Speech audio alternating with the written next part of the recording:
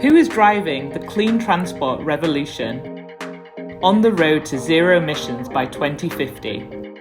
With a £5 billion blueprint for cleaner, greener public transport.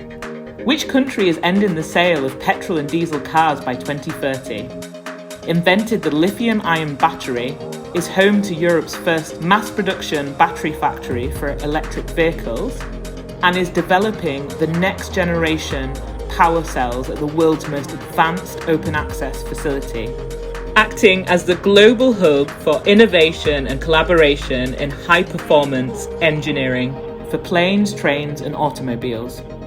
Where will you find 80% of the world's top motorsport engineers, 7 out of 10 F1 teams, the home of Formula E and Extreme E, and has the world's fastest rate of decarbonisation with green grid that powers the whole mobility supply chain?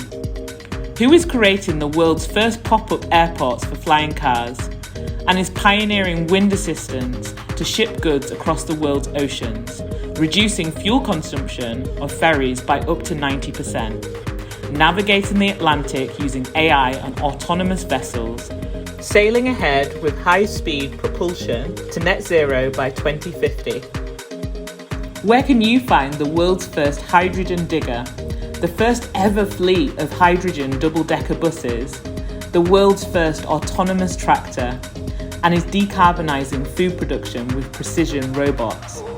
Who is propelling the jet zero revolution with the world's first hydrogen aeroplane, and was Amazon's test bed for drone delivery? Where will you find the power behind the world's clean transport solutions? We're the UK and we're ready to trade with you.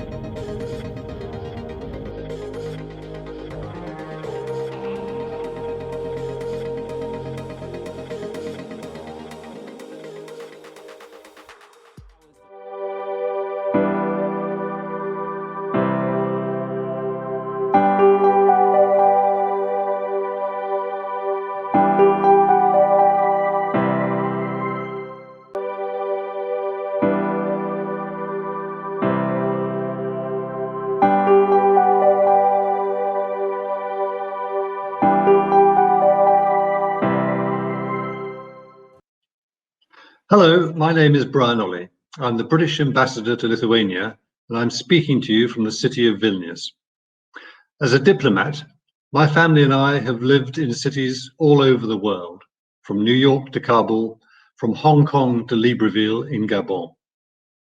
The most enjoyable cities have been those where I did not need a car, where the air is clean, where the scale of the city design is human-sized. In today's conference on smart cities, I urge you to think not just about technology, but also smart design. The 20-minute neighborhood or 15-minute city where I can reach most of the shops and services that I need within a 20-minute walk, where pedestrians are prioritized over cars, where good architectural design lifts my spirit through pleasing aesthetics. Think not about moving ever larger numbers of electric cars faster or more efficiently. Remember that the greenest car is no car at all. Avoid technological solutions for the sake of it. A simple bicycle may be healthier than a battery-powered scooter. A walk may be preferable to using an expensive electric or hydrogen-powered tram or bus. Above all, we need to realize that as we move towards smart cities in the developed world, there is the challenge of the growth of the megacities in Africa and other developing areas. Cities everywhere need to be sustainable to match the available civic and national funding and to be easy to maintain.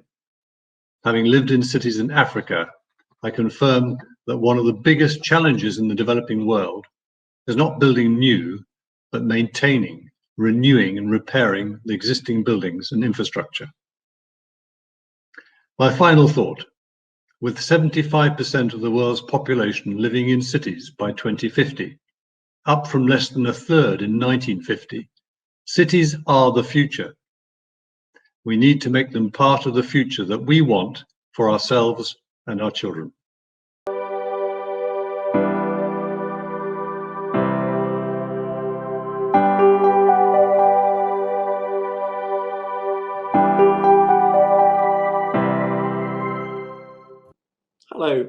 My name is Paul Brummel. I'm the British Ambassador to Riga, and it's a real pleasure to add my words of welcome to you all to this virtual seminar on the theme of smart cities.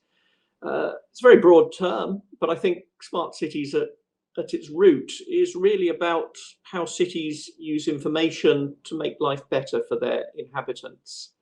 The concept of smart cities really relies on a whole range of perspectives, a huge number of disciplines. And as such, I think it's exactly the sort of event which really benefits from this kind of open perspective with representatives from cities themselves, from local businesses, from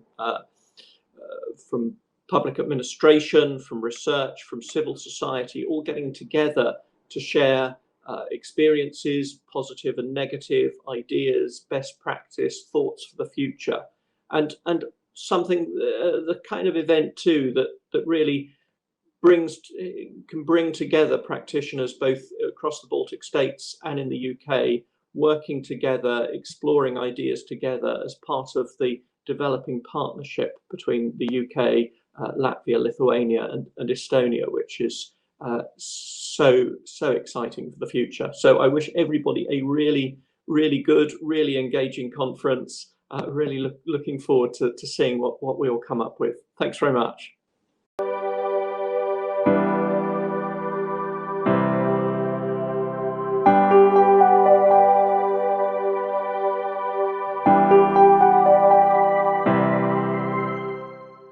Hello and welcome to the Smart Cities seminar. My name's Ross Allen and I'm the British Ambassador in Tallinn, Estonia, where I've been based since June. I'm also the digital and tech champion for the Nordic and Baltic network as a whole. And one of the reasons I'm not in Tallinn at the moment, I'm in Oslo, Norway, meeting colleagues, partly to talk about that role, that tech and digital champion role. I'm hugely enthusiastic about the sort of tech and digital agenda, not just in Estonia, but in the other Baltic states too, and across the Nordic and Baltic region. I hope that you have a fantastic seminar. I hope it goes well. I think you've got some fantastic companies involved. I think there's lots of exciting things happening in the smart cities agenda, both across the UK and lots of different regions and nations of the UK, and across all three Baltic states. I've seen lots of that happening myself, not just in Tallinn, but actually in other cities around Estonia as well. I think you'll be hearing interesting things around sort of infrastructure, health, education, transport connectivity, and so on. And I really hope there's a sense of sort of each learning from each other, the participants from the UK and the participants from all three Baltic states. I think it's a really important agenda. It ties in also with what we want to do around climate. We have a big climate conference coming up in just under a month's time now in Scotland.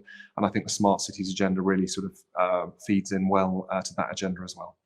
So I hope all goes well. I'm sorry that I can't be with you in person, but I wish you a very successful seminar and lots of sort of future success. And I hope we can build even stronger ties between smart cities in the UK and smart cities across all three Baltic states.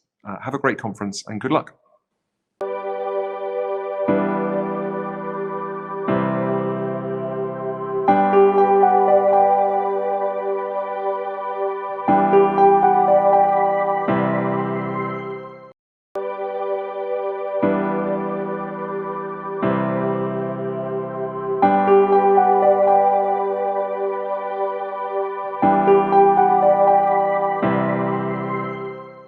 My name is Roxana Slavcheva, and I'm a global lead at Connected Places Catapult. I am delighted to be chairing today's event, looking to connect the Baltic countries and the UK in an important common mission to achieve maximized well-being benefits for citizens and communities, to accelerate the race to zero and beyond net zero, to create opportunities for learning, sharing, and exchange of knowledge and ideas, and to pave the way for future collaborations in the smart cities technologies and smart cities service space. As we've heard from the three honorable ambassadors to the Baltic countries, the UK is recognized as one of the global leaders in smart cities development. However, yet there is a lot that we can learn from the UK, and a lot that we can learn here in the UK from the Baltic countries, from the smart cities experience in the Baltics, from the digital government journey taken in Estonia, to the cross-border mobility simulation space in Latvia, and the open data initiatives in Lithuania. Here in the UK, as well as in the Baltics, we observe some common trends and challenges. Number one, urban populations continue to swell at the expense of rural areas. Aging populations, changing demographics also mean changing cities. This brings new challenges to the cities and their resource management, strain on their infrastructure, and just benefits such as air pollution and congestion, to name a couple we're well familiar with. In addition, current urban trends have long pointed to the concentration of activity in capital cities. And as a result, leveling up in a sustainable and greener way is something that is high on the UK government's agenda. As a consequence, urbanizing the smart way, meaning the sustainable way, has become paramount. Smart city solutions are the way forward, not only to help make living in cities more comfortable and services more efficient, but to combat the impact of our actions on climate change as well. After the UN Climate Roundtable, and with the approach of COP26, we have become keenly aware of the importance of data and new technologies to inform better policymaking and measure effectiveness of current policies in place to combat climate change. We're also looking into the best practices of making a partnership work. There is a role for both public and private sector actors to join in and maximize the impact of their activities. During today's event, we'll attempt to uncover some of these challenges and opportunities facing our cities. We'll have two panel discussions, the first focusing on how smart cities function and what impact they have on citizens' lives and well-being, followed by a discussion on the future of our cities. We'll hear from experts in the field on their take on the future of urban mobility, infrastructure, healthcare, day-to-day interaction with the urban realm. Most importantly, we'll shine a spotlight on smart cities technological solutions available in the UK in a range of these areas that make life in modern cities better and more convenient for citizens. Finally, all event participants will be offered an opportunity to join in, and those who have already been invited, to attend virtual individual B2B meetings to facilitate the development of bilateral business links between companies in the UK and the Baltics. We hope that you will enjoy the talks and presentations and participate actively in the panel discussions. Thank you for joining us, and let's get started. First, we will have 6 short presentations by a variety of speakers. We have Ms. Radvile, who is a representative of Vilnius municipality in Lithuania, followed by Mr. Raymond Tam, Deputy Mayor of the city of Tartu in Estonia. We also have Mr. Bednikovs, Chief ICT expert from the Latvian Investment and Development Agency. We have private sector representations from a Latvian company called Idealites, and that's Mr. Veidmanis. Then we will hear from 2 British experiences, Ms. Katie Parnell from the Innovation Hub at Oxfordshire County Council, followed by Adrian Slatcher, who is Principal Resource and Programs Manager at Manchester City Council.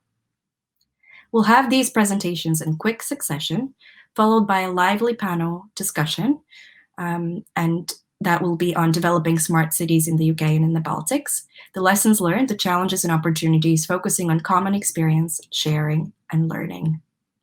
Let's get started.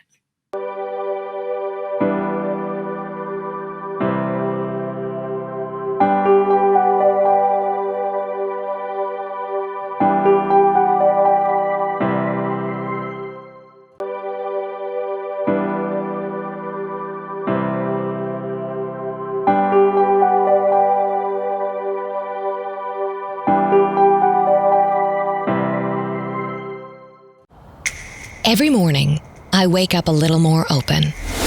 I open the door to different people and new experiences, because I know that every moment is a chance to expand my horizons. Every morning, I wake up a little more creative. My streets are my playground, where I'm free to experiment until I find my own path. Even though I might fail, trying is what keeps me going. Every morning, I wake up a little bolder. My ground paves the way for experiments. My halls upgrade into labs, and my air becomes a highway for drones. Every night, I go to bed feeling even more innovative, because here, every day is an update. Vilnius, powered by people.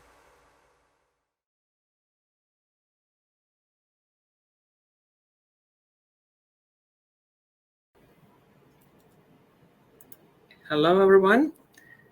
I'm Agla Radvila, and nice to see you here. Today, I want to share my experience and our updates in Vilnius with you. So I'm going to tell you what we are doing here, and maybe we can do some projects together in our Baltic states and creating a better future together.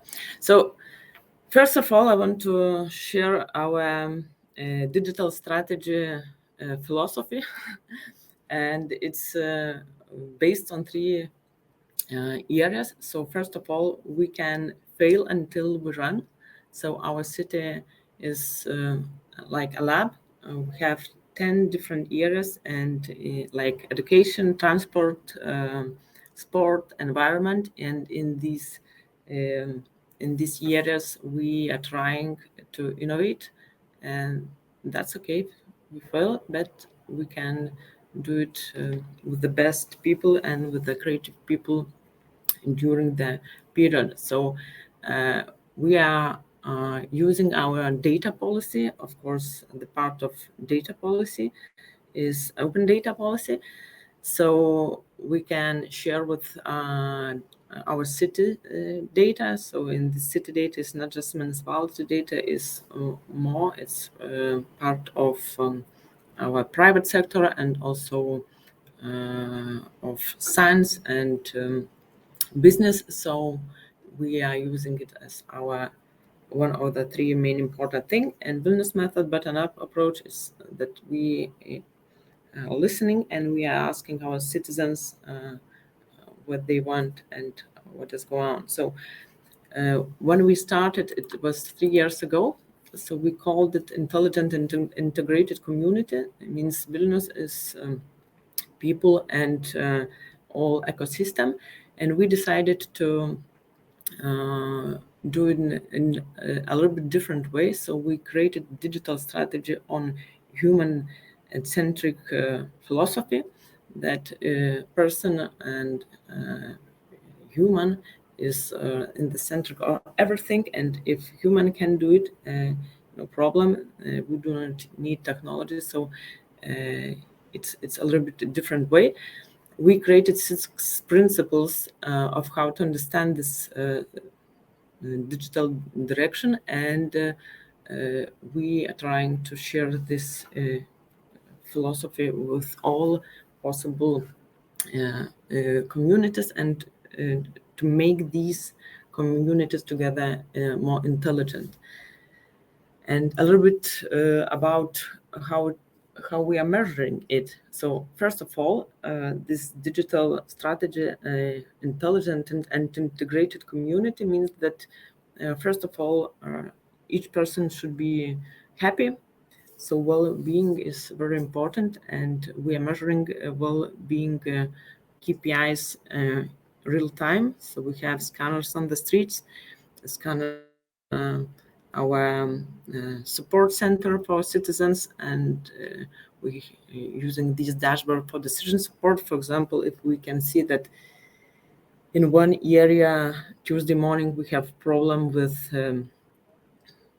well-being index, so then we have to analyze it was traffic jam, or maybe it was something like information in this area not so good, and so on. So as I mentioned, technology is not self-directed, so we do not want to use devices and processes just for processes and just for data. We trying to do it for a more useful thing, like to think first, do we need it, or we can do it other way.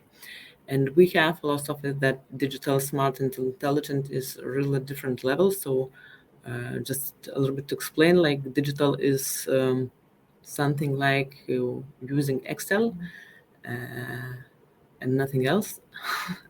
Okay, nothing means that it's document system, it's a simple database, simple decision, not connected decision, and not so much integration together between different systems. Smart means the period between Internet of Things, and smart city means that we have a lot of devices and using a lot of devices, but not thinking about the people. So we are going to intelligent community, means that silent is priority, ear is priority, happy people very big priority. So these 3 KPIs performance indicators mean that real-time happiness index, travel time index means that we want to travel through the city with normal mobility speed, means that we don't need larger streets or better lighting system. Maybe we need to take our teachers and our school directors to some special universities to learn, and then we will solve the problem why we're taking our children 15 kilometers every morning if we have a school near our house. So we want to change this just because people all morning traveling, and I think that some other schools are better just because these directors, for example, doing better things with pupils. So life expectancy means that less stress, more sport, more active and healthy life. And we have these three key performance indicators and 6 principles. Manage excellent means that our management municipality means 373 companies should do everything by the highest standards. Overall knowledge means that we have to share our experience, our mistakes, but not just to share, but to put everything in one place and to create something more and something on top on it. Just to share is okay, but not enough. Innovation means that the innovation is in 3 different levels: innovation for myself as a citizen, innovation for my company where I'm working, and innovation for the city. So it's different types of innovation, and for one person, innovation could be just to use a new device, and for other person, maybe it's innovation to go through new way to school.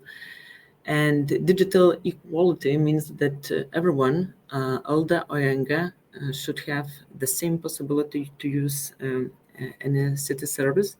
So if we have problem with elder, we have to find the way how to reach, not just to create a simple a service and say that everyone now have to use it. No, we have to think if it's possible for this person to use it or not.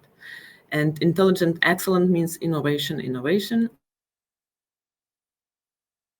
based on open data and based of any intelligent system. And advocacy first means that we have to ask people on the streets how they're feeling, and to understand that going forward, talking about innovation doesn't mean they have enough better life now.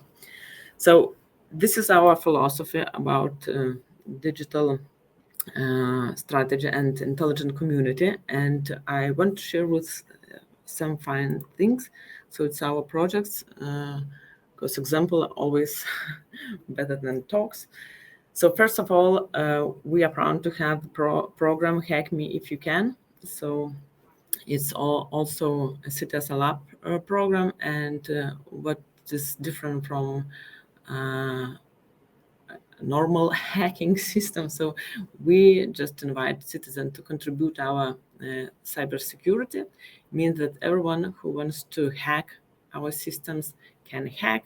If just for one rule, he has to do a registration process. It's not so difficult. Just he has just to register, and we we tried it last year, and now we changed a law. We now have white hacker system, and we are proud of it because we save more than 600,000 euros per year, not to buy any very important cybersecurity system or audits or something else, but just to use our citizens for cybersecurity. Other nice City Lab project is IT Must. So we decided that each children at school should have A-level knowledge when he finished the school. And during the period from first class to 12th class, he has to choose or change, but in the end of 12th class, he has to have hack, robotic, or media, or e-sport A-level. So now we have prototype for this project, 20 schools, and we started, of course, from hacking. So we expecting really nice results after 10 years. Active Vilnius is our it's our City Lab project about any hall, any sports hall, any stadium can share possibility to be booked by anyone.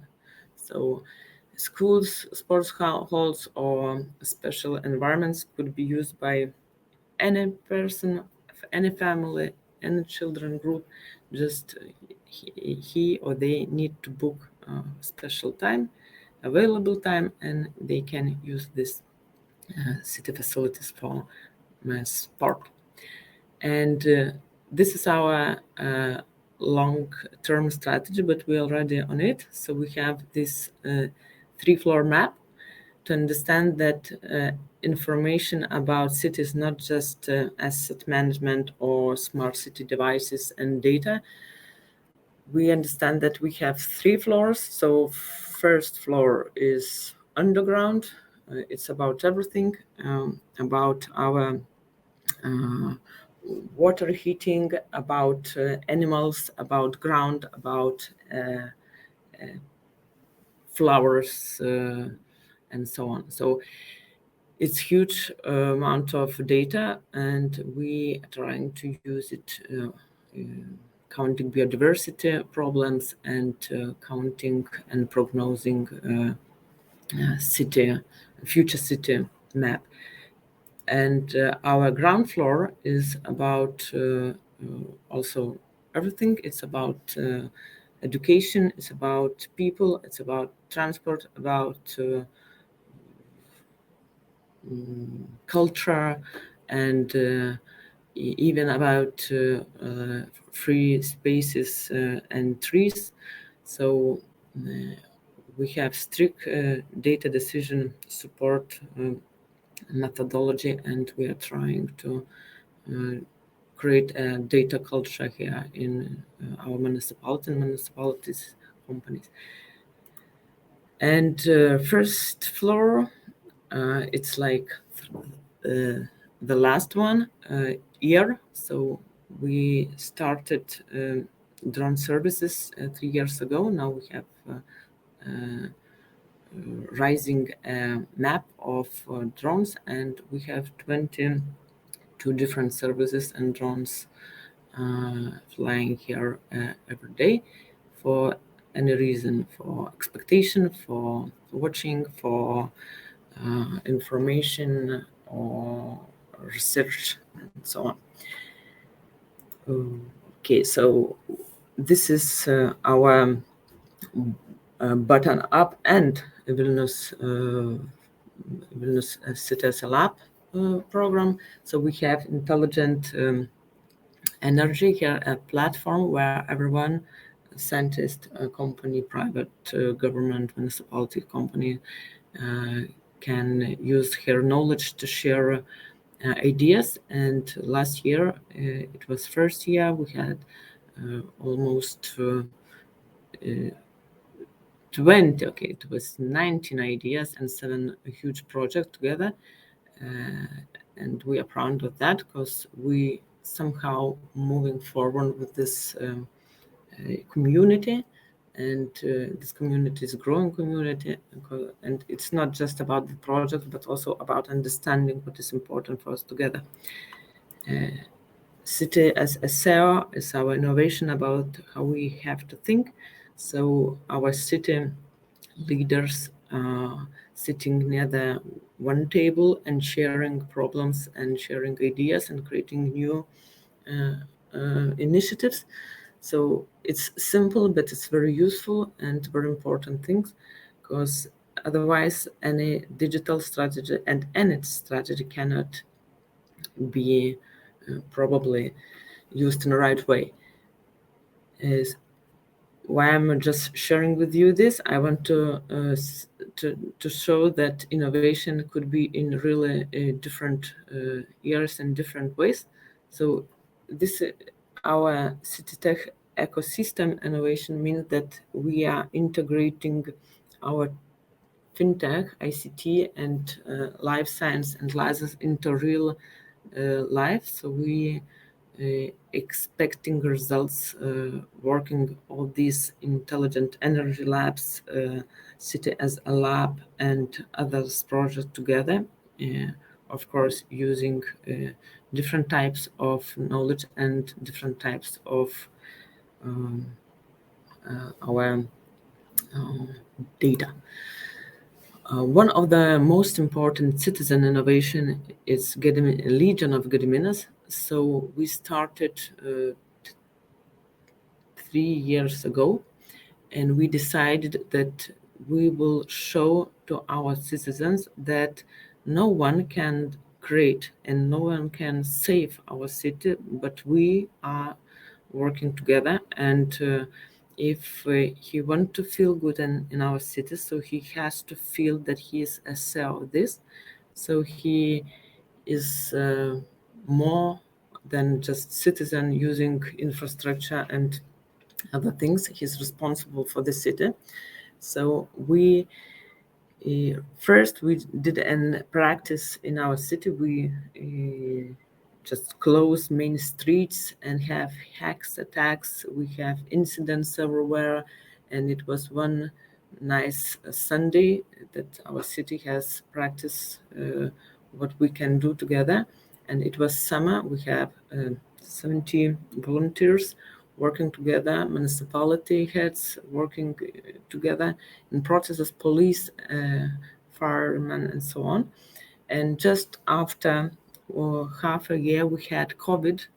So we were already prepared for panic attack. So it was fantastic to 1,000 volunteers joined to help with drones watching streets and all necessary information with parks, with isolation, with information in the air and so on. Of course, with data prognosis, with counting what we need for hospital, with data, with simple things like elder people needs medicine or needs food, where to go, where is information, and so on. So it was the best we expected. And then after one wave and second wave, we created strong cyber team, and of course we helped our brothers and sisters near the borders, and we are working today also with this Legion. So we're really proud of these people around the city. And maybe the funnest innovation about Vilnius is our Vilnius method, that we are trying different things in different areas. Innovation is like we after first wave of COVID, we open our restaurants just everywhere in the city. You can create your restaurant everywhere. in every street, and there is no rules that it's not good and that cars should, of course, not in the street exactly, but in the old towns, so it was possible to do so we helped our business to rise a little bit, and we just decided to open the beach in the city of the center. We just took a lot of sands and we made a beach here. Of course, it was a really shocked idea for anyone, but it was amazing, and we measure a happiness index here, so it was really huge, and we are very happy about that. So it's different types of innovation, and it's a digital strategy path. It's path of our community, intelligent community. And the first and the last rule is that we have to try. We can fail, but just before we can run.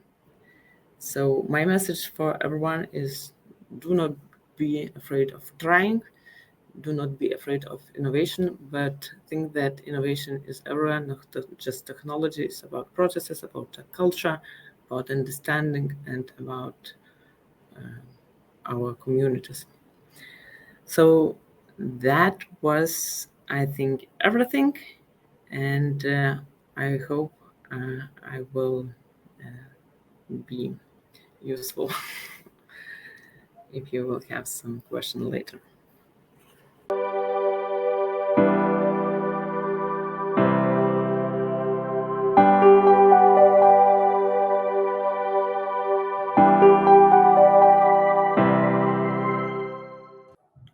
Hello, everyone. Hopefully you see my presentation. So I'm representing here Latvian Investment and Development Agency, the state institution that is situated quite close to entrepreneurs.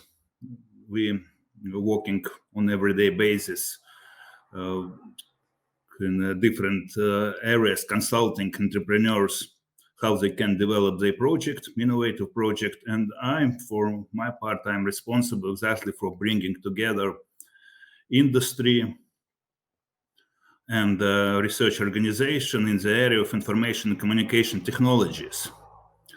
And I will try to provide some short overview of what exactly our organizations has been done so far and what are the next possible steps in the field, because the area is quite multisectoral and many players working in the area. And if we talk about this history, I can say that Latvia started developing its smart strategy in 2018. But it was all started by Ministry of Education and Ministry for Regional Development. But our agency, Investment and Development Agency, joined all this thing in 2020 only. And I will give some overview, as I said, about what we have done before. And the first thing that we already did in 2020, we established a smart city leader group. What does it mean? It means that we just created working group involving and engaging a representative, first of all, of industry, and the second, academia. And we have several working group discussions, and one of the aim was to identify relevant technologies and research areas that can be used in the area, in the field of smart city.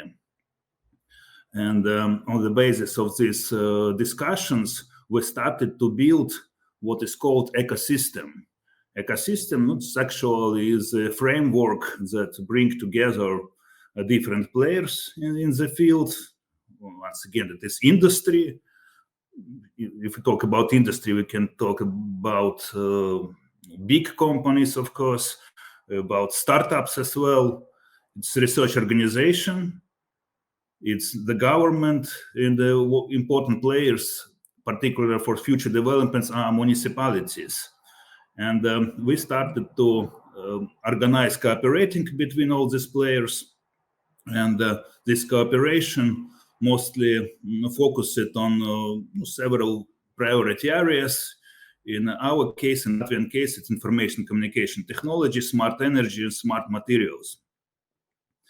But not only this identifying of relevant technology was of great importance, but also we discussed other things. And the main questions was what are the obstacles, what actually is the main problems and challenges that we can solve together in our way to building full-fledged smart city. And for this reason, we discussed not only technological possibilities, but other also what we can do with existing procedures, for example, with existing regulations, because as we found, it was quite a big problem. And I will talk about this aspect slightly later. And it's one of the important aspects, by the way, in Latvian case at least. But talking about other things that we have done so far, we started to work on developing different ideas, how we can improve existing procedures and legal things, legislative things in the area, and also do some practical things, for example, like developing pilot areas and in order to test smart mobility solutions. Here you can see infographic like this ecosystems looks like. Here there's startups and big companies, as I said, who mostly provide, if we talk about startups, it's mostly innovative solutions, but big companies, they also can provide a kind of infrastructure, not only these innovative solutions. Academia, of course, it is mostly important for this technological potential.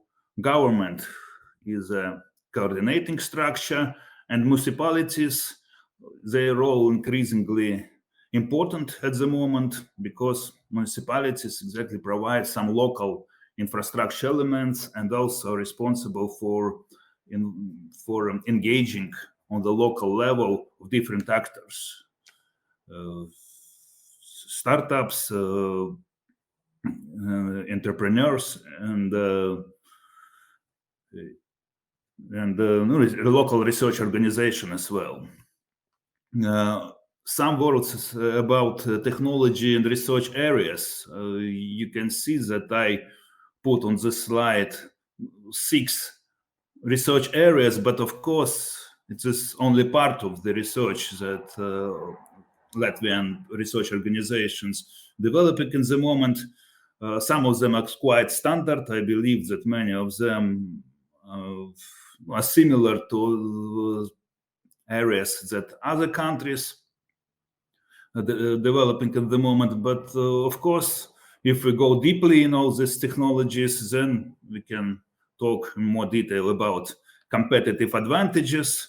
I believe that some of these technological solutions probably have some particular competitive advantage in Latvia, but at the same time, maybe we have also some shortcomings in comparison to other countries. But these areas, as I said, they're quite traditional. It is smart transport, where our research organizations mostly deal with connected automated driving.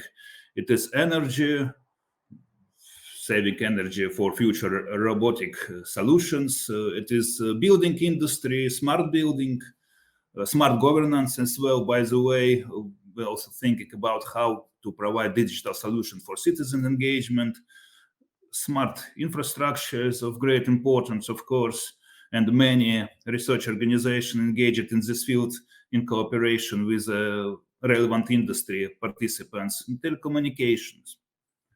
But as I said at the very beginning of my presentation, not only these technological things are of great importance, but also some other things. No, probably for the moment it is not no less important. These things will be solved. These challenges will be solved in the future, I believe. But at the moment, we really think about how to overcome of this problem, because one of the things that we have found during our working group is that not the smart city, actually creating a smart city is not technological problem, because this competitive potential of Latvian companies and Latvian research organizations is quite high, and everything impossible, no, not everything, but many things are possible to develop locally. But what we lack at the moment, where we see a shortcoming, it is exactly structural, legal, and procedural things. And talking about challenges that we still face and hopefully will overcome in the near future, is the infrastructure availability, because we still don't have appropriate infrastructure covering all the country. Because on the other hand, those people who test this innovative solution, they know how it's important, this available infrastructure and appropriate infrastructure. You need access to electricity, you need network connections, you need sometimes to install some additional infrastructure elements. And also there are some problem usually to know who is owner of this particular object in order to resolve some procedural things. And all these kind of things are not regulated enough in Latvia, and we are working on this aspect at the moment. Legal framework is another problem, because we need more clear legislative framework, including how the smart city concept is ruled, how it is managed and governed, what are priority areas, and also such trivial things like project implementation audit procedures, etc., etc. So this clear pilot area and management mechanism is needed. And the third problem is partly overlaps with this legal framework, but it has its own also particularities, let's say, procedures. Some entrepreneurs said that really we need to improve this procedural approach, because things are quite bureaucratic at the moment, and these bureaucratic obstacles, how to say, is a real obstacle to promote and test innovative solutions. To resolve all these things, there are possible to move in both. There need to move to both to centralization and to decentralization directions. What I mean by centralization, we found that's one of the necessary things, that we have to provide something like one-stop shop, a place where will be pilot area manager, or maybe even some managers, who provide in centralized way all this consultation, coordinates project, and involve public institution and do other important things in order research organizations and industry representatives could not waste their time to resolving some bureaucratic procedures, but rather it will be centralized, will be resolved in centralized way. Another important aspect, exactly in opposite direction, we need more centralization here. We need more municipalities to be involved in this process, because only municipalities can provide appropriate local infrastructure and can engage these local players, important local players, entrepreneurs, researchers, startup, etc., etc. And talking about vision, it is clear that the major goal and major mission of smart city itself is to increase well-being of citizens. It is increase the quality of life of citizens, but not only. Smart city can provide the platform for constant, for permanent, the innovative development. And in this sense, we see we look at smart city not only just as a place where people have a big quality of life, but also that became a place for piloting innovative solutions. And because at the moment Latvia have several so-called test beds and the test beds and the pilot areas or pilot territories that is innovative solutions related to smart city can be tested. One of the most famous is the WEF historic district, where the whole WEFresh movement is working. This movement is kind of social movement, technological movement, involve entrepreneurs, researchers, and citizens interested in these things, and there is going all this testing and all this innovative practice going on a regular basis.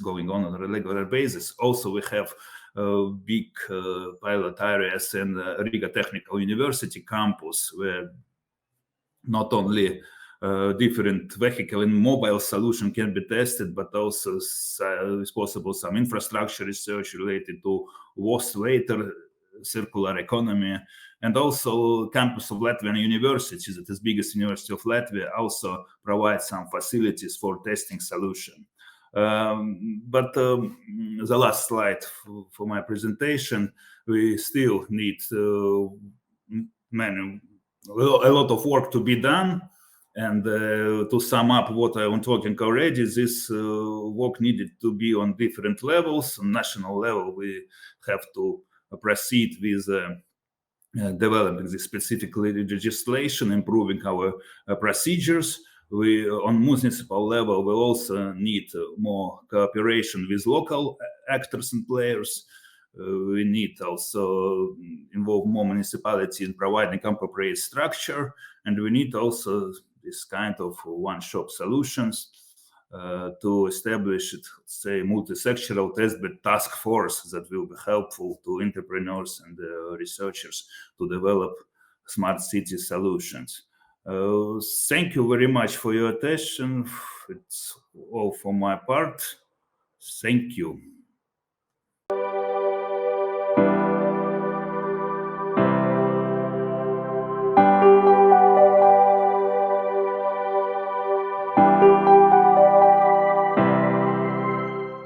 Hello, my name is Kristaps Veidmanis. I'm from company Idealites, and I will talk today about implementing the Smart City project, lessons learned. Who we are. We are part of the Draugiem Group, one of the largest IT companies in the Baltics. It started with the social media a long time ago, and now we are in the fields such print of on-demand, telematics, smart home cities, smart home solutions. All ideas and all the businesses, what we develop in beginning are made to solve some of our existing problems, and only after that we switch them to the another business if we can see their additional business and a good business case. Now we have to start to solve the smart city challenges. What is the smart cities? Sometimes people are thinking that the smart cities look like this, something like this, maybe from old Soviet movies, or people are thinking that the smart cities are CCTV cameras on every corner in your city.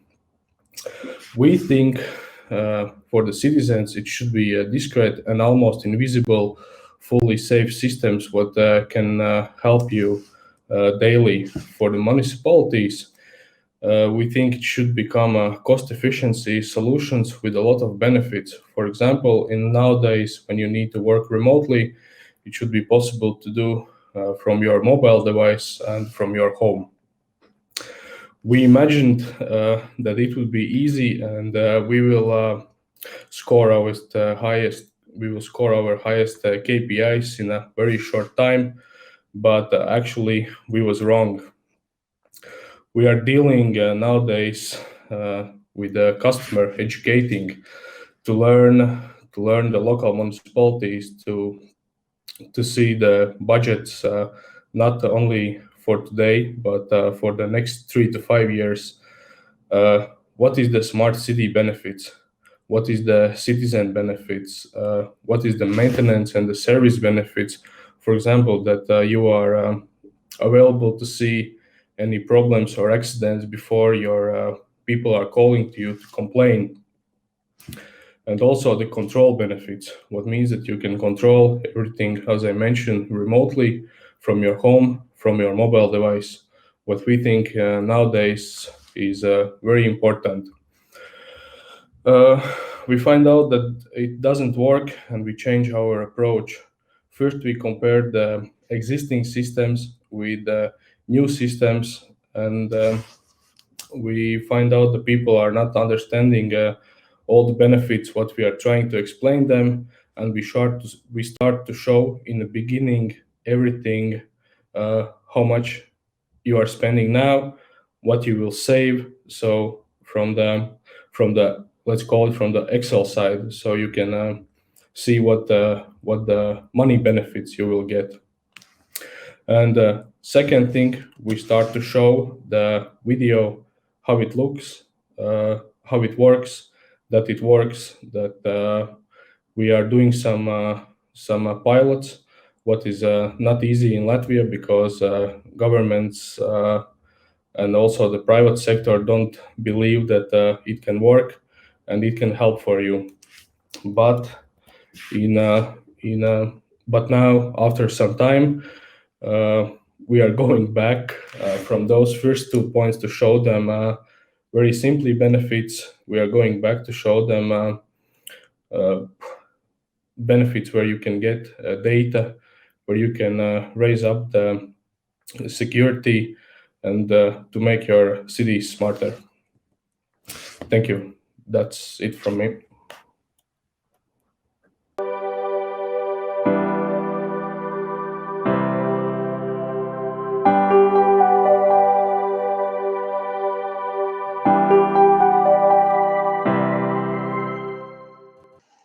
Hello, dear ladies and gentlemen.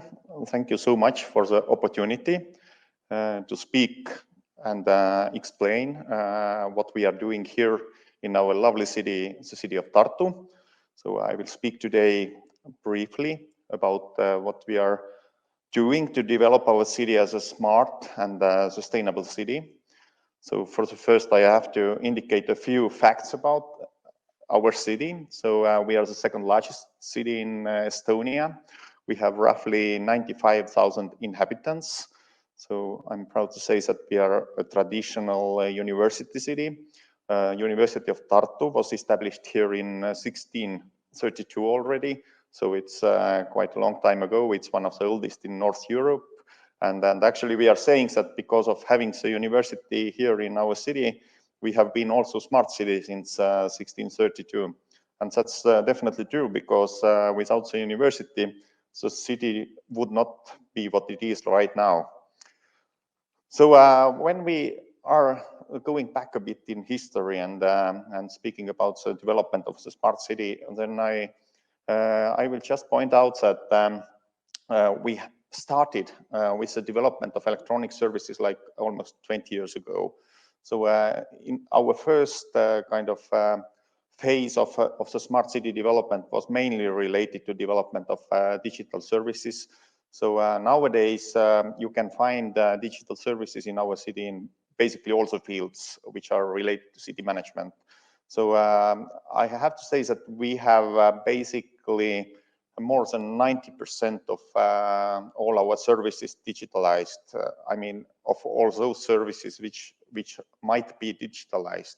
So it's quite a high it's quite a high rate of digitalization.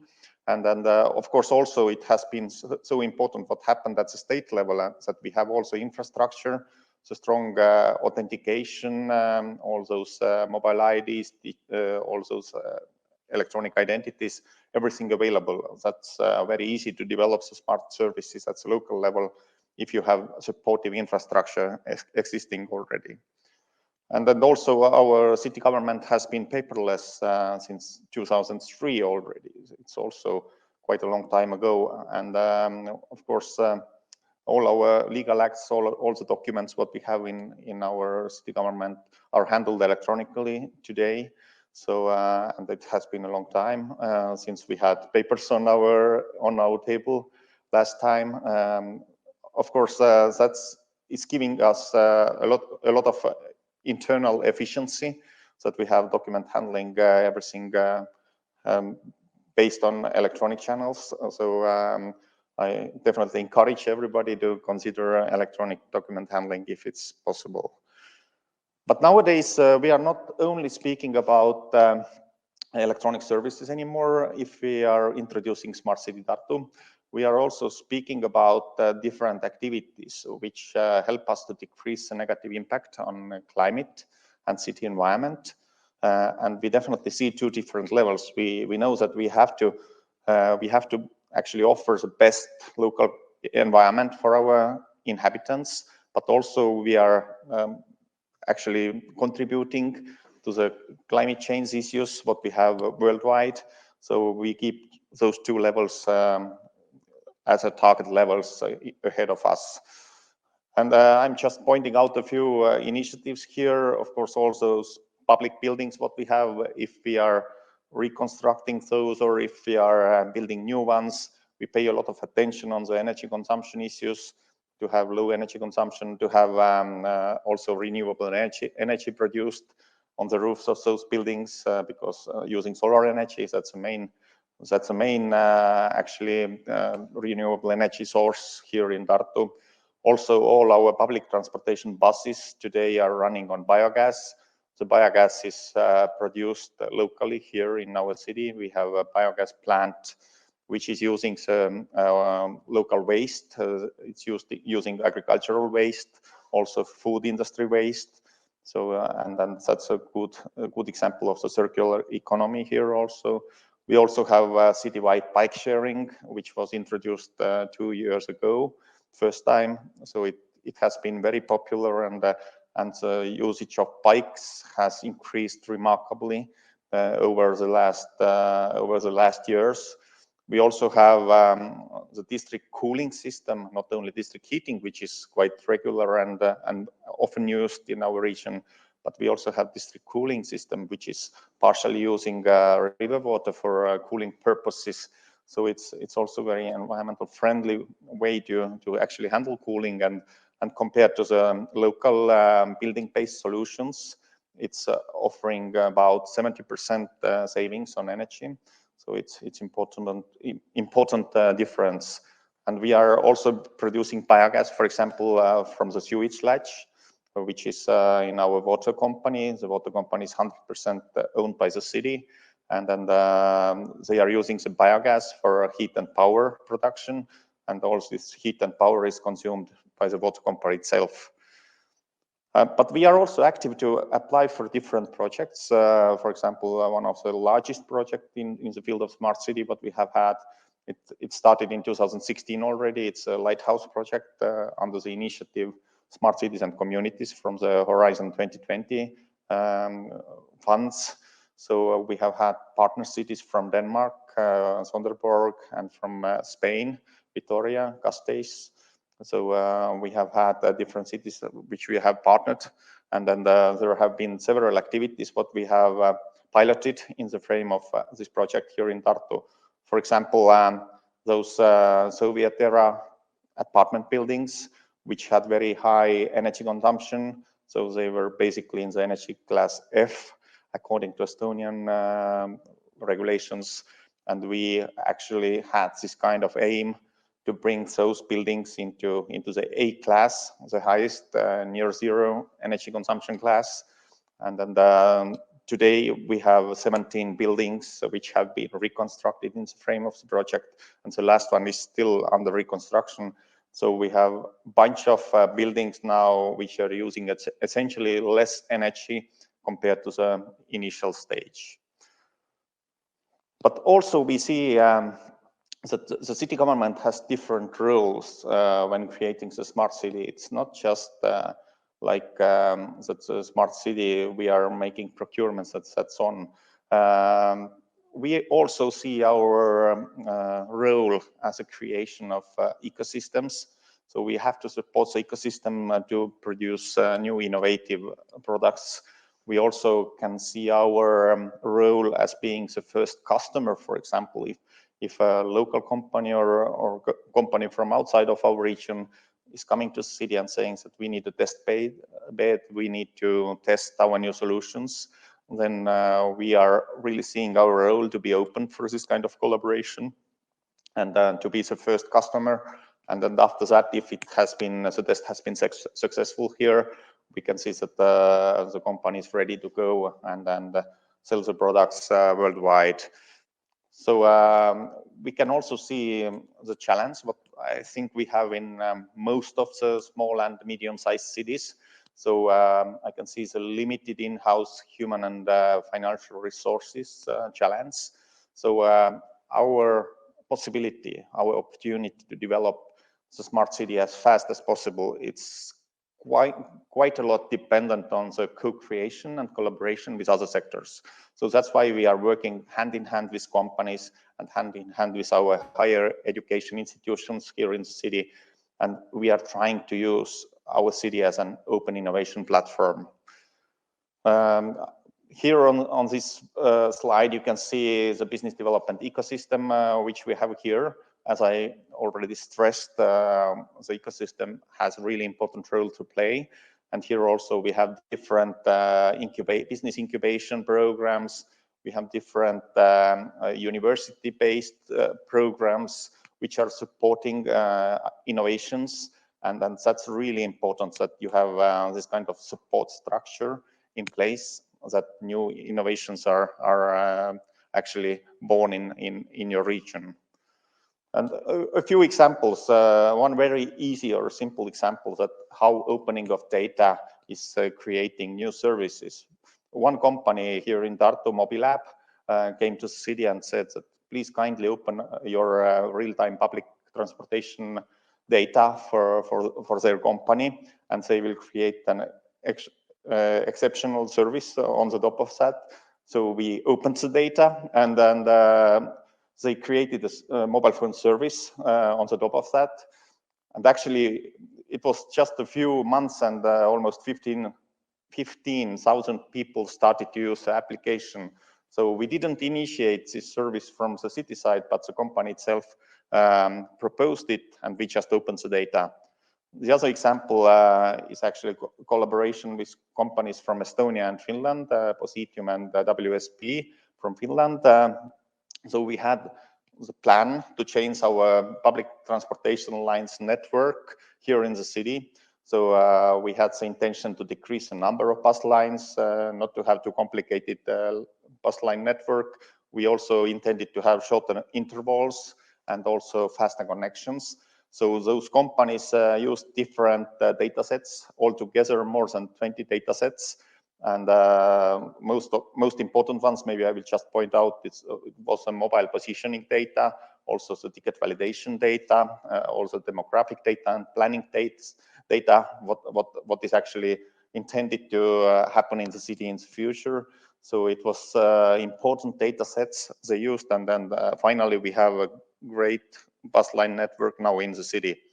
But also when we had 2 years ago Metallica here having concert in the city of Tartu, we had more than 60,000 people altogether here. If you remember, our city is about 95,000, so we had almost double number of people here in the city. And we offered the possibility for different companies, which are listed here on the slide also, that please, the city of Tartu is changing because we have much more people than we normally have. Please come here and help us to measure what actually happens to the city. So we measured everything related to movements, to let's say air quality, noise levels, bank transactions, for example, how the economy is changing. So we measured from all the kind all different kinds how the city is changing, and then it actually was a great opportunity for the companies, but also we as a city, we now know how we can host those huge events here in our city. And I have spoken many times about data, and just to stress once again that data is really important for nowadays city management, because if you don't have adequate data, it's not possible to make the right decisions, because you can make decisions based on emotions, but it's not giving the best result at the end of the day. So we are using data as much as possible, and hand in hand with our telecommunication company Telia, we have also developed a smart city portal for our city, and we are gathering in this IoT platform different real-time data, for example, from the transportation. So we here on the slide you can see those blue dots and numbers inside of those dots. It's showing actually how many cars have passed this traffic counting during the last minute. On this map you can also see the buses moving around in real time. You can see the electric car charging points, how they are used in real time. You can also see the bike sharing heat map and different other functions. So it's the things that we are developing hand in hand with the Telia company, and we are really seeing that it's giving us good data, which we are using for our decision making.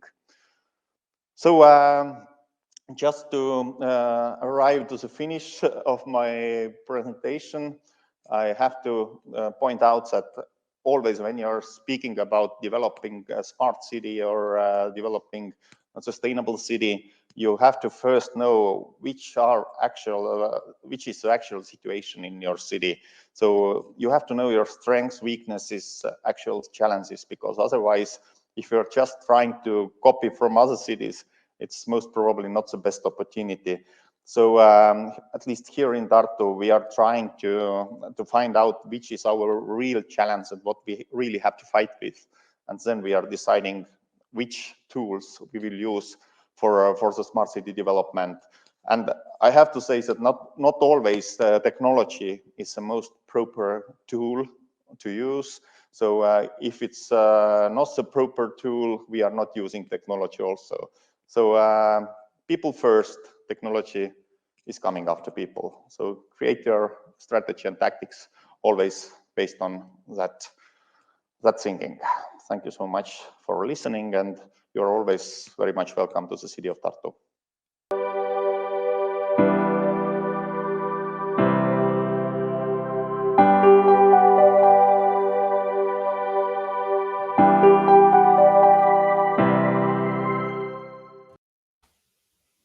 Hello, I'm Katie Parnell. I'm the Policy and Strategic Planning Innovation Lead at Oxfordshire County Council in our Innovation Hub.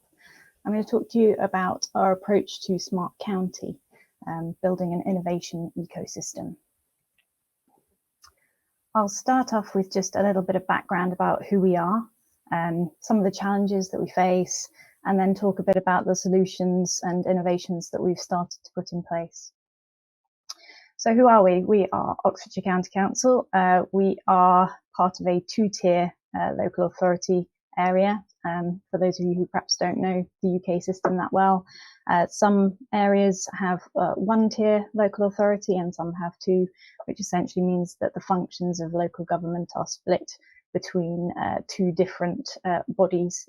So in our case, we have district and city councils that sit within the county, and we also sit within the county, and our functions are split between those two different types of organisation.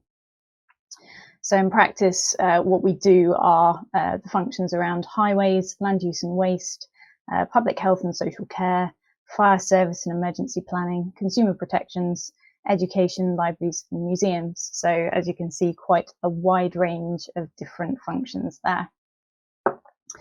So what that means in practice is that we're operating across quite a lot of different timescales with those different types of functions that we're working on.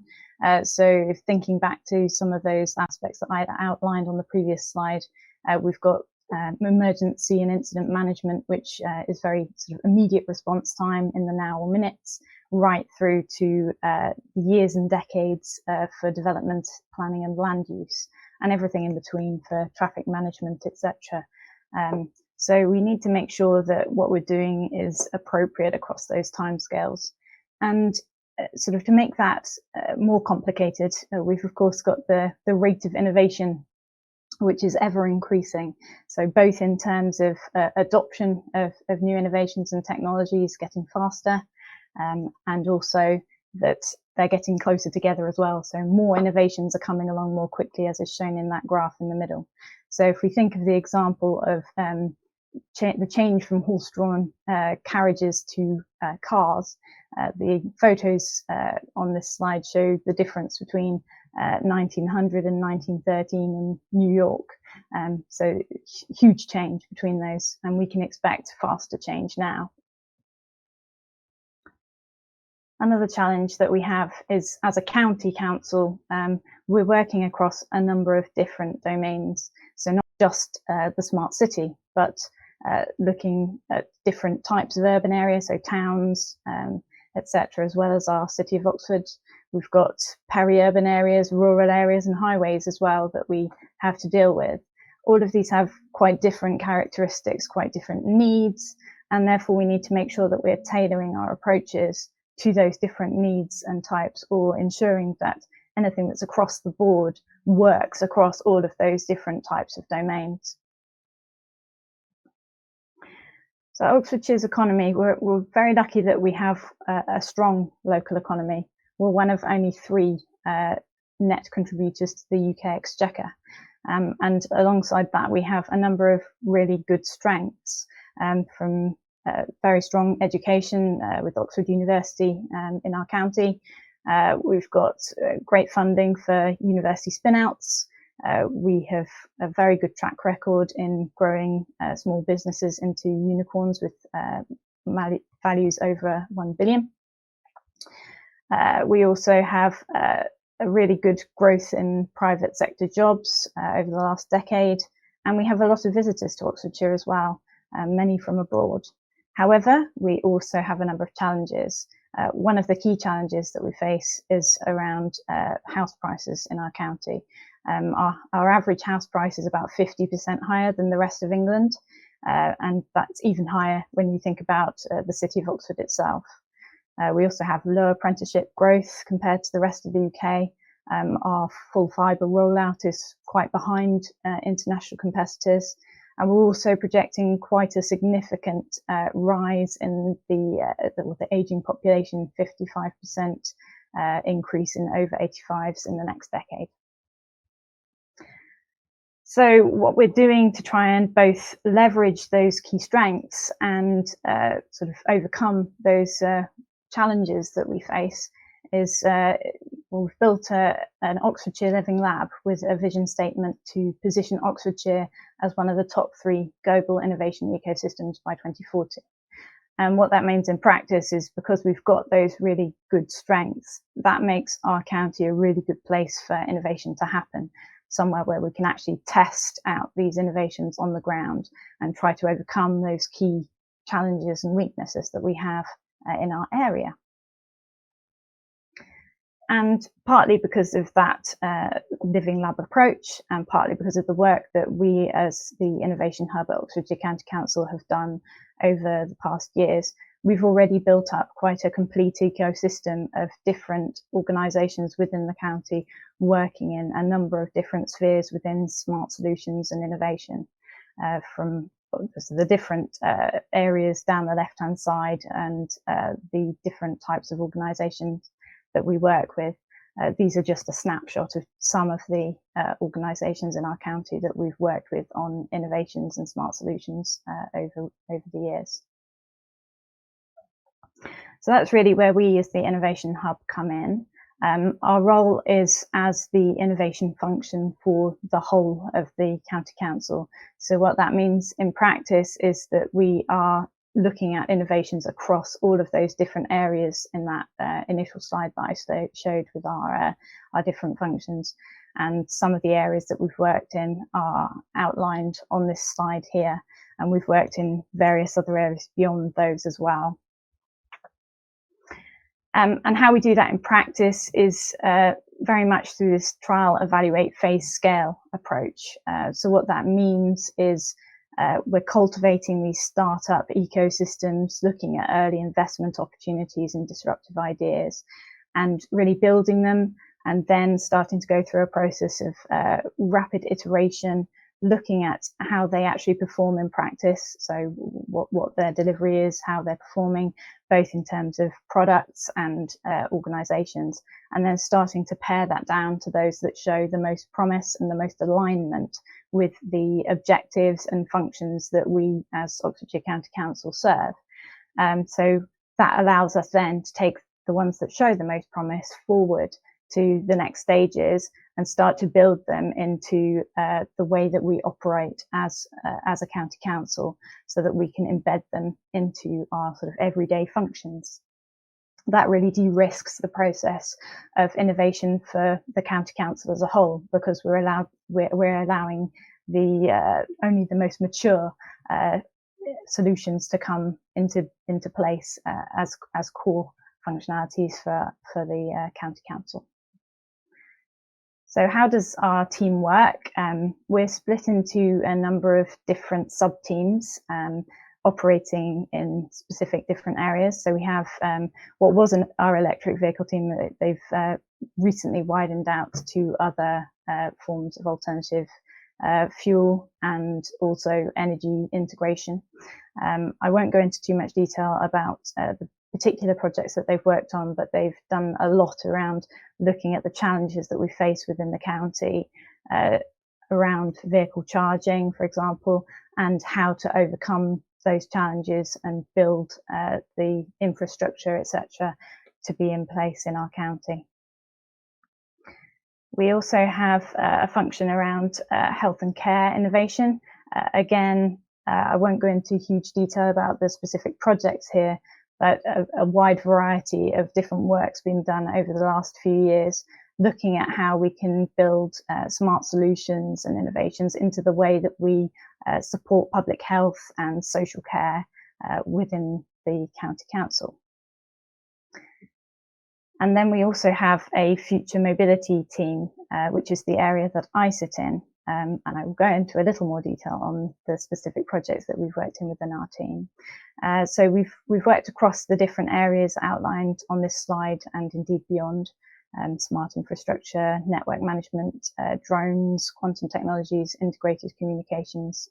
And one of the areas that we started off working in was around connected and autonomous vehicles. Our team actually started off as the first connected and autonomous vehicle team in a local authority in the UK.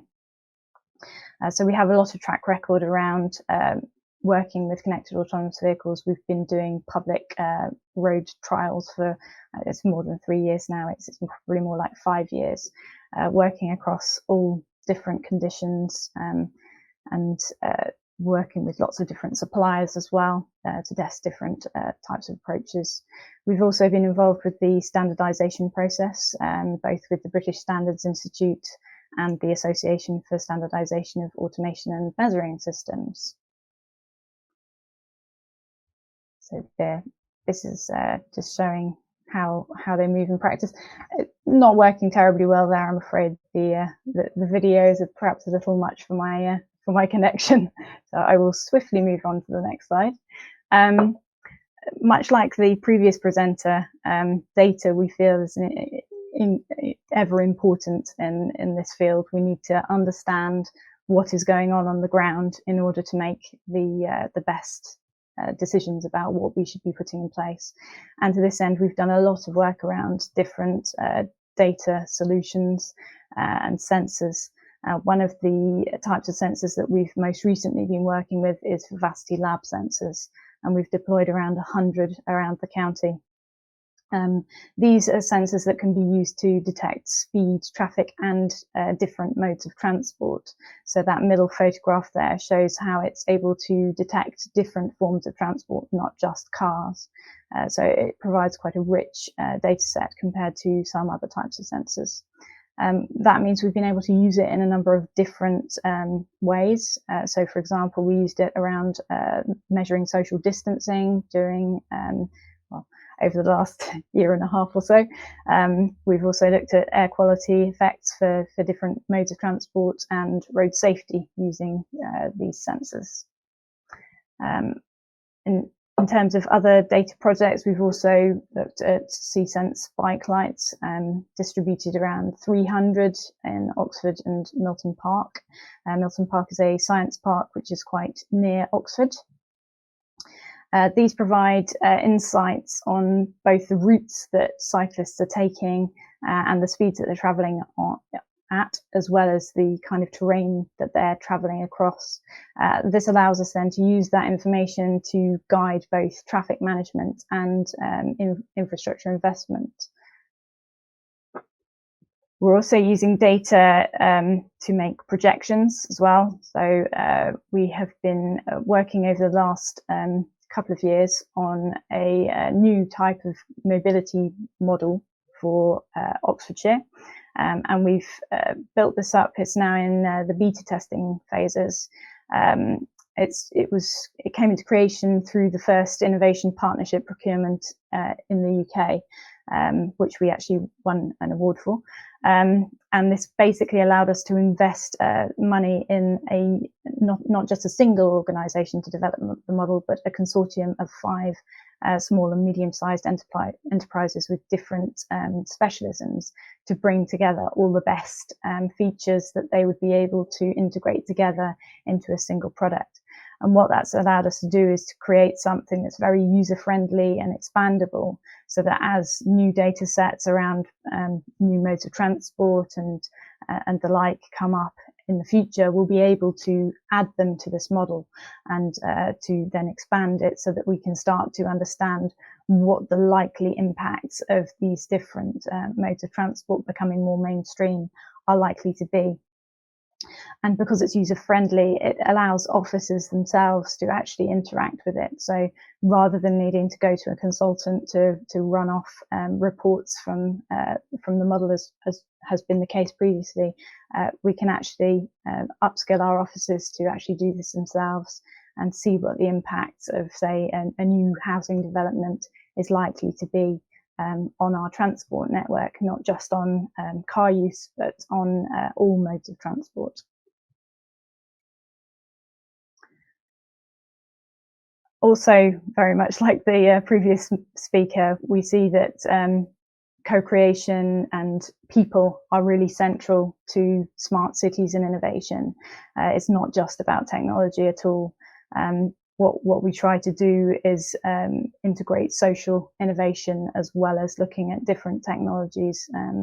So one way that we do this is through citizen co-creation. We've integrated this into a number of different projects and initiatives that we've worked on over recent years, one of which is shown in this slide. We worked with the community, first of all, to identify what their mobility challenges were, and then further to come up with actual solutions to those challenges that they had identified, working with academia, industry, and ourselves as local government. And then that really engendered a really good sense of ownership amongst that community, and allowed kind of democracy in action, essentially, because we were doing what the community really wanted and had a really good understanding of that. So my final example that I'm going to talk to you a bit about is our innovation framework for planning and development. So a lot of our issues in terms of the challenges that we face as a county are around the kind of historic layouts and ways that things have been done in the past that haven't necessarily considered that there will be future disruptions and changes coming along and new types of solution that can be put in place. So what we want to try and do moving forward is to future-proof for when these new forms of innovation today become the mainstream of tomorrow, so that our new developments and our new infrastructure are really set up to be able to cater for these changes. So what we've done is create a framework around that to provide, first of all, the case for considering innovation within the process. So why it's important to consider innovation and what the risks are if it's not considered. And then to provide some high-level guidance for both planners and developers, and link through to where people can find more detailed information about different solutions that could potentially be put in place now versus what's happening in the future, what the trajectories are for different innovations, etc., so that they can be planned for better.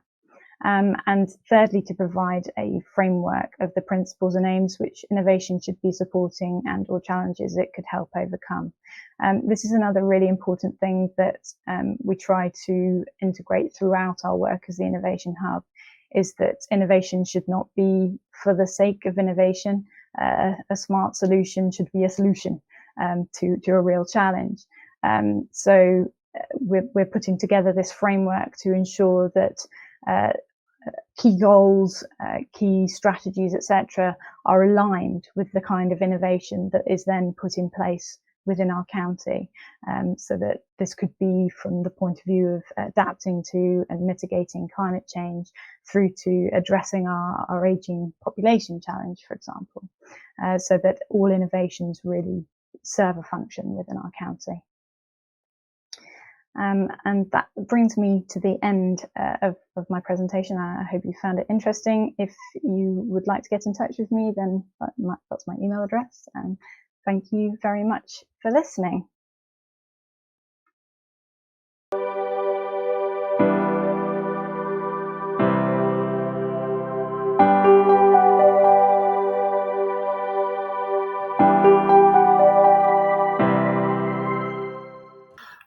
Hi, my name is Adrian Slatcher from the City of Manchester. I'm in our City Policy team.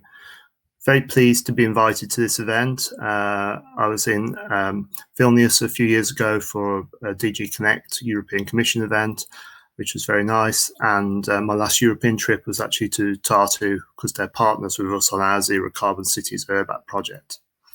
I was working for City Council, very much. I start these presentations really by saying why is a city like Manchester and why is City Council interested and involved in smart cities. I think we are a leading smart city, or have been over the last few years. I really like this picture because it has some of the old traditional buildings of our Victorian city with the tram network right next to it, which is one of our large projects across the metropolitan area. Manchester is obviously a city of 560,000 people, but it's part of a metropolitan area of 2.5 million. There's 10 local authorities in that area, and there's also alongside it the Greater Manchester Combined Authority. And we work very closely with our partners. But the regional centre is actually the City of Manchester. We also have the International Airport, which many of you might know. So why do we need to be smart? Urban challenges are large. They're common across many cities, I think we've already heard. They provide opportunities for us to learn and then to scale the solutions. I would say that 20 years ago, the challenges we were facing was people were leaving cities, and the infrastructure in our cities and the housing was in decline. And so we regenerated. Regeneration was our mantra. Cities are now interconnected. And what we are now dealing with is having to deal with the success of people wanting to come back into cities. I think one of the early speakers talked about the number of people living in cities in the future. We are the hub, the regional centre. Now, these challenges, health, transport, air quality, low carbon, housing, employment, are all connected. We can't talk of them on their own because they affect all of us. At the same time, in the UK, we've had quite a lot of austerity. Since 2010, our budgets have been reduced by 40%, our staffing by 30%, but our citizens expect more from us. The same convenience you should get in some of the commercial applications, digital, like Facebook, Amazon, Uber, etc.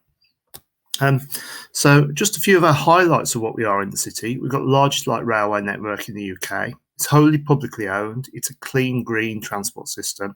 It originally was a single line. Now it's got 8 lines, new zoning system. The extra spur to Trafford Centre has actually been built recently, and there are some plans to extend it. We've also, uniquely in the UK or in England, had health devolution, where health and social care have been merged. So we've got now a single hospital trust bringing together our hospitals, and then we have local care organisations, 12 across the city of Manchester. Also, our zero carbon ambitions, which have been mentioned by a number of people, are more advanced than at UK level, which is 2038, and we declared a climate emergency. City centre growth is still going on. Manchester is now, there are certain articles you read about it being Manhattan. And I think it's really important that we still continue to have a leading part to play with other cities. So we've been long-standing members of Eurocities, and we hosted a virtual Knowledge Society forum during the pandemic in 2021 because we weren't able to host it in the city. We're part of the UK Smart City Group, which developed out of our lighthouse projects, and we also are very connected into what's going on at Greater Manchester, where there are plans for major investment around innovation. We had a number of projects. They've all come to an end now, but I think 2020 to 21, our resources were very much spent on dealing with the pandemic. But I think going forward from 2022, we're keen to develop new collaborations with industry, academia, and other city and public sector partners. And I'll come back to that at the end of the presentation. So what we do, I think, is not dissimilar to what Katie was talking about in Oxfordshire. It's about the problems and the challenges. It's not about the technology. So we identify a problem. So we recently worked with Vivacity, the same company that Katie mentioned. Cameras using machine learning to capture movement of people, cycles and vehicles. And these active travel insights are to understand, first of all, we had a trial about people counting during public events, and then the movement of people at busy road junctions. But once you've identified the problem, it's like, well, this is the bigger picture. We want to use technology to improve our choices. So we are looking to pedestrianise Deansgate, one of the main routes in the city. So this was used for what road changes have been planned, what data do we need, and how can this data help us? So when you do collect the data, this is a Vivacity picture, they actually do a lot of identification of different modes of transport. And that is then fed into a platform that then can be used to actually determine some of our decision making. What we really want to do, and I was very pleased to hear what Katie said because it's very similar, is we want to actually use this technology to influence policy. Working with stakeholders has been vital internally to align with current priorities, hence the Deansgate. So we're working with our highways team, and this began as a pilot on the Synchronicity project, but actually became mainstream since then. We need to design the project carefully, where we place the sensors, for how long, and what will they measure. What will be the impact of moving cars from the city centre, particularly for people with disabilities, using evidence to understand multimodal transport usage, technology being extended to other parts of the city, and working with private sector partners who are using best-of-breed technology, the data platforms, their cameras. And we can prove the value of the data to the people who most need it, which are, in some cases, the internal stakeholders as well as the external. Transport is only one prong of our smart city approach. We've done a lot of work on energy. We had a lighthouse project. We did energy assessments in public buildings at the Manchester Metropolitan University and Manchester Art Gallery. These have led to recommended improvements. The picture you've got there is a solar PV at the new business school, and we put in a new building management controller at the art gallery. All these things are about reducing our carbon, but also making our buildings more efficient, particularly our old historical buildings. Also work with large companies such as Siemens to install electrical energy storage at the business school to enhance the energy efficiency. It enables excess electricity to be stored and used at times of peak demand, which obviously is very much in the news at the moment. Across energy as well, we've also worked with a major property developer in the city, Bruntwood, They're very interested in managing their space better, managing their energy usage, so how they can improve the service to their tenants and reduce their costs for a mix of green energy, storage and connected buildings, using very much platforms to do that. But beyond that, they were also interested in sensors in workplace. This is pre-pandemic, but you can obviously see as we go back into the office, actually sensing how many people are in the room, sensing capacity, sensing when resources have changed, when things need replacing. Desk occupancy is really important. So those are examples of where we're working with buildings as well as with the kind of transport. And then the third area I wanted to just touch on, and we'd hoped the company Anywhere Care might have been able to attend today, but unfortunately they had a clash. But we, working with some of our more vulnerable people, what we want to do is be able to keep people in their homes for longer. We want to be able to put them back into their homes after they have problems in hospital. And part of that is our assistive tech services, tech-enabled care.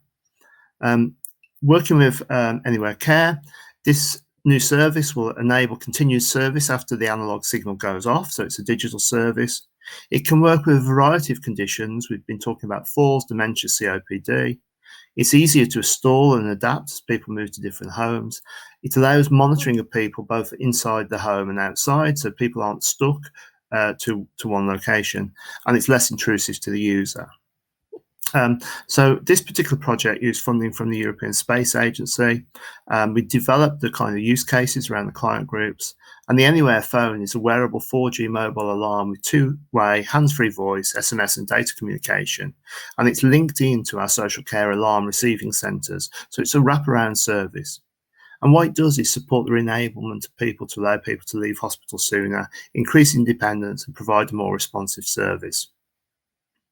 So I've rushed through those quite quickly, but I wanted to just give you an idea of 3 areas around transport, energy and health where we have done smart things in the past. These are often been funded by external projects. Our past track record has meant we've been able to be involved in a number of major smart initiatives. We've had a good digital ecosystem in the city, including digital, social innovation, and also working with university researchers. We have 3 universities in the city. The experience of delivering successful UK and European funded projects has been really important. And we're also a large city, so we've got meaningful pilots with meaningful use cases. Engaging with our stakeholders, both internal and external, is really critical. And again, it comes back to that initial point of identifying and addressing our urban challenges. So just really wanted to kind of finish off really by saying where we are going next, and be interesting to have conversations about this in the question and answers. Our future steps, we want to continue to attract funding through Higher Horizon Europe and other UK funds to respond to city challenges and mainstreaming pilots. That means working with our private sector and universities, and there's some really interesting models that we've heard today. We'll use privacy by design and security by design to make sure that we think about the regulatory and ethical framework that we work within, and that's a whole new area. We have a new digital strategy that's just been approved by the Council's executive, so we've been quite busy during lockdown, and the new digital team is being established to deliver on the action plan. It will be small initially and work with a lot of partners. We're going to be collaborating with colleagues at the GMCA, UK Core Cities and Eurocities Knowledge Society Forum. And I hope that gives you a bit of a snapshot of where we are in Manchester with regards to this event. There's my contact details on Twitter and also my email, and thank you very much.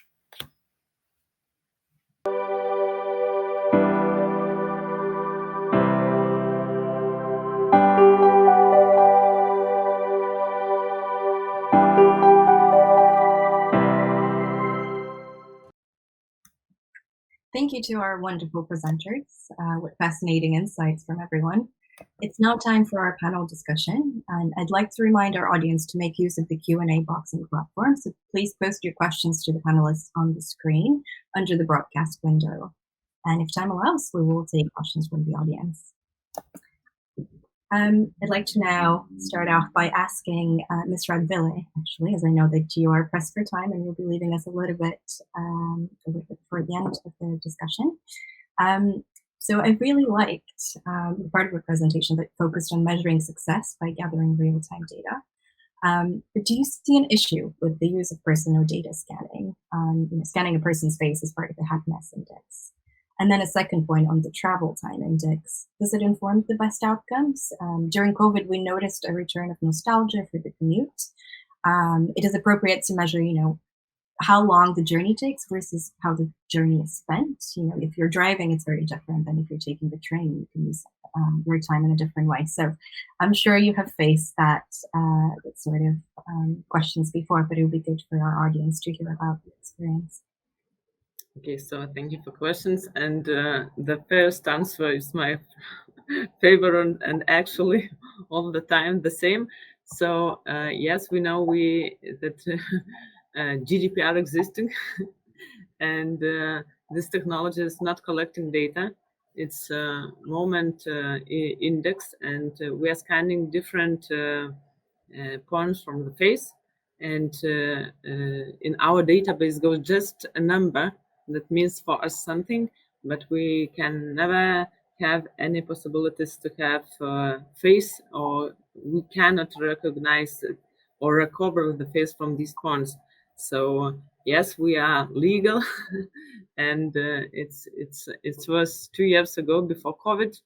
And this project started, and started like project, and initiative was 6 years ago started. We were using it in festivals. For example, we have our monument, our castle or tower in the middle of Vilnius. So when the largest part of people in the festival or culture events are smiling, so it's coloring, for example, green or yellow and so on. So we started using it in festival and culture, and now we are using it to measure satisfaction of different client centers, and now we started it in business, so it's going and so on. So, and we had no problem because we had a huge communication company about what is going on, and news, TV shows, and so on.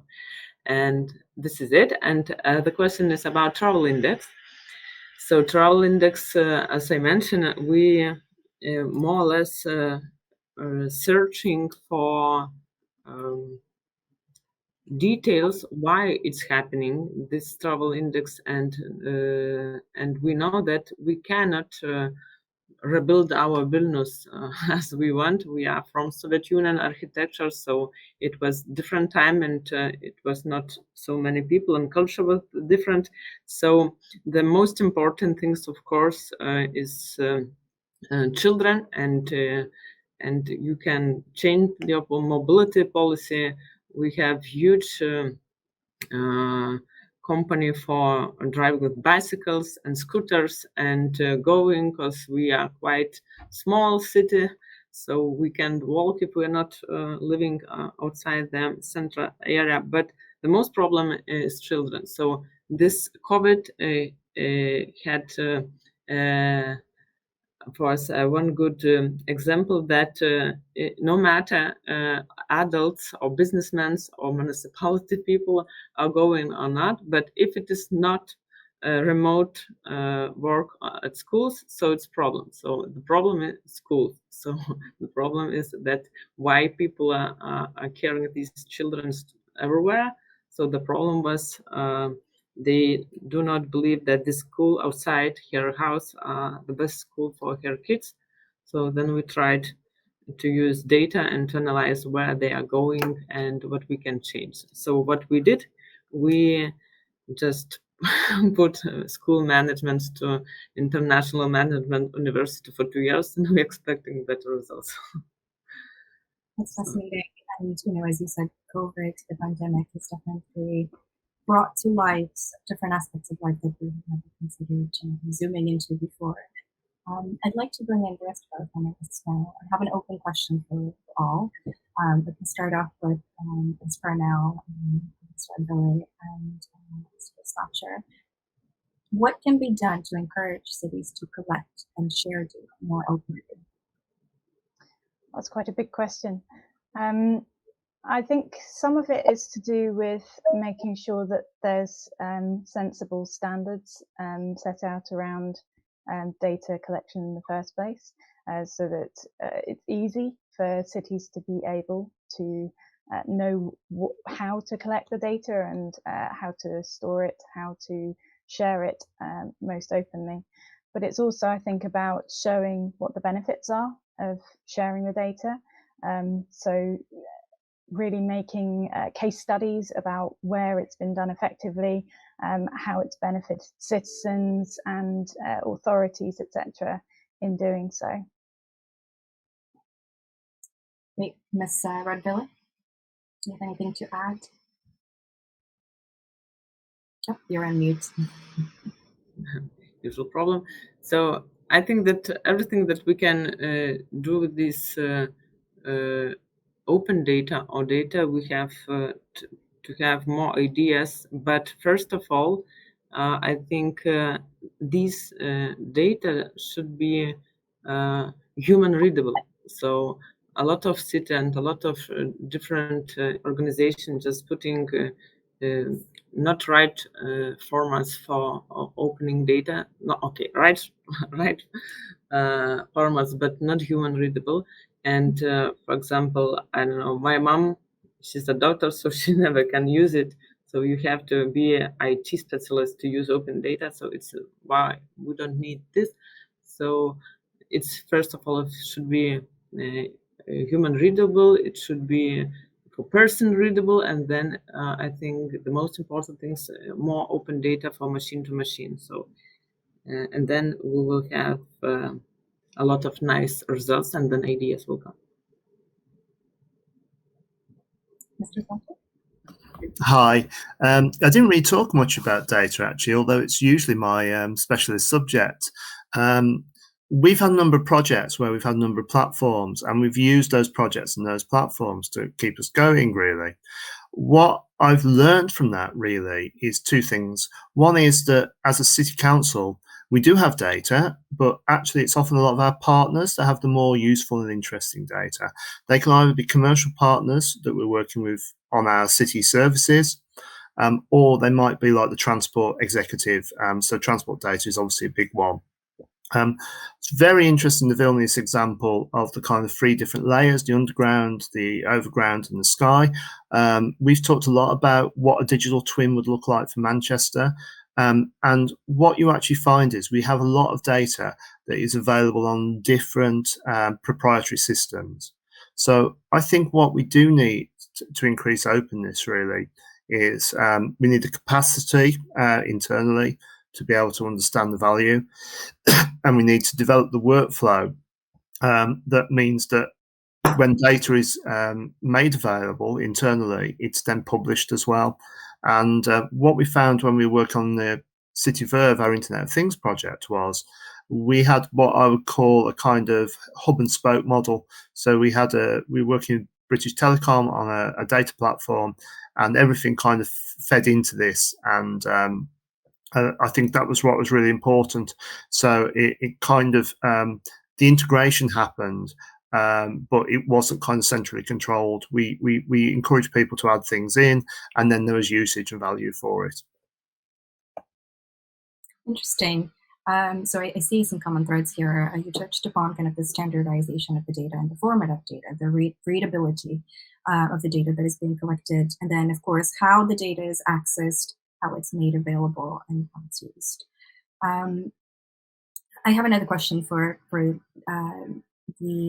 all the panel participants. So we have three municipalities, three cities here: Manchester, Oxford, and Vilnius. And I've noticed a common thread of experimentation and working with the private sector as well. When you ran through the presentations in this first part of the conference. So how do your teams, from your experience, engage in experimentation? How do you prioritize which initiatives to run as experiments? And do you exchange ideas and learn from other cities? I guess we can start with Ms. Renville. Unfortunately, we've lost her. So Thank you, Ms. Redville, for your participation. All right, so we have two cities, the UK experience on experimentation, which I think will be interesting to learn. You gave some examples for private companies that you have collaborated with on some initiatives. Perhaps you can talk about kind of how you go about prioritizing the experiments that you run. Well, could I give maybe my experience, because I think Katie mentioned a couple of examples in her speech. Because we've been working on funded projects, we've had to kind of make some decisions up front, really, and that's not really the way we'd want to do this. Really, we want to do it based upon need, and so what we've tried to do is create models, innovation challenges, or small competitions where we've identified some priorities and had an almost open brief. So one of the examples was we had a brief that we were looking to have some kind of sensors in the city to actually count movement, but we were open to what those sensors were and what they were counting. So we worked with the companies to identify a use case. We have some challenges to do with our procurement, and I've also found, worked on lots of hackathons and small scale, 1 day, 2 day, week long challenges. Some great ideas come out of that, but it's very hard to mainstream them within the usual council regimes. So I think we've created a kind of halfway house, really, where we try and, on our projects, to get a bit of a budget to actually work with people in the initial phases, to link them up with the service users and do some co-creation. And that might be citizens, but also, importantly, will be officers in the particular departments. And then look to moving that towards development of a prototype or a small scale pilot. In the UK, there's been some good funding recently from the local digital fund, MHCLG, which has been a good example because they've encouraged that sort of approach, but they've also encouraged us to share that with other councils. I'd be interested to hear what Katie says. Katie? Yeah. So kind of similar in a way that sort of historically we've been very much led by what funding has been available, but we're trying to move away from that towards a more kind of strategic approach to how we prioritize what kind of projects we work on and who we work with and how we get involved with different types of organizations. So the kind of approach that I talked a little bit about at the end of my presentation with our innovation framework, trying to set out this kind of framework behind it around the principles for innovation is the kind of approach that we're moving towards and building into strategy, building into policy, so that there's these linkages between the innovations and smart solutions that we work on and how they're actually addressing our key challenges and goals as an organization. So in practice, we've been very lucky that we've built up this very good network of organisations that we've worked with previously through funded projects, and then we're able now to start leveraging that in order to have this much more strategic approach moving forward to which specific types of projects that we actually work on in practice. Yeah, and speaking of key challenges that you mentioned, we know that cities have a major role to play in the race to reach net zero and beyond net zero, hopefully, through innovation. So developing the pathway to net zero future requires an understanding of how a city's system fits within the regional and national system. So what can you tell us from your experience about some of the challenges, perhaps some of the opportunities to how Manchester and Oxford city system fits within the regional and national system in the UK in this respect? So should I start off with that one? Yeah, so it's quite a difficult challenge because there are so many players that are involved in the process for decarbonisation. So at Oxfordshire County Council, what we've done is we've declared a climate emergency. We have created a climate action framework for our organisation as the County Council, as have all of the district councils and the City Council within Oxfordshire. So we all have a plan for how each of our individual organisations will reach net zero, in most cases by 2030, or 2040, depending on the organisation in question. And then we have a wider action plan where we've linked up between the different district and city councils and the county council and other stakeholders in order to create a sort of wider ranging plan for the county as a whole, so citizens, etc., businesses. And part of that is around our approach to planning, part of that is around our approach to innovation, and that's part of what the innovation framework that I mentioned is trying to achieve as well. So all of these different strategies and policies and pieces of work that we've been pulling together over the last couple of years around this are sort of interlinking together between the different organisations and areas of work, because of course it's such a wide topic that, you know, there's all of the different areas of society that need to decarbonise. So it's making those connections and linkages between them, and then sort of trying to do top down and bottom up at the same time. Yeah, I think it's interesting that because my day job over the last year has actually been working on this quite a bit. We've got a climate change agency that is a sort of not-for-profit that's set up by the council to help coordinate action across the city. So across all the sectors, includes the universities, the hospitals, housing providers, Manchester City Football Club, and others. Similar to Katie, they've all got action plans. We've actually got a carbon budget for the city, which is 15 million tonnes by 2050.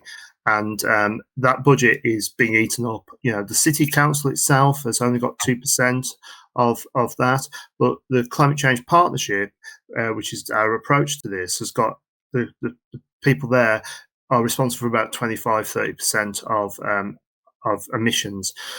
So what we're trying to do is we're just refreshing our framework. We've brought some consultants in to do that, but also we understand, because you asked a question about the kind of national issue, we have had quite serious conversations with BEIS, and we're also talking obviously submissions to the UK Comprehensive Spending Review at this time of year, where, you know, our big asks on this are really about the things that we have some control over, which we are able to make some difference to. They are particularly around our building stock, as you would imagine in a city, the housing providers, but also public buildings, etc. We've been very successful in drawing down public sector decarbonisation funds, which has been really good. And we've gone for the high priority buildings, the ones that needed most work, rather than smaller ones in many ways. And I think, but the big ask really is around residential buildings. We've been working on this URBAC project called Zero Carbon Cities, working with 7 cities. As I say, Tartu is one of those. And what was very interesting, looking at the different cities across Europe, from Modena in the south to Tartu in the north to in Romania, a city called Bistrita, is that the controls that people have locally do change on a national basis. So, for instance, I think many people are restricting what they can do around local energy generation, because obviously a lot of that is to do with, you know, Manchester's a very busy city, if you like, and we, you know, we're not going to have biomass plants within the city, but we might have them within the metropolitan area. So there are a number of challenges, but we are also wanting to really push government and private sector partners to look for new solutions, particularly looking at new technologies around hydrogen, for instance, is one example to decarbonise fleet. So I think it's about having the policy levers, but also a bit of the capacity in the council to actually take forward our action plan. Thank you. That was a great summary of the UK ecosystem and the challenges there. We also have a question or two from the audience, so thank you for those who have inputted your questions to our panelists. One of the questions is asking about how far beyond the city limits of a smart city you see the technology and services expanding. Will it leave rural areas behind? That's maybe a good one for me to start with. As the county council, we're responsible for the whole county, and Oxfordshire is a very rural economy. We have a smallish city of Oxford, and then outside that we have a few market towns, but a lot of rural dwellers. So for us, it's incredibly important that we don't leave behind the rural population. And what we're trying to do is to make sure that in all of the work that we're doing, that we're considering the use cases for these different types of innovations and technologies within each of those different types of sector. So, I mean, even if you just look at the difference between a market town and a city, whilst both might be described as being urban, the requirements in those different areas is quite different. And if you look at the outskirts of a city, it's also quite different from the centre. So you need to make sure that all of these solutions are catering to those different needs.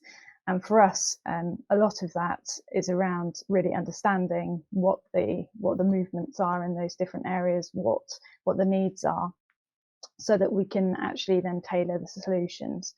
And obviously there's a challenge around this, because you have the demand within the urban, denser, more populated areas to support some of these solutions more commercially.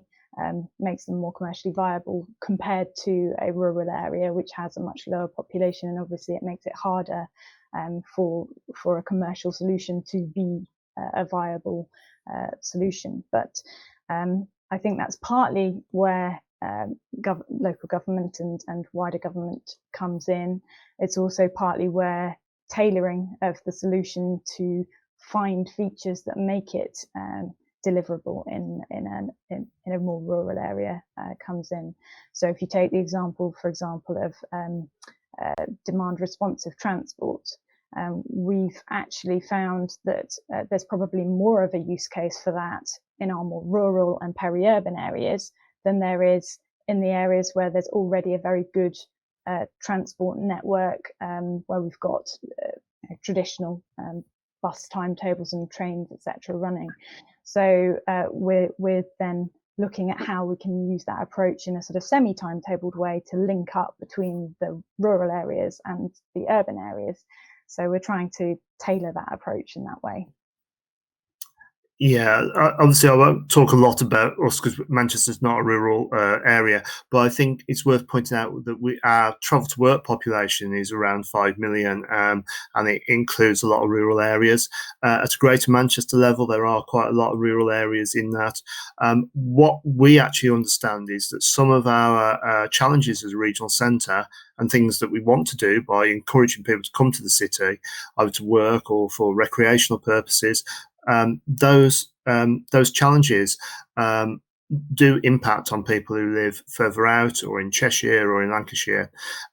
What we want to do, I think, is have more partnerships, if you like, that make sense. So I think transport's really the one that comes into that. So the Metrolink is looking to be extended, and part of that is going out even further into the Greater Manchester conurbation to some of the surrounding towns. That's some of the plans, and I think there's been a real push on the idea of connection between cities in the north, where connections are quite slow at the moment, and that will then bring in a lot of the kind of rural areas to that connectivity. We see ourselves as a connectivity centre, both because of the airport and because of how many people work here and the GVA of the city. And I think that's to the benefit of the region. And it's like, so I don't think we succeed and other people fail. We succeed together, I think. Great. A great motto to end on. But before that, actually, the very last question is one from the audience to both panelists, and it ties well into our next session. If you could just give a very brief, because we're a bit over time, 30-second view on what your vision for a city of the future in the next 15, 20 years is, and what could be the key differences from what we see around us now. So 30 seconds, vision of a future city to end on. Who's going to go first? Shall I risk it, Kate, to give you another 30 seconds to think? Thank you. Yeah. For me, we are not Dubai. We are not Wuhan. What we are is a historical city with a lot of advantages. We need to increase those over the years. We need to be a knowledge economy, and we need to be a livable city for everyone. Someone mentioned the 15-minute city. Manchester is close to being that already, but we need a lot of support to do that, and that means decarbonising ourselves a lot, and also removing petrol cars from a large parts of the city, but also not doing it to disadvantage disabled people and people who need them for getting around. We have to have that connectivity. So the future city for me is connected, it's growing, it's sustainable. Fantastic, great summary. Katie, maybe second. Yeah, I'd agree with that. That's a very good vision. I think it's easy to think of the future and think, oh, automated cars going around the place, and that's not, I think, what my vision is. That automation, for example, should be part of the solution to climate change. So it needs to be built into public transport options and shared transport options, for example. And so for me, it's about being both user-centric and about environment-centric. So it needs to be both sustainable and good for the user. So it's about combining these different options for people, making it much more seamless for people to use public transport to get from door to door without needing to use a private car. That's what I see. Great, fantastic. Thank you both for sharing your city's experience. I hope that our audience has found the conversation as insightful as I have. So to sum up, I'll try to summarize our session so far. We've looked at citizen engagement, collaboration, and buy-in as key for ongoing communication and collaboration between citizens, city leaders to ensure the success of Smart Cities initiatives. Second, we've also learned about experimenting, learning from peers, and the recommendation is to collaborate early and often. And finally, policy, not to forget about that one, needs to be proactive as much as it is reactive. And we need to understand what kind of problem is our data-driven city trying to solve, whether that's congestion or energy, carbon emissions, pandemic emergency recovery, or other, before we actually attempt to solve that problem.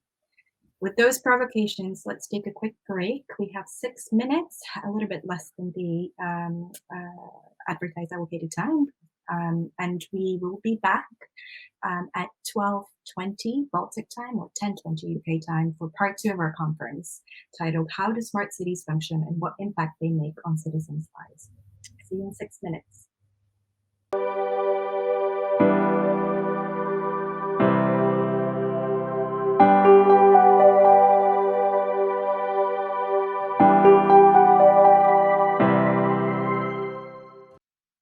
Welcome back, everyone.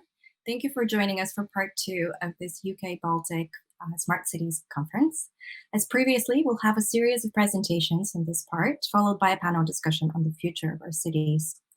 We'll kick off the presentations learning about the future of mobility from my colleague at Connected Places Catapult, Mr. Daniel Hobbs. We'll also hear about maximizing efficiency of city infrastructure by Mr. Schulman at Blockstocks. Then we will learn about the future of healthcare from Ms. Sarah Siegel, partner and head of healthcare at Deloitte. And finally, Mr. Marcus Chigdi of Lokiva will wrap up the session with the focus on citizen relationship building before our panel discussion. I hope you enjoy the 4 presentations.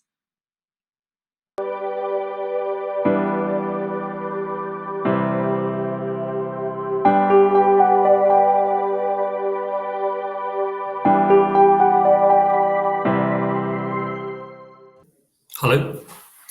Hi. Good afternoon. Just as a quick introduction, I'm going to be talking about mobility in a future smart city and the effect on people, commerce and infrastructure with a range of different examples that I've been working on. I've been working with the Connected Places Catapult now for 2 years. I'm part of the New Mobility Technologies team, looking about how things move in cities, in places, the impact of people and goods on the crowded city. Before that, I was with 20 years, I was working with AECOM, the large engineering consultancy, looking at the implementation of intelligent transport systems for technology. So what I was going to talk about is the mobility, that's people and goods. I'm going to talk about what the user perspective is, which is interesting from the point of view of goods, but we'll come to that. Particularly focus on some of the last mile issues, some of the way that effect works through onto goods, some of the impacts of the changes of energy that we're going through at the moment, talking about the impact of all those things onto assets, and then just come back to the question of, is that smart? So if we start off as a sort of bit of a graphic, illustrate the problem. We've got lots of cars, maybe a bus or two, some trucks, some people waiting at a bus stop, sitting in some rather inclement weather, an emergency vehicle stuck in the queue. And with the way that technology is going at the moment, everything is just becoming connected together. So if we talk about the way innovation is coming through into mobility at the moment, I first got involved in transport in about 1990, where after traffic control systems were starting to be widely adopted, and technology has continued to slowly move into the transport side from an authority point of view, with maybe picking up a little bit faster in the last few years. But at the same time, on the commercial side, lots of services have been coming in really quickly, making lots of differences. Almost that's why we've moved into a sort of logarithmic scale here of different services arriving, particularly driven by the arrival of the iPhone, maybe 2007. So if we look back 15 years, the change of the way that people move, the way people use information, the way that they think about how they're going to order, how they're going to move around the city is changing dramatically. And the service side of the city needs to take these aspects into account. So we could say everything's connected, everybody's got a mobile phone almost. There's 95% of people I think have got a smartphone. So there's not 100%, but most people have got a phone. Most vehicles have got some sort of connectivity in them, even if it's just the person sitting in there. And all that data is going off into the cloud, collected in a lake. So that's a smart city, isn't it? But what does it really mean? Are we using that data for anything effective? I think we need to talk about it from the user perspective, and I noticed that was part of the discussion on some of the last session around the use cases, how information is viewed. We need to think about what the user is doing, how they're using that information, what questions they're asking at the different stages in their journey, particularly if we're trying to get them out of the car and to use other services more effectively. We need to provide the information that joins up the different services, enables them to connect together, to find the route that helps them move around. But maybe the first thing is, do they actually need to travel at all? If they can sit and do the conference like this, then that saves movement, but they're probably ordering something on Amazon at the same time, so that'll have a different impact on the network later. But once they start the journey, using information about the connection, about the interchanges, about the way that they can move around will or should support the take-up of public transport. So maybe we've got a few more people in the bus stop waiting for the bus because they know when it's coming, because there's information there. They're using Wi-Fi rather than their phones, so they're fully connected. And we've taken a few cars out of the route, maybe looking a little bit more, a little bit less crowded, a little bit less busy. And I mean, these are linked to, so the two pictures on the left-hand side was a demonstration that the project we're involved in was doing last week. It's using a local 5G system in Milton Keynes to test some autonomous pods, but they're semi-autonomous. So rather than having a backup driver if there's an autonomy issue, because of the 5G network, what's being tested is the ability to pick up the driving from a remote location over the 5G network and take it to a safe condition. And that makes it more commercially viable as a service. And the idea is that this is going to be able to link the town centre into the stadium site where there's a number of different services, and it'll provide a bit of connection with the train station. And then other people are using, there's lots of micromobility. I mean, you've got to have a picture of a scooter these days if you're talking about micromobility. There's things that are out there. Or we're using bicycles and walking. We did a project recently looking at last mile travel, and all the assessments came to, why don't we use walking? If you do a multi-criteria analysis like we did, it all said walking is there, the services are there, the accessibility exists. So why doesn't it use? Maybe there's additional information that we need to give people, or additional ways that we need to think about what people are doing and what they need. From another perspective, and this links to a project that we're doing for the Department of Transport at the moment, we're looking at what an end-to-end freight journey might look like. And this is particularly because of the way that freight is valued from an economic assessment point of view. We need to think about the value of the goods in the vehicle, whereas typically it's just thought of there's a great big truck and it's in the way of everyone. But it might be it might be potentially full of waste, but it might be full of some important components. We've been talking to some different industries about the way that the just-in-time deliveries work and the impact that has on the way that they need to move goods around, and therefore the value of time for their trucks.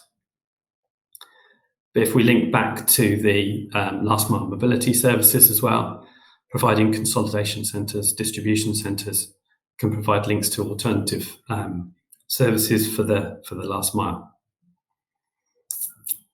If we just think about that last mile for the moment, in the status quo at the moment is that 60% of journeys in the UK are between 1 or 2 miles. And I just closed that, sorry. The number of light goods vehicles has grown by 70% over the last 20 years, with vans being the fastest growing subcategory of vehicle. And that has an impact on congestion, on air quality, on carbon emissions. And it has a big impact on the visibility that these services have on the network. And if we particularly link into what the opportunities and challenges that brings, that changing that last mile delivery aspect, trying to bring in alternatives, maybe it's cycles that can carry some freight, maybe it's some of these little Starship type trucks that we've seen in the last few months running around Milton Keynes delivering people's shopping.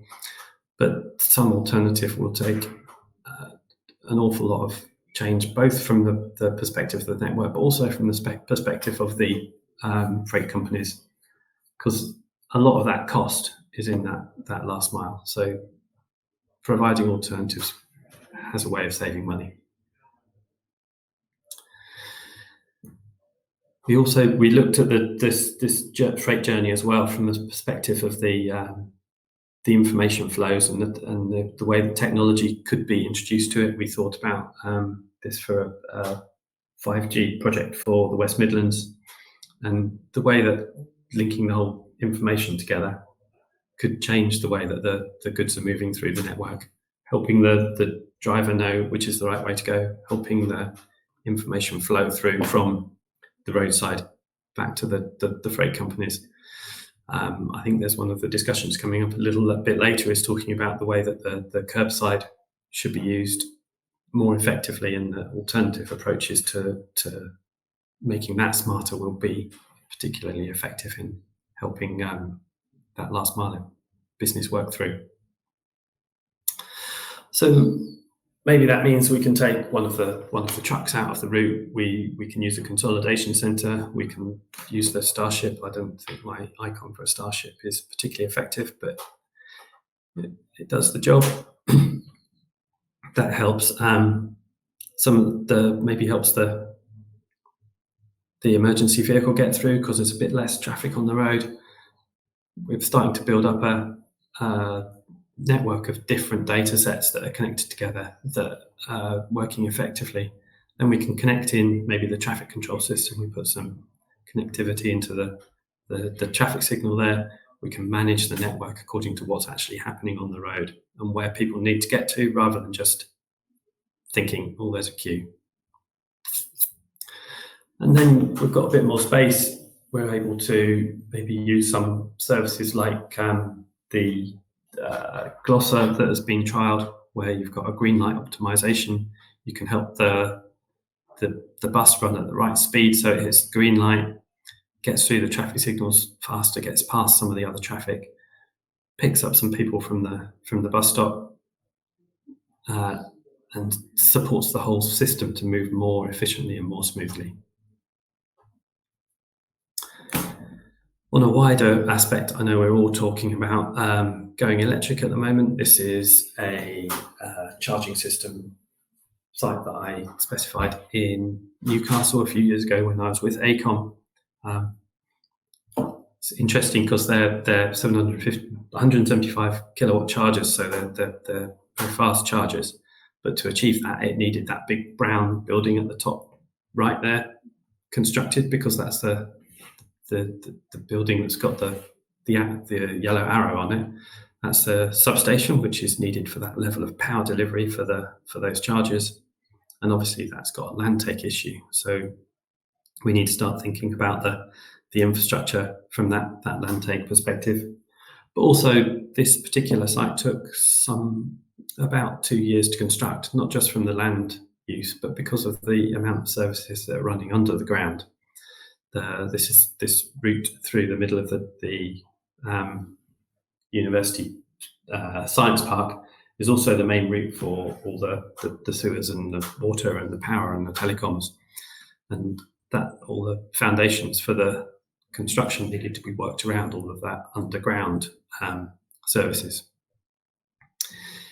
It's also linked to the university computing centre, which is just down the hill, and they're going to be using data out of this to provide more information on charging and how the power is actually utilised by the vehicles.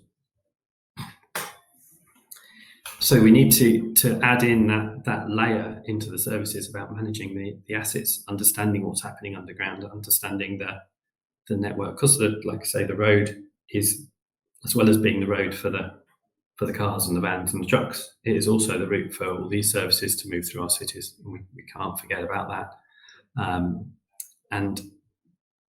We can provide some monitoring to some of those services, like with the sewers, for example. We could monitor whether the gullies are overflowing. That's something they're looking at in Southampton at the moment.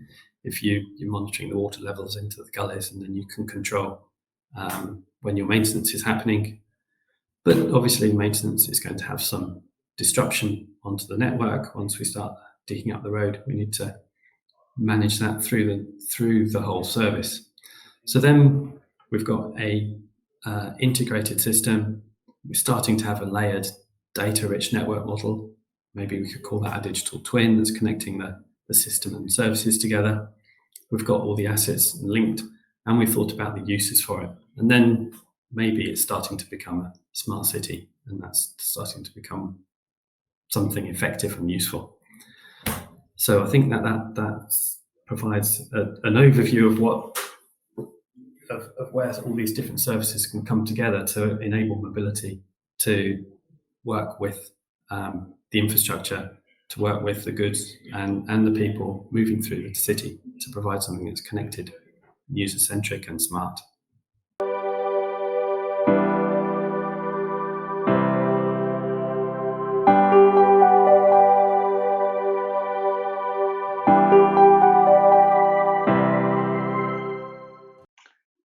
Good afternoon, everybody. I'm Nick Shulman. I'm the CEO and founder of BlockDocs, and we make spaces smarter. So this afternoon, I will be speaking to you about city infrastructure in the future and maximizing its efficiency.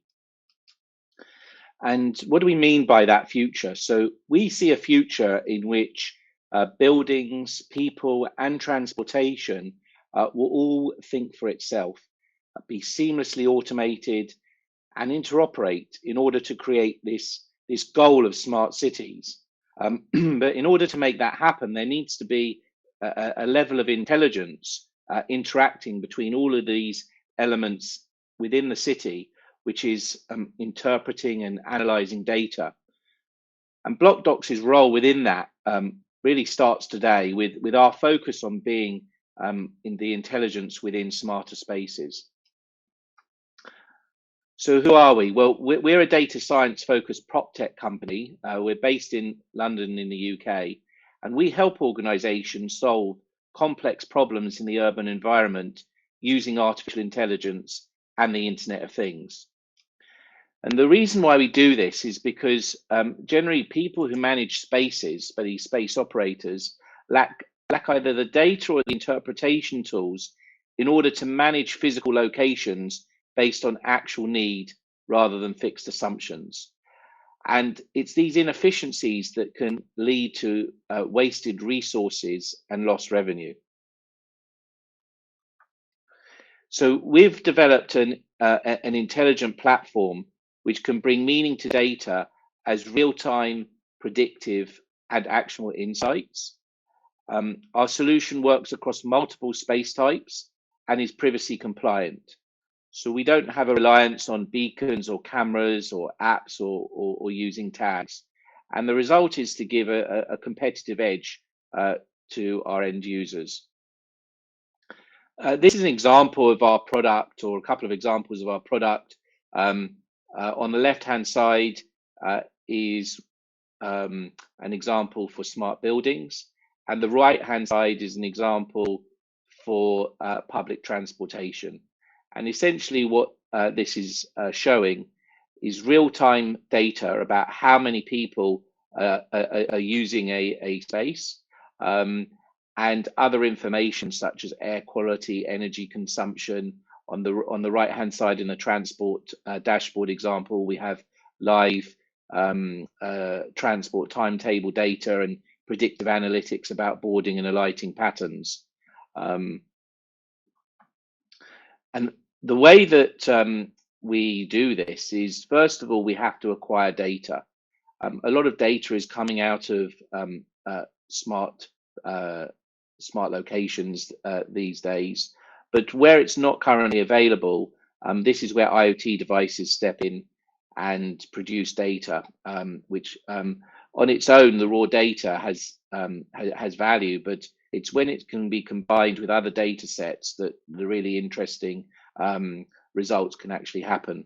So first of all, we acquire data, then we aggregate that together, and rather than just produce that in a more convenient single view, what we're actually doing is we're fusing data together in order to understand from a data point of view how that really interacts with each other.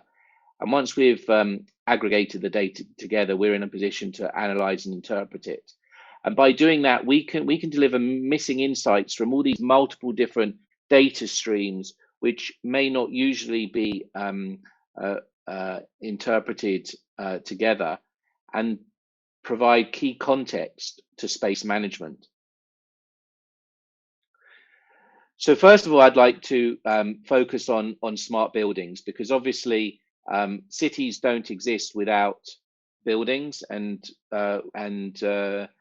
ultimately within them, those buildings don't function without providing services to people.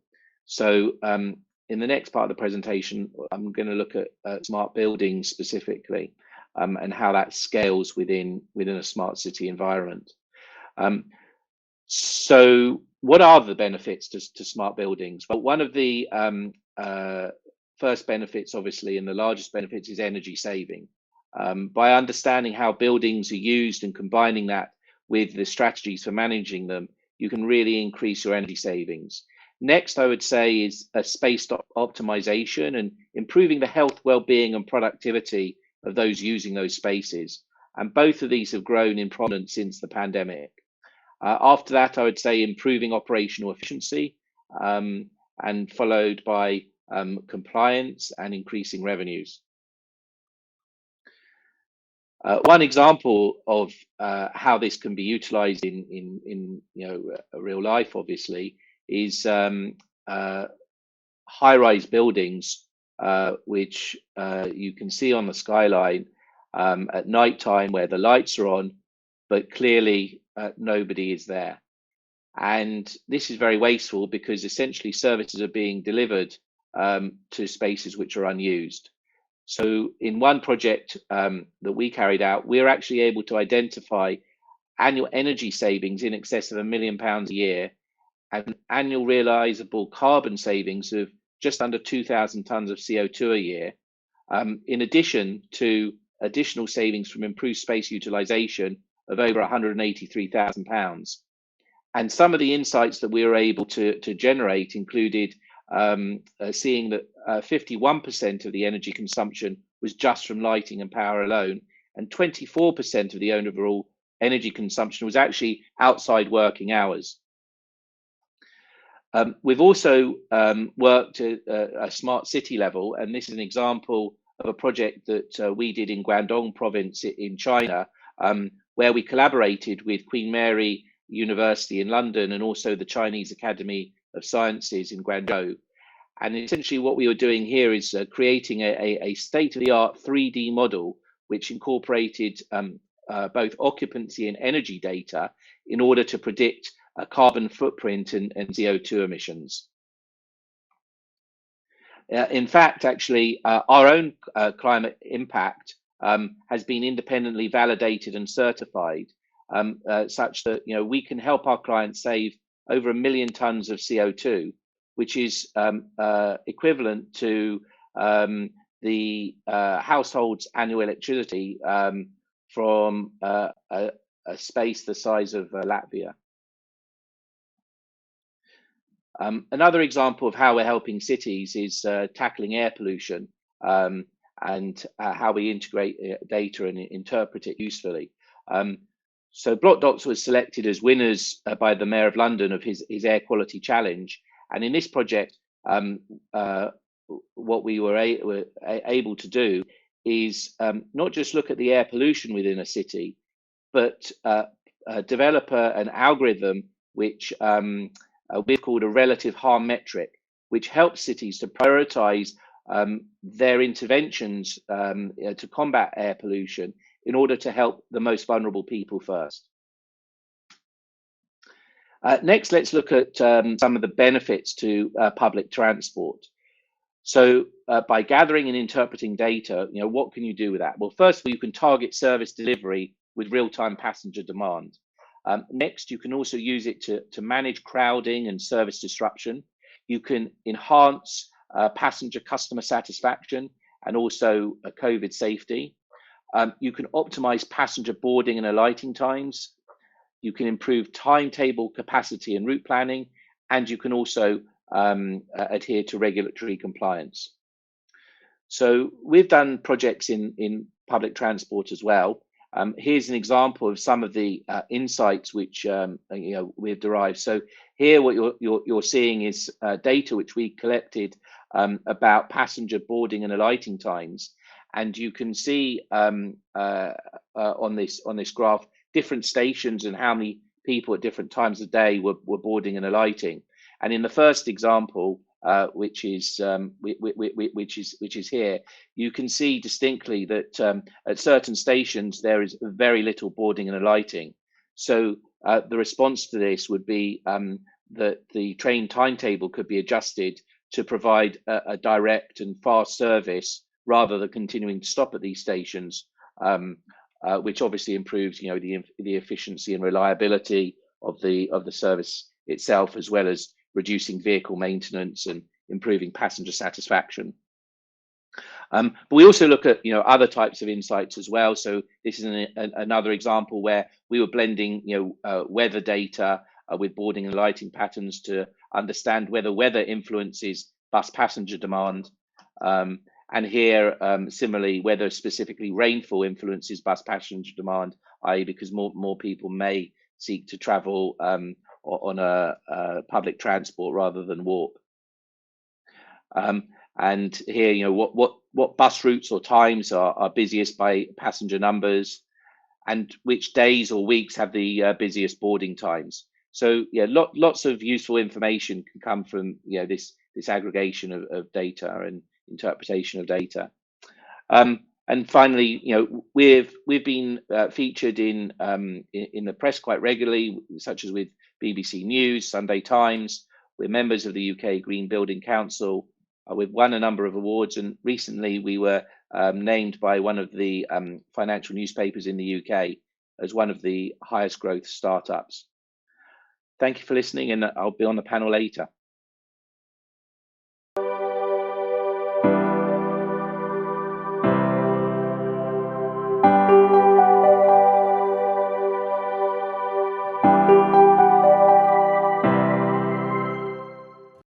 Hello, everyone. Thank you for having me. I'm Sarah Siegel, Head of Healthcare at Deloitte, and I'm going to speak a little bit about how technologies and artificial intelligence are changing traditional healthcare. And I will pick up on some of the points that both Robbie and Nick have just mentioned, because I do believe that it is like 1,000 tiny little hacks that we need to get to a really sort of slick and efficient and innovative way of delivering healthcare.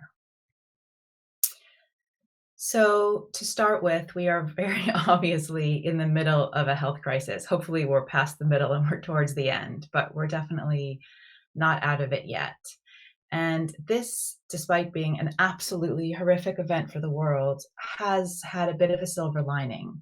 We have seen an amazing speeding up of the pace of innovation in healthcare as a result of necessity during the coronavirus pandemic.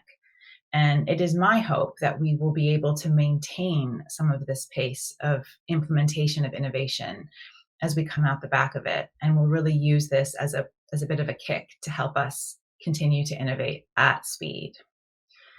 Unfortunately, coming off the back of coronavirus, there's almost a second storm that the healthcare world is going to need to deal with and has already begun dealing with. And that's several fold. I mean, one is there have been so many, millions upon millions of postponed treatments that would be considered elective or not urgent.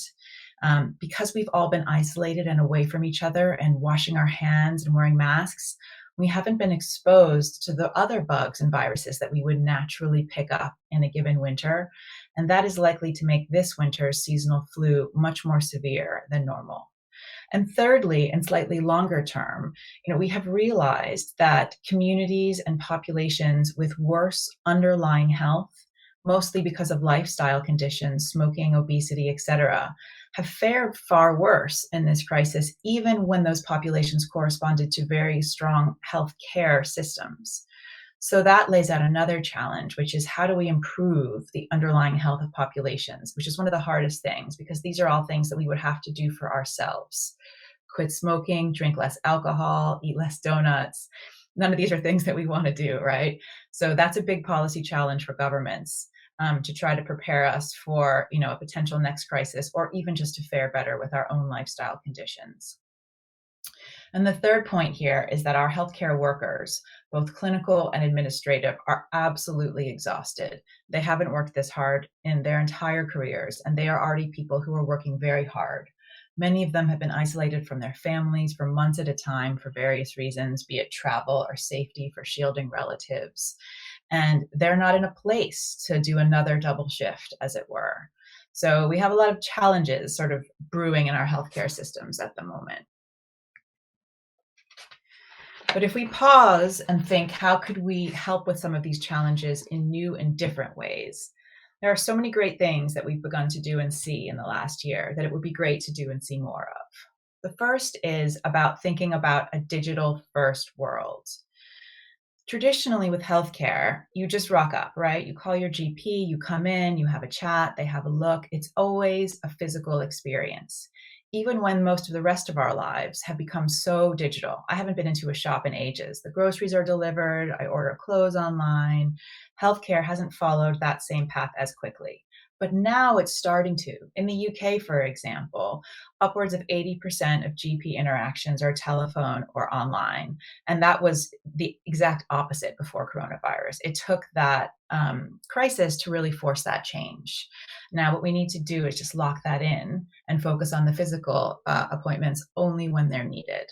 I would say that some patients are ready for this. Some patients also rely on a physical interaction with a doctor or another healthcare professional for other reasons, because we still do need community. And I think we all have been in our homes for a long time now and probably do want to get out and see real people a little bit as well. The second thing is really about health monitoring. We've never really integrated all of the Fitbits and smartwatches and heart monitors that we buy for ourselves out of curiosity into our mainstream healthcare systems. And if we did, or I should say, and when we do, this will really create the opportunity to prevent the acute episodes that send us into hospital in a very sick state. So that meshing of consumer with healthcare, I think, can create a real shift from treating the sick to preventing the acute episodes that make us sick. And yeah, the question that it leaves us with is, why should we ever go back to the way we've always done things? And I'll come on to why we shouldn't, but it has a lot to do with the pressure that we place on healthcare professionals and administrators in our healthcare systems.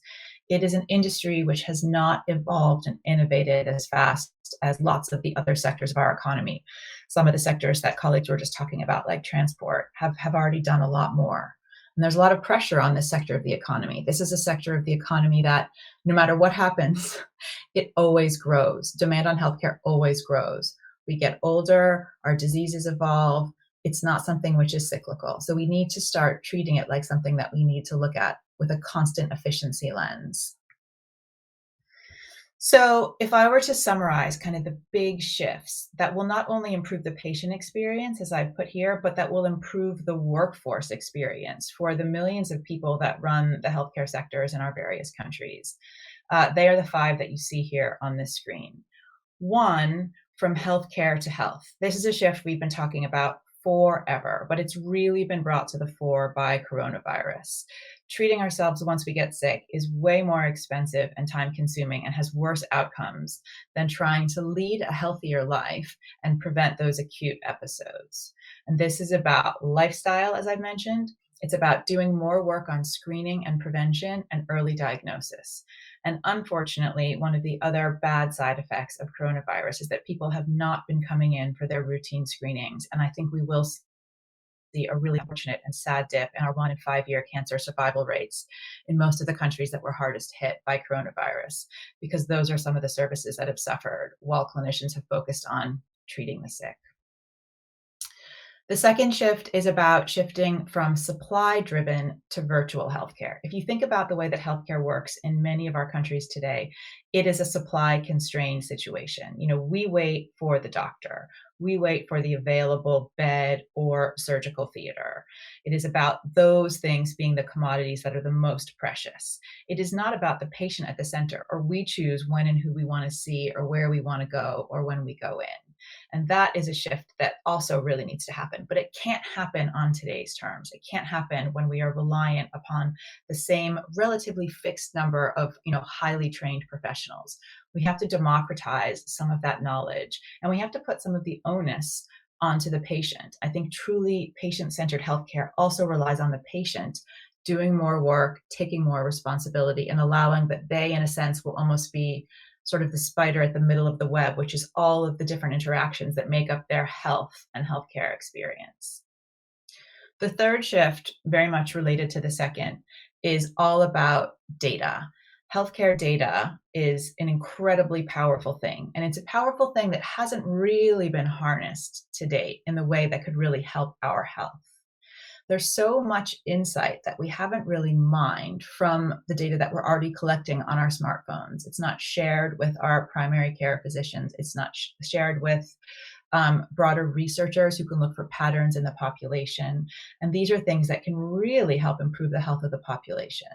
Now, every single country has a different set of rules and different types of data holds on healthcare data. And it's a really, really complicated area. And those of you who keep up with UK news will see that, once again, the UK has tried to link and share a cohort of, in this case, primary care data, and it has not gone through because a lot of questions really hadn't been answered satisfactorily.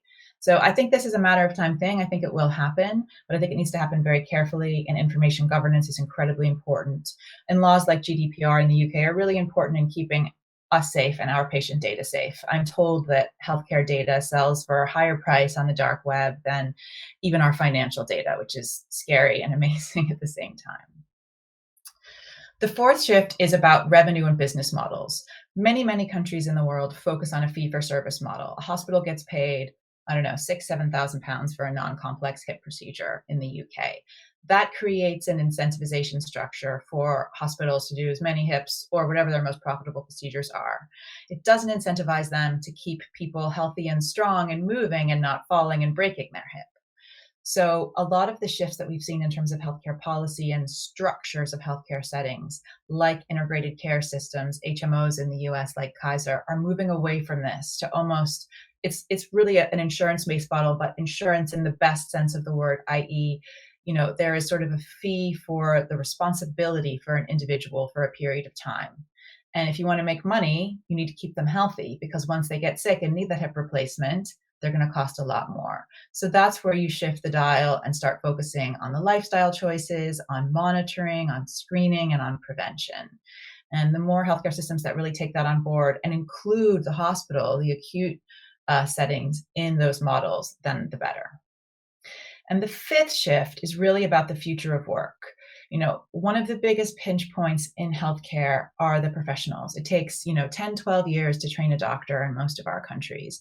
And once we train them, we have no purchase on them. They can practice never for a year, for their whole career, whatever. It's a very hard piece of the sort of value chain to control.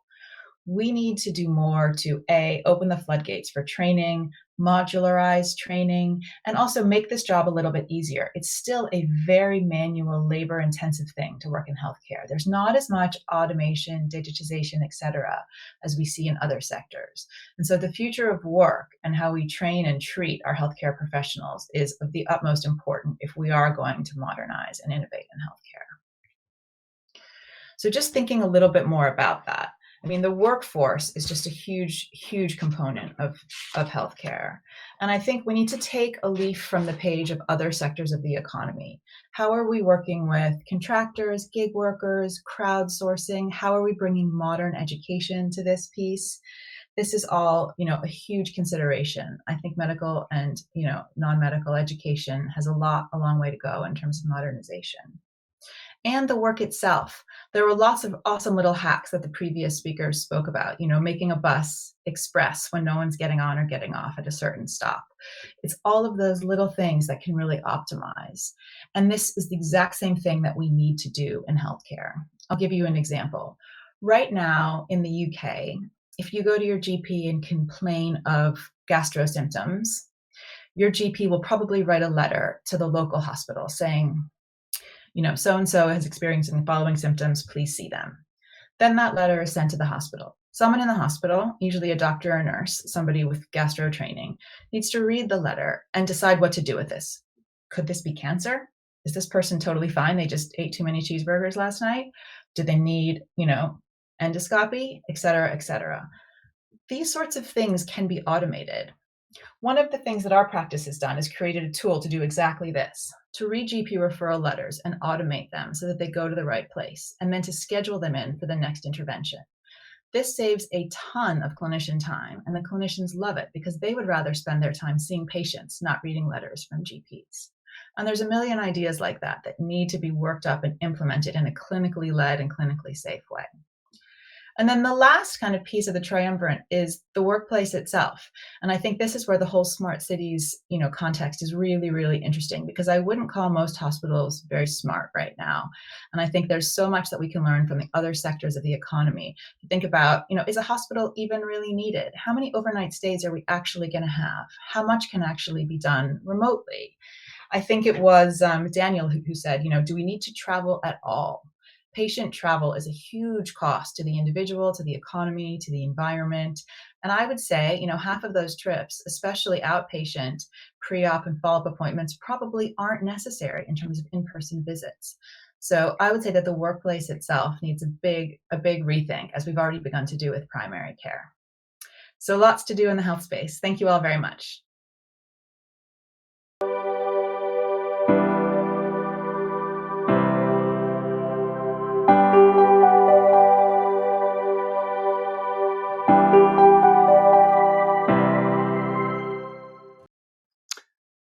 Hi, good afternoon, everyone. My name's Marcus Chidgey. I'm the CEO of Lakiva. We provide digital town hub platforms to towns and cities around the UK. And today I'm talking to you about building closer relationships with citizens, how to engage now and in future.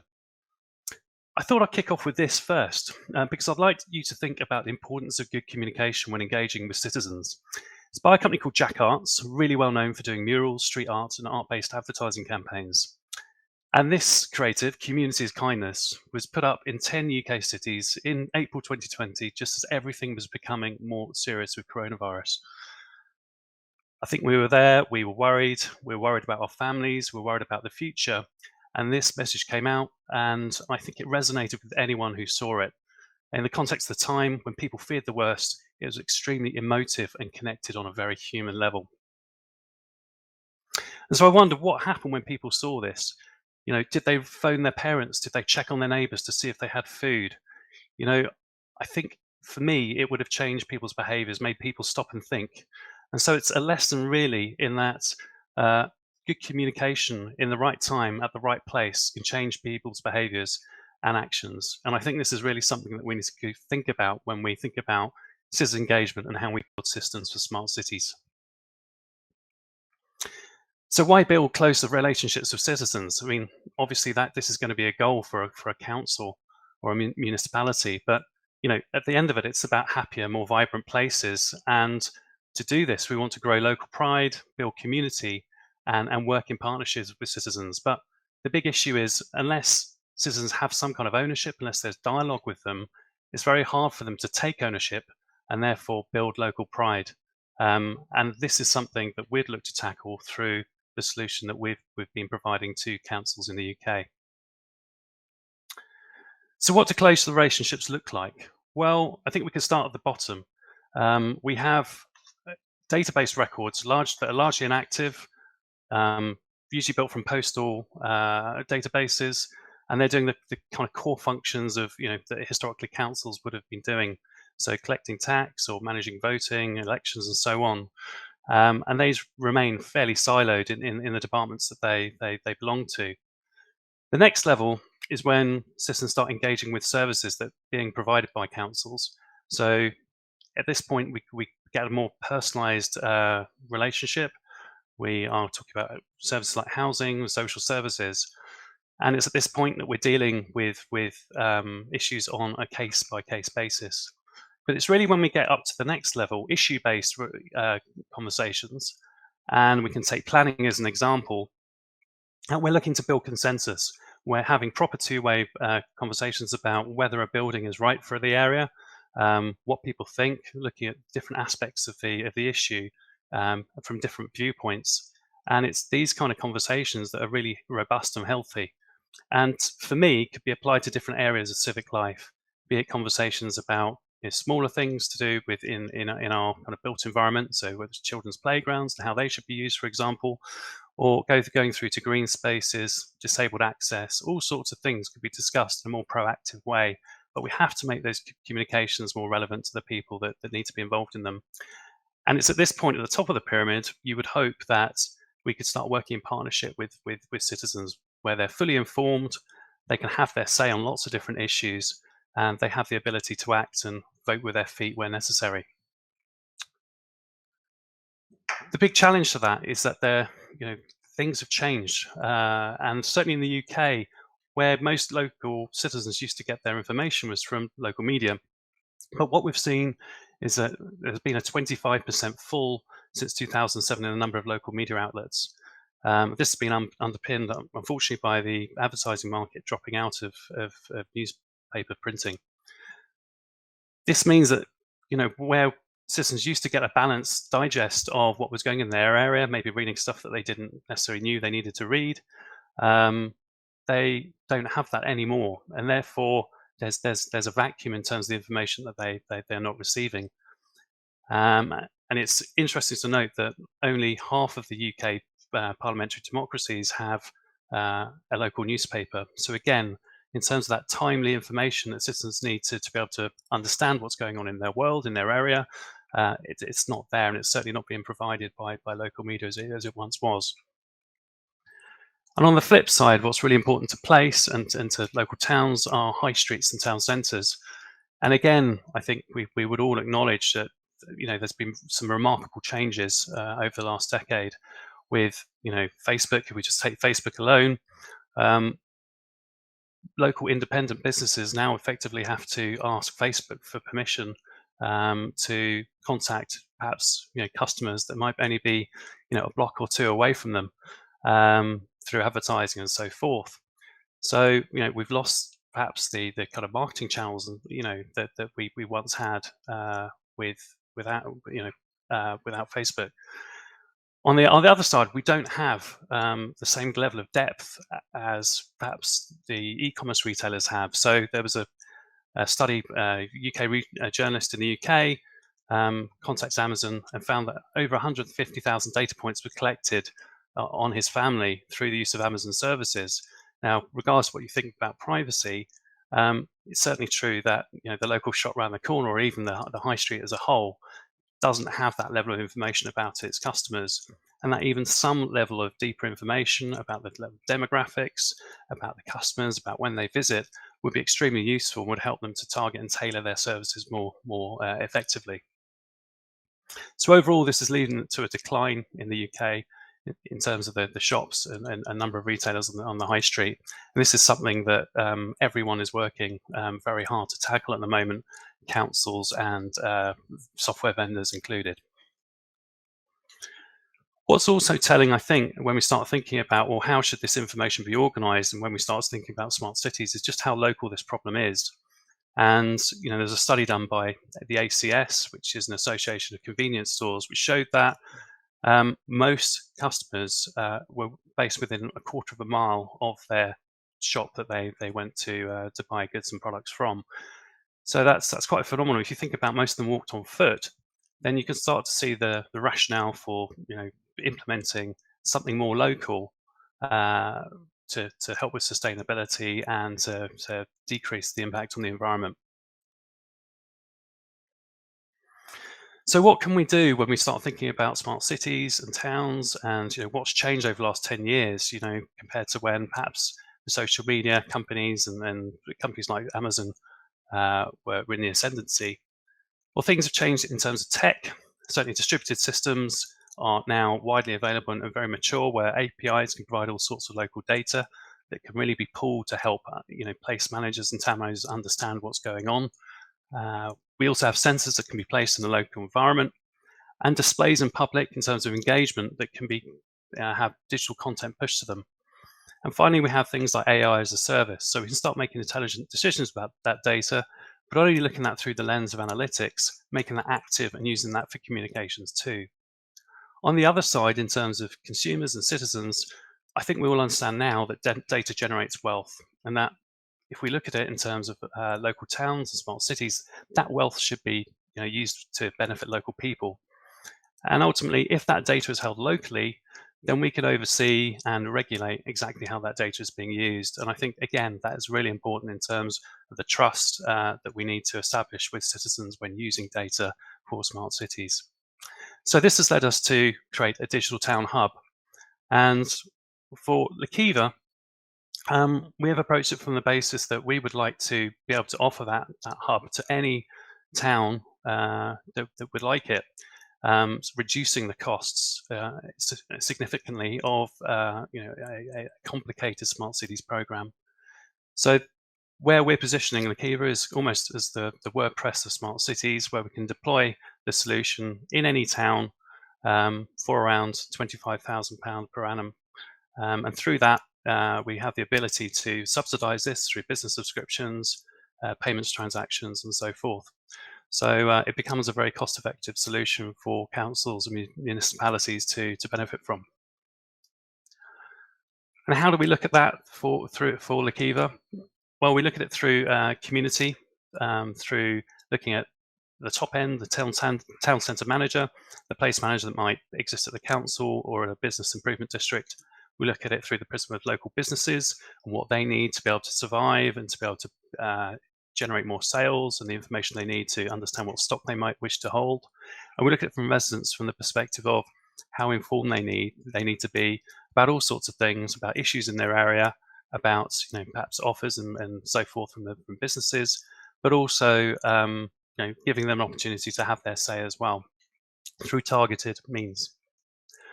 So what we have today is a platform that is turnkey, which can be rolled out very rapidly within weeks, that deploys an app for citizens for iOS and Android, provides a suite of 12 different modules, and important, so everything from directions to maps to surveys to business offers and rewards to aggregated news. And the way we built that is thinking about it in terms of place and making it intelligent for place. So a lot of those feeds that we bring in and the crowdsourced content that we pull in from the community that lives on the platform is then contextualized for weather, time, location, and user demographics.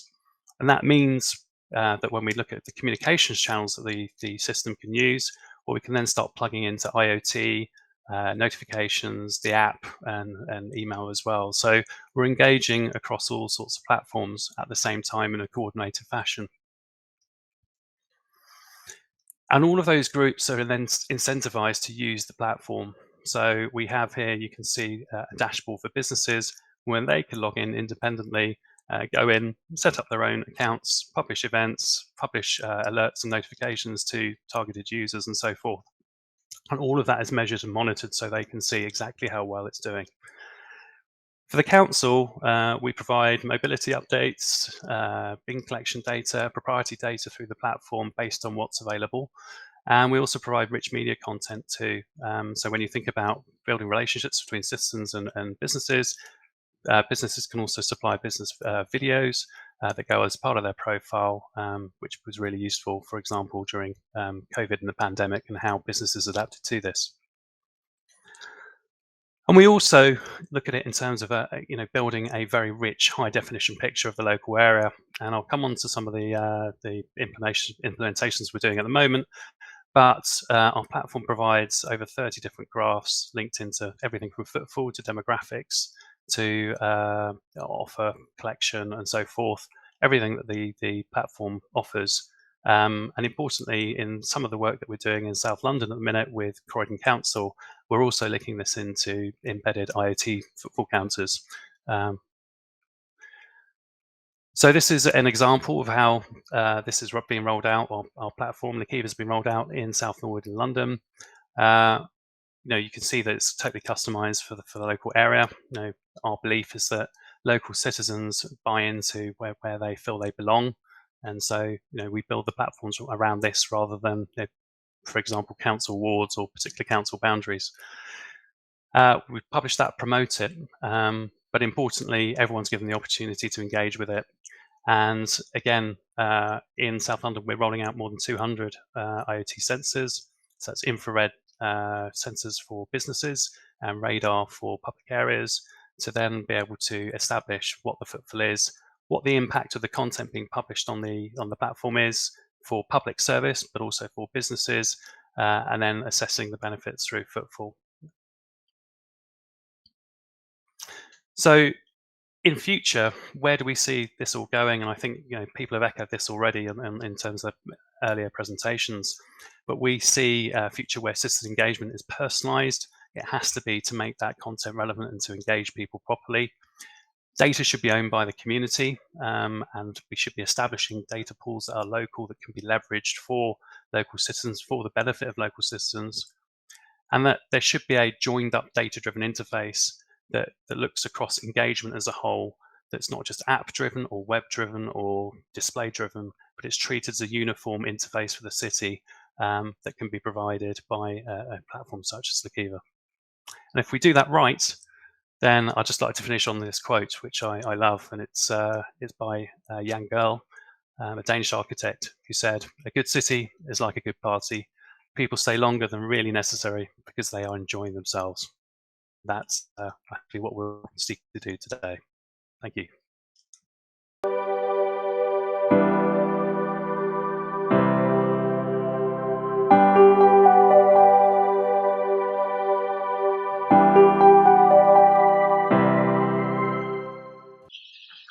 Great quote. I hope everyone is enjoying the project.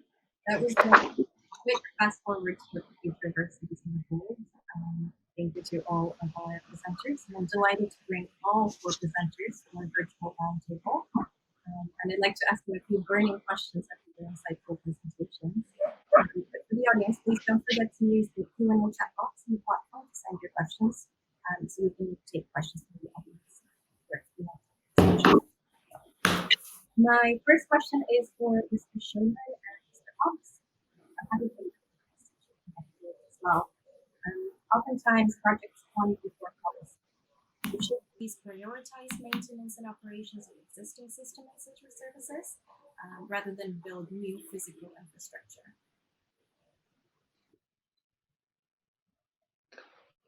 Who would like to go first? Mr. Schulman? Should we prioritize existing systems or new ones for maintenance? I'm not sure that it is actually a binary choice between those 2 alternatives. We've been working internationally, and one thing that we've seen is that it's not just all about building anew, but sometimes actually there are locations which don't have legacy infrastructure, and so it's quite easy to adopt new cutting edge technologies. Our view is that the existing cities have grown up over many years, many hundreds of years in some cases, and so there will always be that legacy infrastructure there, and that a smart city will not become successful without addressing that as well. So in our view, actually, being able to retrofit and to tackle existing infrastructure is perhaps more important than just purely building it into new projects with new technology. Great. Daniel, would you agree with this? A holistic system, so that the different components and parts of it have to be developed together. Sorry, I'm getting an echo. So that the systems pick up and are integrated, so that you think about a process of building the new, so it links to the existing systems and enhances and supports it. Great, thank you for that. I would like to open it up to our other participants, and specifically Ms. Siegel and Mr. Gigi, and to focus more on data, or specifically open and instant data as an enabler. And how can this type of instant feedback from the data we collect influence policy for the better, influence consumer choices for the better, whether with app for air pollution or for health, and the 2 can be closely related. So what can you tell us about data as an enabler? I can go first. So yes, very important. And I think it's not just about instant data, but data at the right moment. The example that you use is actually already in use. So patients with COPD can use an app to let them know what the air quality is on a certain day and whether it might be better for them to stay indoors or whether it's the right time to, to use medication. Similarly, sharing of data across traditional healthcare boundaries is a really important point. So in the US, they call these HIEs. In the UK, we're developing within the integrated care systems the ability to do this. And the concept is basically, say I live in London, but I'm visiting a friend in Manchester and I fall and break my leg and I get picked up by an ambulance, that ambulance needs to know that I'm a hemophiliac or whatever other underlying healthcare conditions I might have that might affect my immediate treatment in that acute episode. And the linking of those data sets, held by my GP down in London is incredibly important. And that's work which is ongoing at this moment. It does not presently exist seamlessly across all healthcare boundaries, and certainly not from country to country, which I think is another goal that as global citizens we should be aiming towards. So yeah, maybe not instant data, but data at the right instant is an incredibly important concept for healthcare. Fantastic. Can we hear from Marcus now? Gigi?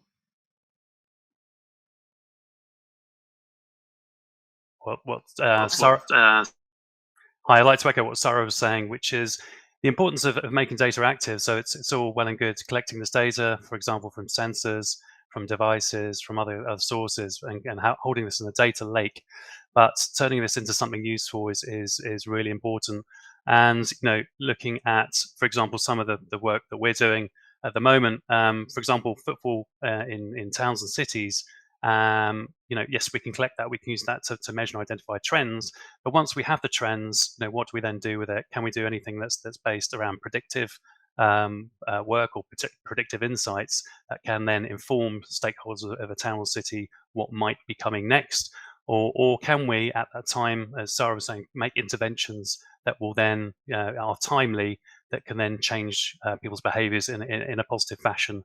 I think some of the examples that we've seen are things like, for example, if we, in our case, if we know that, for example, someone, an older person hasn't left their house for 2 weeks, should someone, the council, because they have that data available to them, should they be able to go around and check that they're okay? So things like exception reporting from data is very important as well. And I just think, as Sarah was saying, everything needs to be joined up, everything needs to be de-siloed, and this is the way forward, really, when we start thinking about things at a local scale.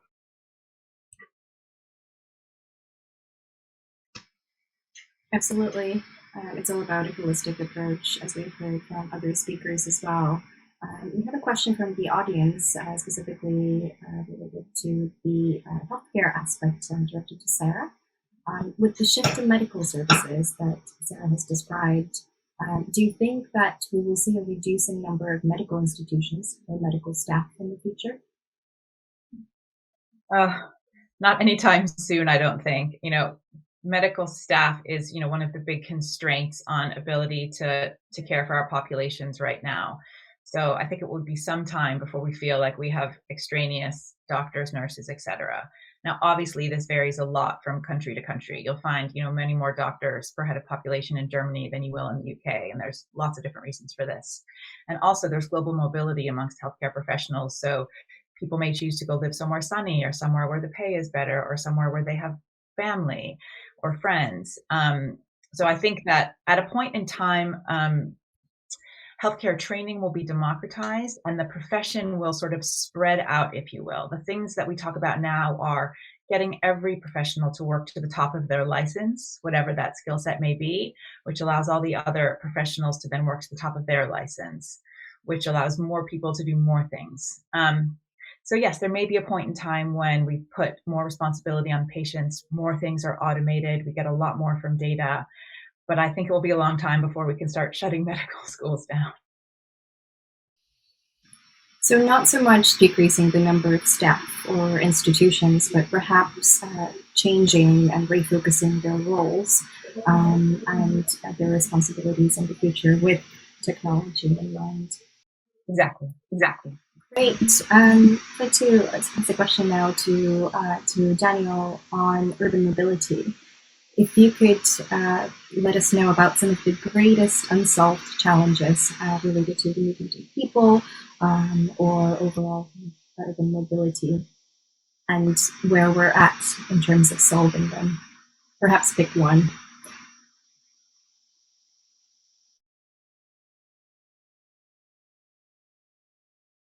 Greatest unsolved challenge, like I mentioned in the discussion, is getting people to use the healthy choices. The walking and cycling facilities are there in lots of places. People are using them maybe more than they were, but there's lots of situations where a few minute walk down the road will be even quicker, but the car's outside the door, so you use it. How do you get people to move away from the easiest solution rather than the most effective solution? Is the only way to achieve that to actually ban private car ownership? Seems a bit extreme, seems a bit unlikely.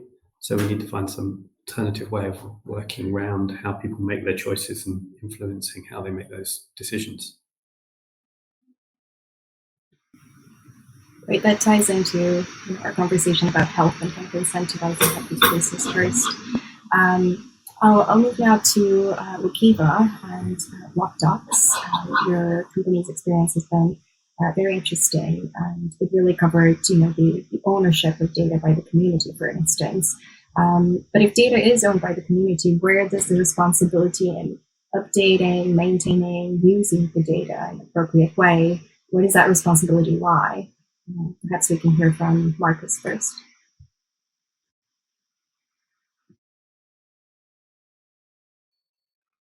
So I think it depends on the platform itself that you deploy. And I just speak to what we're doing at the moment. For us, the platform is led by a council, but it's also delivered in partnership with a local organisation. So that can be a business improvement district or a community organisation. And ultimately, the responsibility from a legal perspective and so forth relies with the host organisations that are delivering this. So the partner organisation or the council. The actual fundamental working of it in terms of the crowdsourcing data and so forth actually relies on a collaborative effort with the community. And I think this is probably unique to how you work on a local basis, in that there are many areas that have very deep and connected communities that are willing to help each other to deliver things for the greater good. So it depends on the platform, it depends on the scale, but I think whoever's participating, benefiting from that platform needs to be able to contribute in some way to make it work. Great. Nick from BlockDocs, your experience? Hi. So yeah, I agree with what Marcus said, but I would also add that at least from our experience, we are the messenger. So we're the conduit of being able to take data, sometimes originate data, and interpret it. Once we have provided that to our community, our end users, that gift really then is in their power for how they wish to use it, and therefore the ultimate responsibility for that is really with our end users. So in some cases they will choose to prioritize which parts of those insights they want to act on, and when. In some cases they wish to deprioritize or deprecate the use of certain of those insights. Would any of the other panelists like to add anything to democratizing data, or how its usage underpins what, or who the owner is underpins its usage and responsibility? Well, technically, in the UK at least, healthcare data is meant to belong to the individual, but it's obviously captured and curated predominantly by government. And efforts to make people's GP records available to them have been very mixed, although that's an ongoing process. And I do think that in the future, that will be the sort of thing that we will routinely look through and make sure that it's recorded accurately, and it will create higher fidelity in terms of, you know, what actually happened and what's been written down. And then and when that is shared more broadly with other healthcare professionals and researchers, it will make for a higher quality output. So I think it is important that we do feel an ownership for our data, but that we also feel a stewardship for our data, because our data is powerful for us and for our own treatment and care, but it's also powerful on a population basis. And so for that reason, it needs to be shared with other healthcare professionals and with researchers to understand greater effects of interventions, medicines, or, you know, lack thereof, as well as environmental factors. And so I think the old adage of kind of, you know, junk in, junk out when it comes to data quality applies to healthcare data. And it's our role as citizens and stewards of our own data to take an active part in making sure that it is high quality.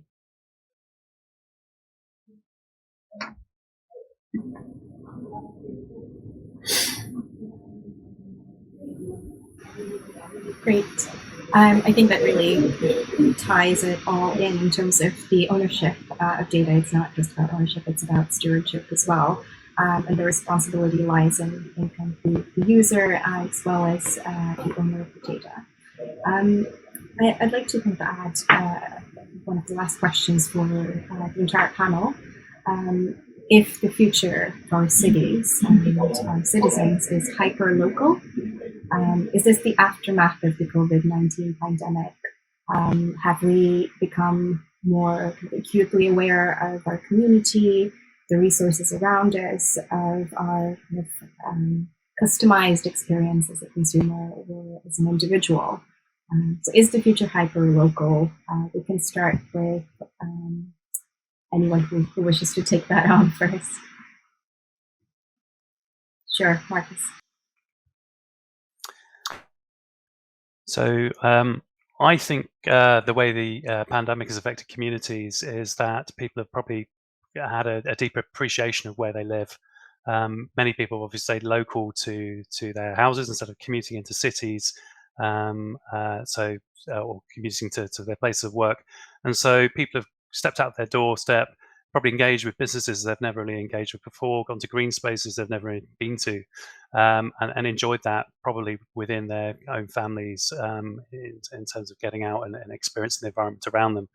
So I think there is a kind of renewed relationship with local after the pandemic, and I think, but the flip side of it is that we need to support local now as technology improves, as technology increases, because technology ultimately transcends boundaries, and therefore, you know, in terms of geography, and that in many ways we need to protect local as well as you know, help improve it and help people to discover it. Fantastic insight. Perhaps we can go around the screen. Nick?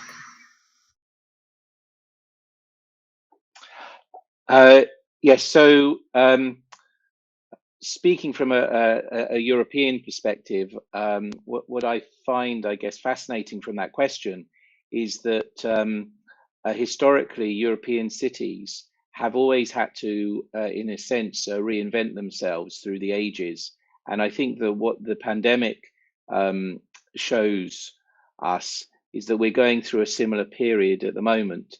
And I agree, you know, with what Marcus said, that, you know, communities have got a deeper appreciation of where they live. I think there's a little bit of a rebound happening at the moment as people have been, you know, let out more, and they're searching for things far and wide. But I think that will begin to snap back, and that cities won't be exactly the same as they were before, and that people will be more will give more thought as to where they live and whether they actually, you know, live in cities. And that's obviously going to affect other services within cities, you know, such as office space, such as retail, such as leisure activities, and that there will be a period of time where cities will need to adjust the services that they provide in order to maybe to say that they remain relevant would be a bit strong, but in order to make sure that they meet the changing needs of citizens.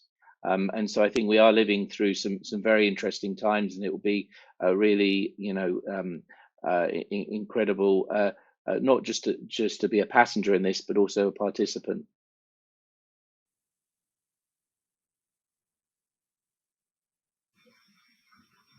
Wait, Sarah, would you like to go next?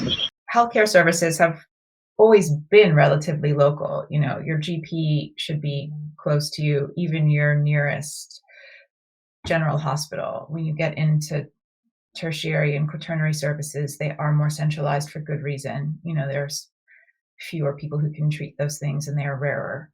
But I think the thing that will be different now is that so much more can be done without having to travel at all, which, you know, we learned is a good thing during the pandemic, and some of the transport evidence presented here also goes to. So I think we just need to experiment with all of the new things that we can do from our home. So many screening and diagnostic tests that we can do via post. I think those are some of the really big innovations that will make healthcare hyper-local in the future. Absolutely, and last but not least, Daniel. I was just going to put maybe a little opposing view that although lots of things can be hyper-local and people have spent a lot of time over the last year and a half using locally the services, there's also people that have had to, for their job, travel. We've got issues at the moment with truck drivers. Their job inherently involves travel, and those services are an essential part of keeping our world working. Those people still need to be part of the conversation. Lots of other services are delivered by that type of long distance travel. As Sarah said, some healthcare services will continue to have to require a visit to a specialist centre. So we need to have the services, the travel services, the public transport that enables that long distance connectivity cost effectively as well. Yeah, we do like an opposing view, and definitely I guess the consensus is hyperlocal, but not for everyone in every case. So we shouldn't discard those very important tasks and jobs that do require more long distance travel. I think we're getting close to the end of our panel, so I'd like to end with a question for all the panelists again. If you could just give a very brief 30-40-second response to what you think, as we're talking about the future of cities, and based on your respective area of expertise, what you think the key challenge of the future city will be. 30 seconds. We can start again. Marcus, that's okay. So I think the challenges are kind of multiple in terms of what we need to do going forward. So some of the challenges around making sure that our town centres are vibrant and versatile and agile and responsive to what's going on in terms of the economy and local economies and so forth, as I mentioned, to do with the high street and changing retail habits. But the biggest thing for me is how we respond to climate and how we look at local as a solution to climate change in terms of making sure that we're using local to decrease looking at carbon use and air pollution and so forth, how we can use local to really make sure that we are contributing to a solution for the environment and to the climate emergency, and making people and aware of what they're doing through the community that they live in.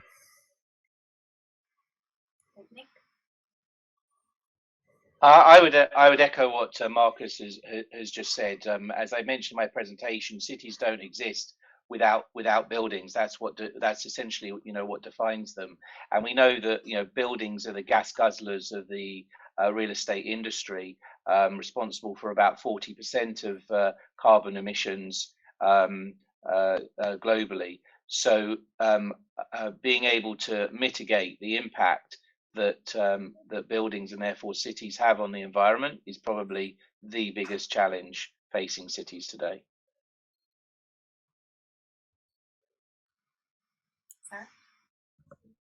I'll just double down on those points. I haven't talked about this yet, but obviously healthcare can be one of, if not the biggest contributor to environmental degradation, not only from transport and estates, but also from supplies.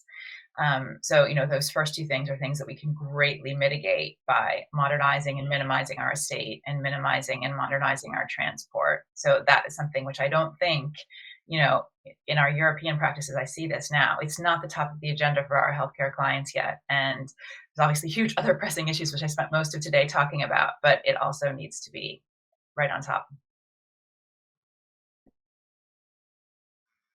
Daniel. I think I'd come back to the point that I was making in the presentation and in the discussion earlier, that the design of the services need to be user-centric, because they need to work within the way that people behave, so that they pick them up and get engaged with them. I enjoy spending my time talking about technology, but that isn't what most people spend their lives doing. They just want it to work and do what they want it to do. So it needs to be user-centric. That was a great summary, and user-centrism is at the center of everything we do at the Catapult as well. So thank you to our fantastic panel. We are a little bit over time, but I hope that you've enjoyed the engaging presentations and then the following discussion.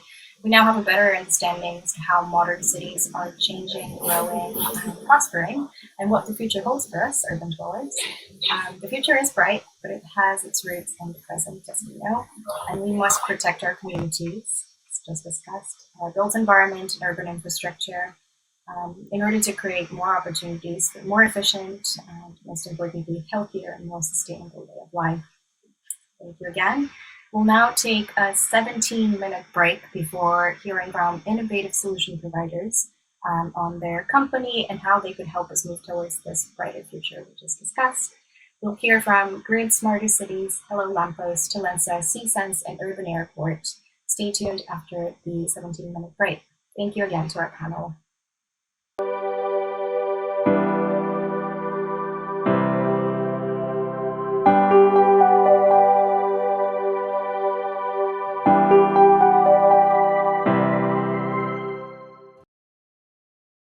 Welcome back. I hope you've enjoyed the quick break. We are now at our ultimate session, so please do enjoy these 5 presentations following with 5 innovative UK companies. As we won't have a Q&A session at the end of each presentation, and no panel discussion this time, please do still make use of the chat box, and we'll make a note of these questions and allow presenters to reply to them after the event today. Thank you, and let's take a look at innovation in the UK.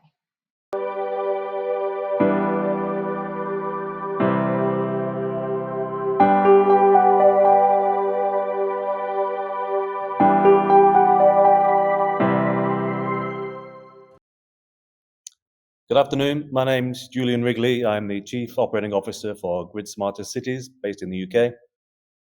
I'm here today to present and talk about a set of our solutions around digital curbside management. Curbside management is the new name for parking, or hopefully should be.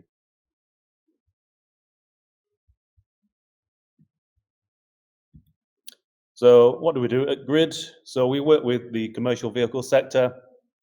We develop solutions to allow freight vehicles, servicing vehicles, all commercial vehicles really, to become more efficient.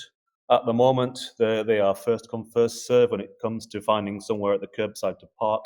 So what you often see happening is 2 or 3 vehicles coming along at the same time, fighting over limited curbside. What that leads to is congestion, poor air quality, and issues of risk. So we develop solutions to allow organizations, fleet companies, individual drivers to actually more easily find and book curb space. And what we are essentially is a platform that sits in the middle between the curb users and the curb owners. So the curb owners are typically cities, local authorities, sometimes perhaps private landowners.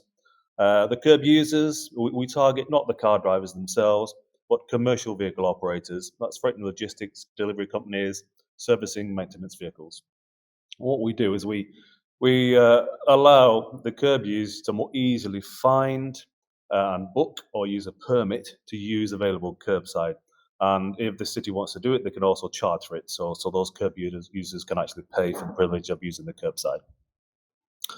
Now, we develop different solutions for different sectors. So I talked about the commercial vehicle sector, but it's not one sector. It's a set of sectors in itself. So, for example, delivering concrete to a construction site is not the same as delivering a T-shirt. It's different from delivering chilled and frozen food to an on-street supermarket or restaurant. It's different from delivering barrels of beer to a pub or restaurant, and servicing and maintenance vehicles are completely different again. So we work with each of these individual sectors to develop solutions that both integrate with their existing solutions, but also work seamlessly so they don't interfere with their existing business processes. So what it is really is a set of web applications and mobile applications that can be used by depot managers or transport managers or individual drivers themselves. If payment is made available, then they can pay as you go, or there's a monthly invoicing at the end of the month for large companies. What it is it's an easy end-to-end solution. We have to make it easy for drivers to use, so it's very, very simple. So starting at the left-hand side, the depot manager or the driver, they book the space for a specific time or location using the web application or the mobile application. The driver then leaves, knowing exactly where they need to go and what time they need to arrive. We have a geofence for each of our loading zones or stretches of curbside, so we know exactly when a vehicle has arrived and when they depart and what the dwell time is. But we're also fully integrated or can integrate with the enforcing authority. So if an enforcement officer is walking down the street and sees a vehicle there, they can check with the license plate number if that vehicle either has a permit or has a booking to use that space on that day, at that time, at that location. And then once the vehicle leaves, breaches the geofence again, the space becomes live and is available to be booked. Accompanying that, we developed a smart sign. So this is fully integrated with our software. What it does, it allows the same stretch of curb space to be used dynamically or more flexibly. So this is a typical scene in the UK you'll see here. This is Walworth Road in the London Borough of Southwark. And what you'll see is the paint on the road saying loading only and a sign to the right-hand side. And what that means is that space is set aside for loading throughout the day. No other vehicle can use that. What we've done is develop a sign which allows that space to be more flexibly used. So it can be used, for example, for parcel deliveries in the morning, then e-scooter deliveries after that, and then it could be disabled parking, and then in the evening it could be used for tables and chairs for outdoor dining. And in fact, a pilot has been done in the Netherlands, and that's exactly what it was used for. So a more close-up sign of that, it communicates the changing curbside restrictions, both to drivers, but also to the people in the immediate vicinity of the changing regulations. So it could be pedestrians, cyclists, business users, and so on. Bit of a close-up view of what it looks like, and then the full set. So by default, it's solar powered.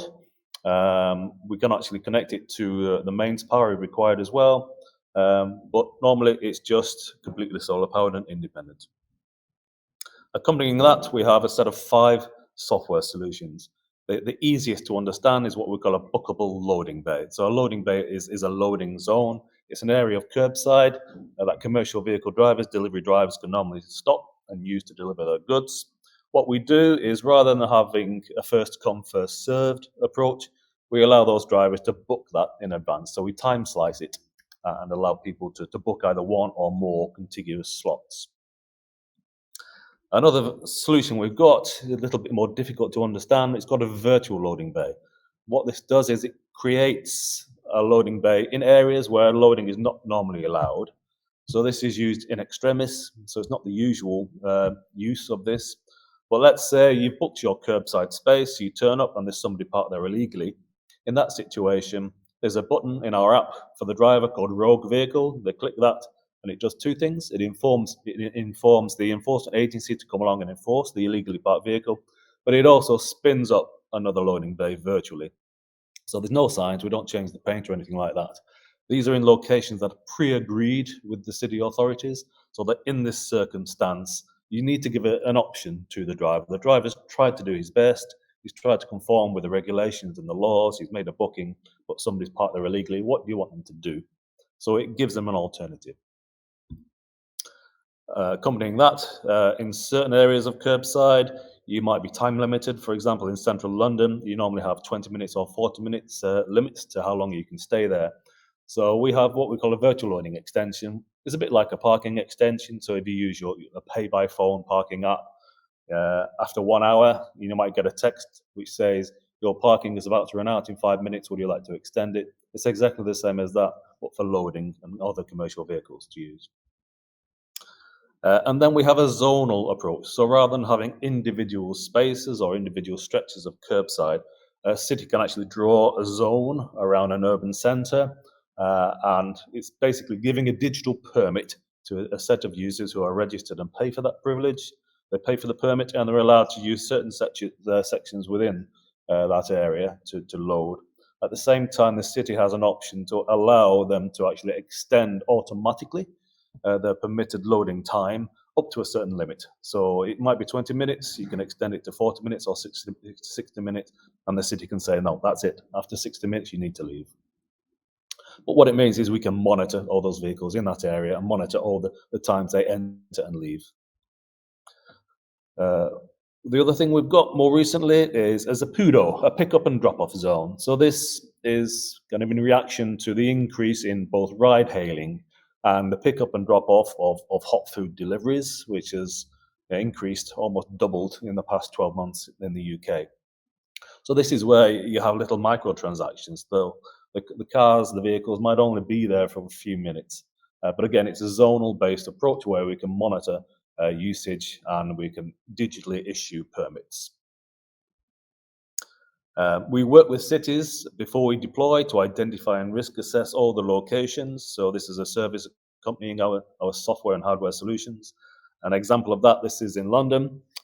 So the blue boxes you can see, these are photographs that we've taken and the arrows indicate the directions. We produce a report where we look at the traffic on the street, the number of pedestrians that pass per hour at different times of the day and so on.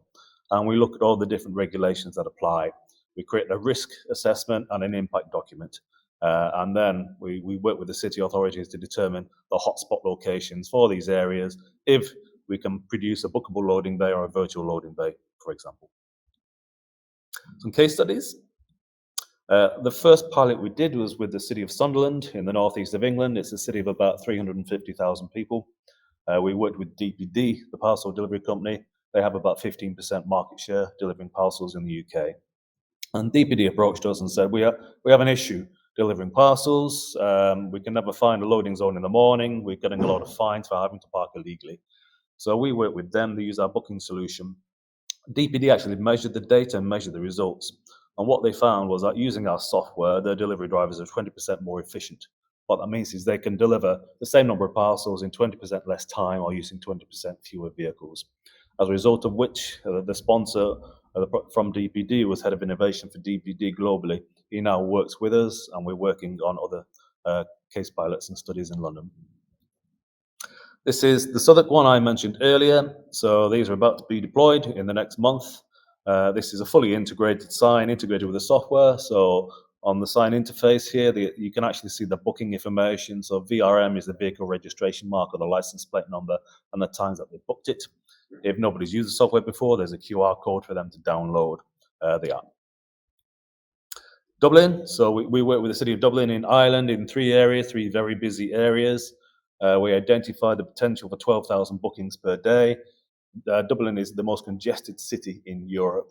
There's no train service in Dublin, so they're reliant on road transport only.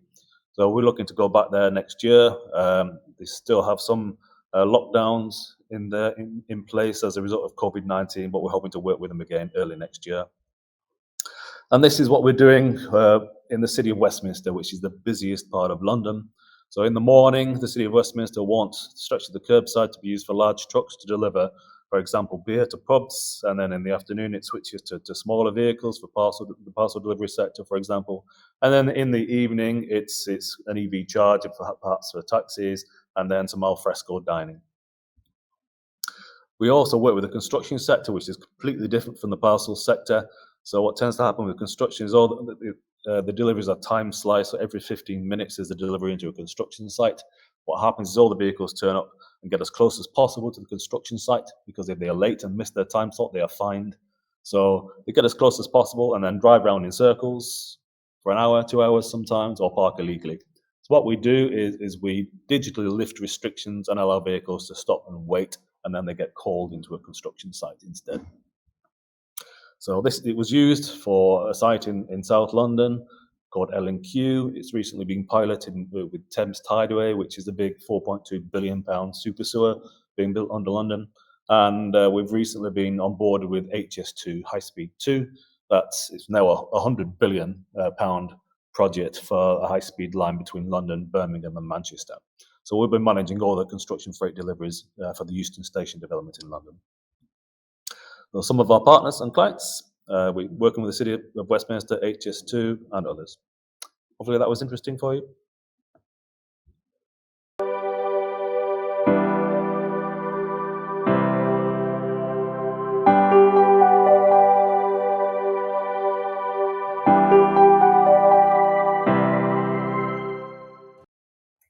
Hello, my name is Louise Barker and I'm the Head of Community Engagement for Hello Lamppost.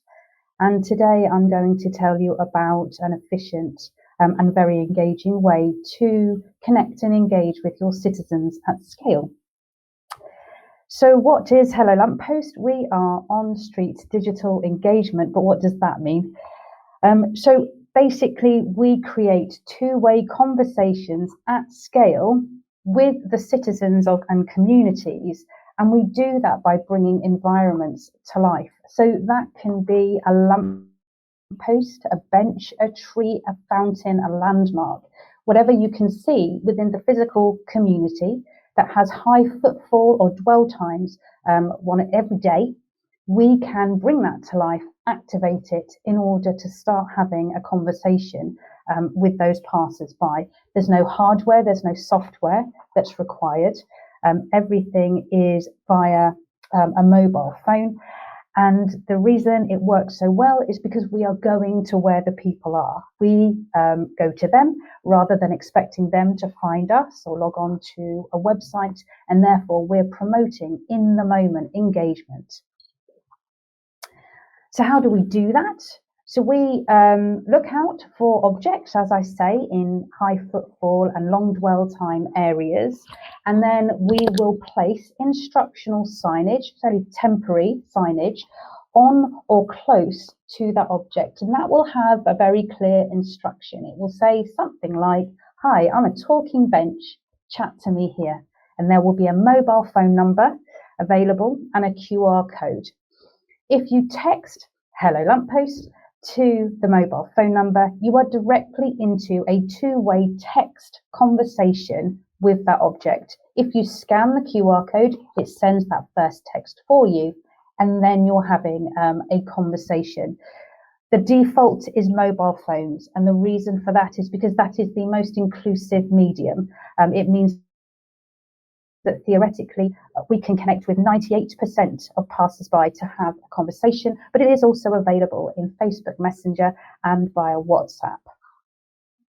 Everything we do is anonymous, which encourages the open and honest conversations that we then have with citizens in order to analyse and understand what people are thinking and feeling about the area or about certain topics. So this is an example of a text conversation. So the content is absolutely customized, dependent on what is it you want to connect with your citizen or your community about. And that can be increasingly diverse. And I will give you examples of conversations that we have had. Worth mentioning that the inclusive nature of being able to use a standard mobile phone, just needing a signal and basic ability to send a text message, means that it's very inclusive.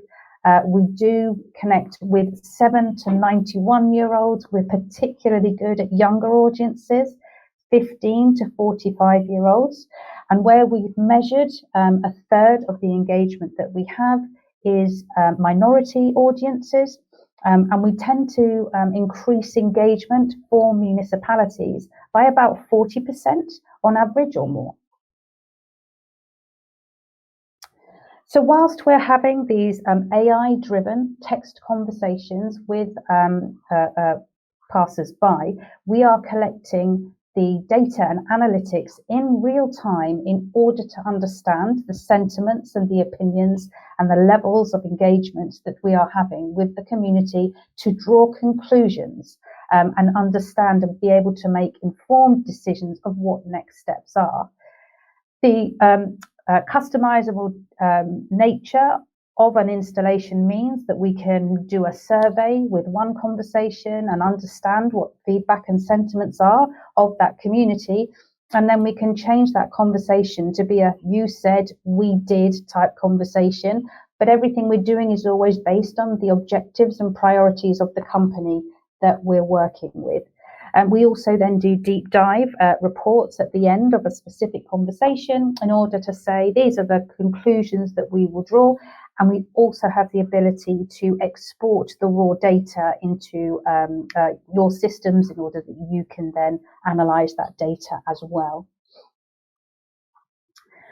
So to give you an example of the types of organisations that we work with, it is mainly municipalities and connecting the municipalities with their citizens. We work with construction companies to understand what and with interactive hoardings. We work with shopping centres to connect them to their visitors and shoppers, universities to connect with students, hospitals to connect with patients and visitors, and private companies to engage with their employees. Essentially, if you need to be engaging with people at scale, then we can facilitate that in this creative and innovative way. So to give you an example of the types of conversations that we have everything from activated bus stops that are giving live bus times or asking for opinions about transport links. We have talking parking meters to help with parking charges and to understand where people have come from in order to understand carbon footprint. We're checking in on student welfare on university campuses. We're doing citizen surveys for municipalities. We're running road safety programs and dealing with street closures and informing people of why the street is closed and how they can get around it and new routes. Very popular at the moment is climate change and sharing information and educating people on what is happening with climate change, but also where they think it should be in the priorities of their municipality and what they're prepared to do personally to make a positive impact. As you can imagine, public health has been very important lately. We have done vaccination programs. Have you been vaccinated? If not, why not? Do you know where your local drop-in centre is? But also checking in on the mental well-being of people. How are you feeling today? And how has this affected you?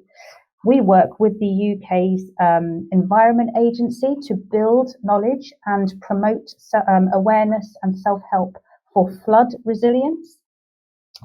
We have been helping local retailers in order to let shoppers and visitors know about their offers and but also doing sort of experience cultural and heritage trails, bringing landmarks to life, sharing their history, but also propelling footfall and encouraging repeat visits to that area. And then, of course, we have regeneration, where we're collecting up insights and opinions and sentiments from people. What do you want to see in this area? What's your favourite part? If you could change one thing and you were mayor for the day, what would it be? So I hope that gives you a good feel of just how customizable and diverse Hello Lamppost is. So we are live around the world. We are live in several places in the UK and Northern Ireland. We have projects that have gone live in Canada, the US, Australia, Singapore, Europe, and you know, our ambition is that wherever you go, you can connect to the local environment and find the information you're looking for from a friendly lamppost. So I think that sort of wraps it up. We help you to understand your community. We make sure that that is fully inclusive and connecting you with people you wouldn't normally be able to connect with, and really importantly, bettering the local democracy. This is a 24/7, 365 link through to communities, connecting on all subjects and helping and informing decision making. So I hope you found that interesting, and thanks so much for listening to me today.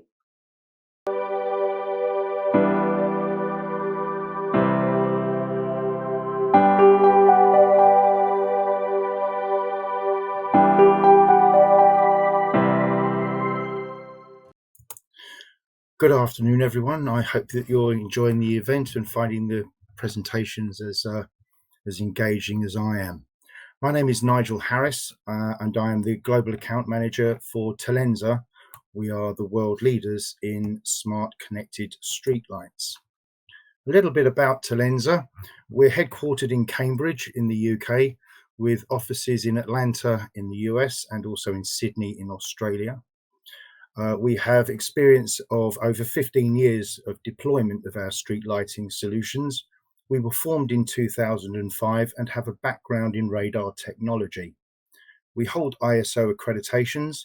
We have received Queen's Awards for innovation and international trade, and our products are designed and manufactured here in the UK. Today, our streetlight control systems are deployed across all continents, ranging in size from several hundred lights to several thousand lights on a single network. Here in the UK, we have approximately 7 million lights, and Telensa controls are on approximately 1 million of the 7 million across the UK. Our system comprises of 3 core components. The telecell is a control monitoring device which is deployed to each streetlight. The base station gateway is a unit that creates the radio network, has a range of approximately 20 miles. Each base station can connect up to 5,000 streetlights, and these connect into the management application called Planet, an acronym for Public Lighting Active Network. This is a cloud-based management solution that's used to administer the network. The telecell controls contain a revenue-grade metering chip and are GPS enabled. The device is connected to each light point.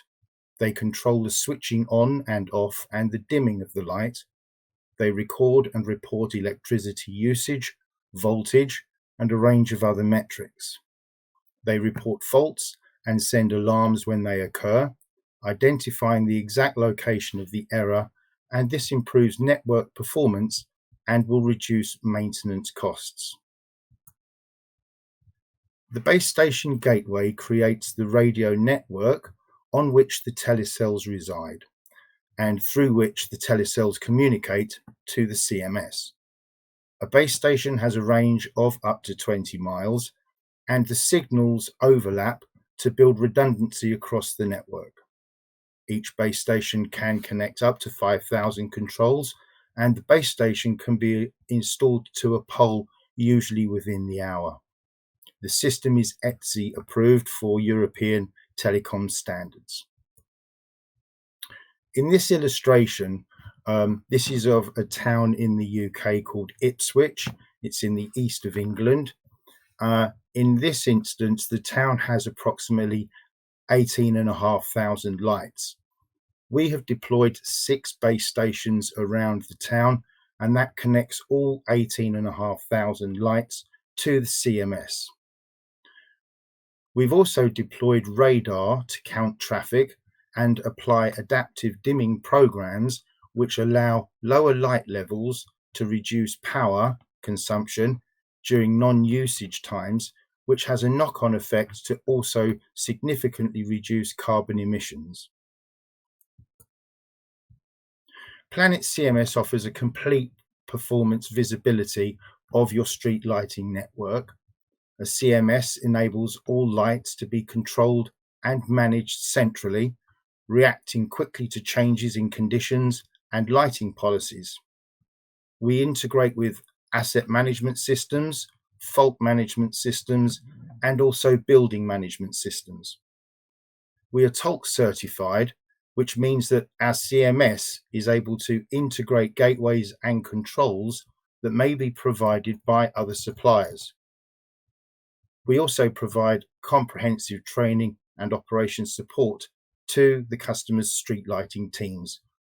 We aim to make them as self-sufficient as possible, with our own support team hanging in the background in the event of any initial events. Versatile control programming enables lights to be grouped according to the location and their dimming requirements. In this illustration, we've divided a town into 4 core areas: a residential area, a downtown area, an industrial zone, and the highways that run around the town. As you can see from the illustration, different lighting levels are required for different circumstances. So this allows different dimming profiles to be presented to each lighting group, such that lighting levels can be adjusted according to the type of environment. Dimming profiles can also be created using the data from traffic radar and the lower light levels, and raise them accordingly when roads are or are not in use. The use of streetlight controls and CMS here in the UK is now acknowledged to promote both safety and reducing crime in areas. Reduced light pollution also benefits citizens and the surrounding wildlife. We try to take a proactive approach to maintaining a healthy streetlight network, which then means far fewer public complaints. Smart street lighting is often the first visible smart city technology that a city will deploy at scale. The poles on which the lights reside are now being viewed as real estate by the councils that own them. We use radar to deliver light levels appropriate to traffic flow, and we're also trialling other sensors that can influence light levels and the performance of lighting in line with regulations and best practice. So to summarize smart street lighting, we can save energy, we can reduce emissions and improve the lifespan of LED lights, which are now being rolled out all across Europe. We become proactive rather than reactive to network problems. This has a knock-on effect to improve your KPIs and reduce maintenance costs. Smart street lighting will respond to citizens' needs by setting different dimming profiles for each appropriate environment. With future standards, if energy costs start changing, then lighting adjustments can be made quickly across the whole network. Currently, we have a number of councils that are using preset drivers or drivers that have been set to preset dimming levels. Now, of course, this can be quite expensive if adjustments need to be made. Whereas if you have a CMS in place, then you can make those adjustments seamlessly and apply them across the whole network. Controls are therefore a cost-efficient and effective way of managing change and delivering best lighting practices. We can then meet and adapt to the changing political targets and strategies and offer an entry point to smart city infrastructure. A short but brief ride through Talenza and what we do. I thank you for your time and I hope that you enjoy the remainder of the event. Thank you.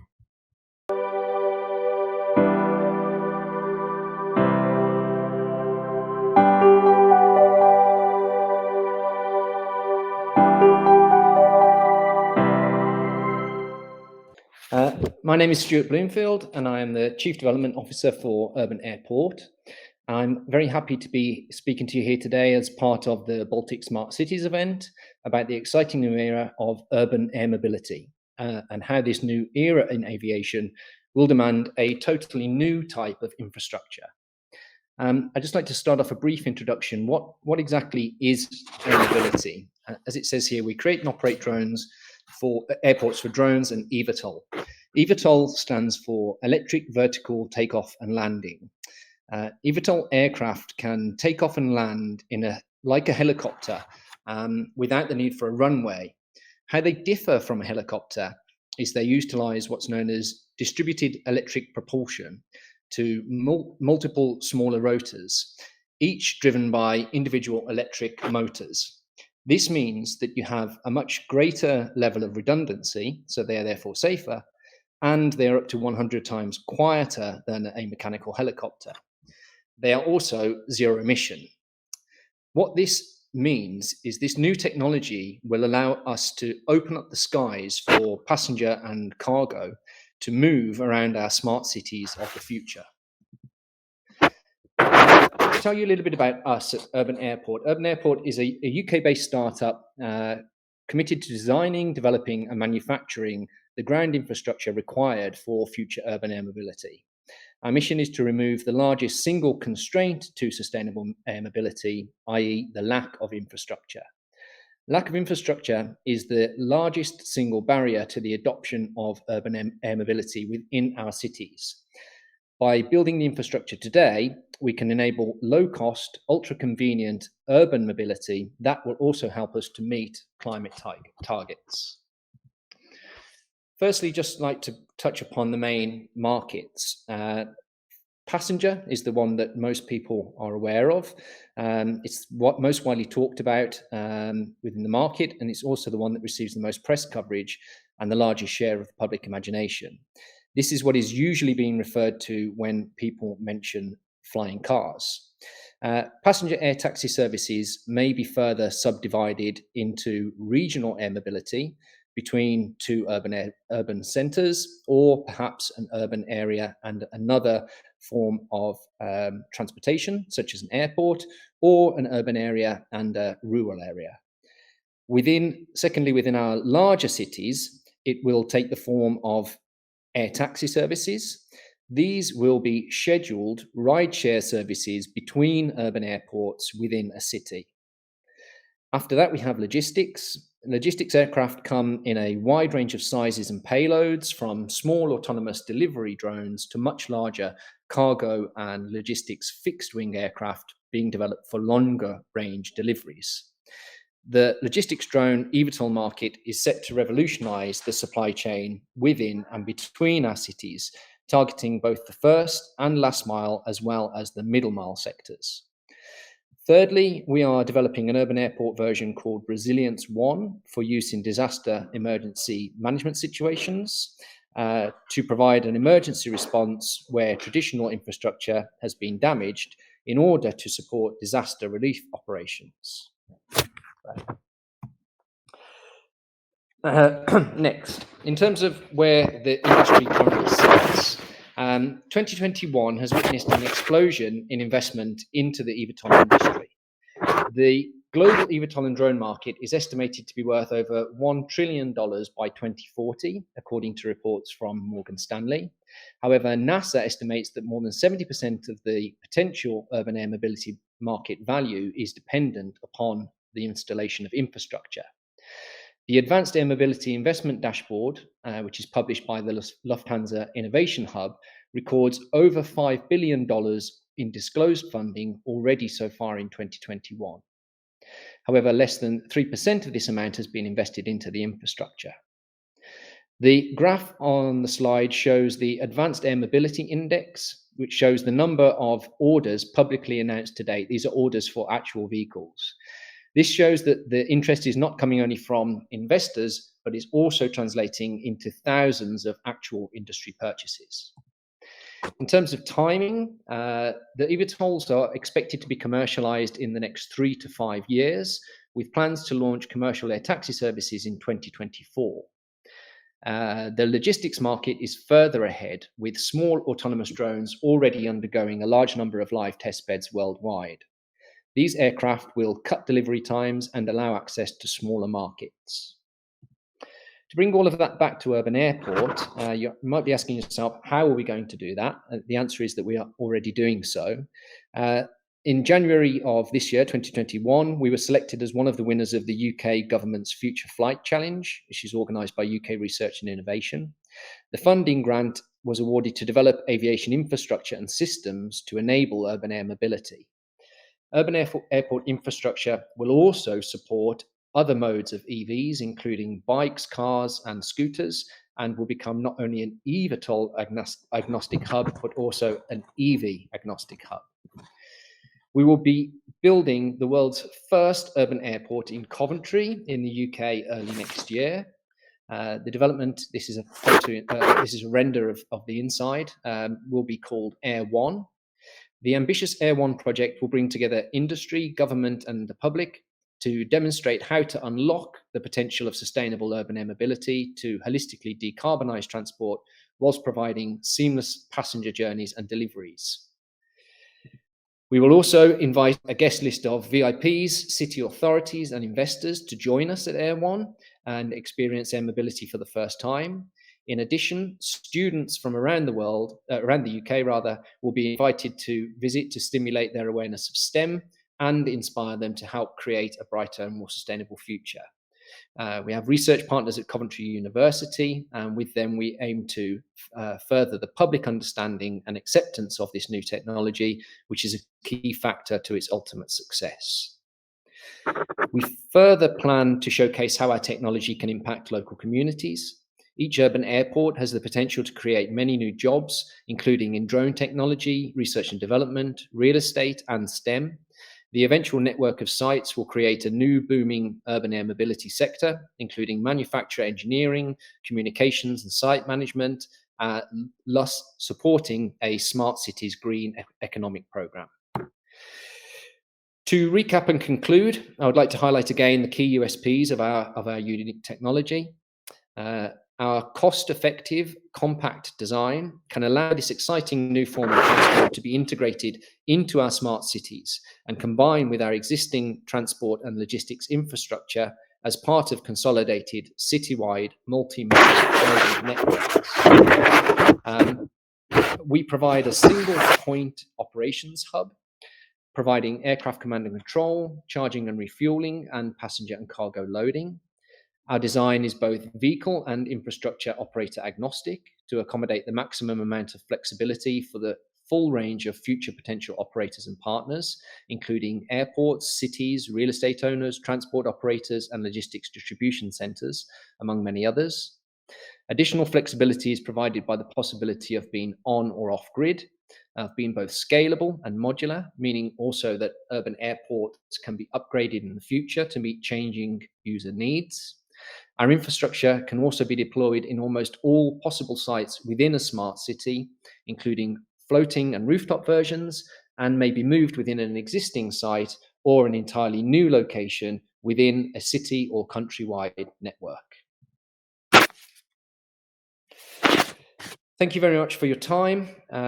Please contact me using the address on the screen if you would like to discuss further, or by reaching out to me on LinkedIn. Thank you.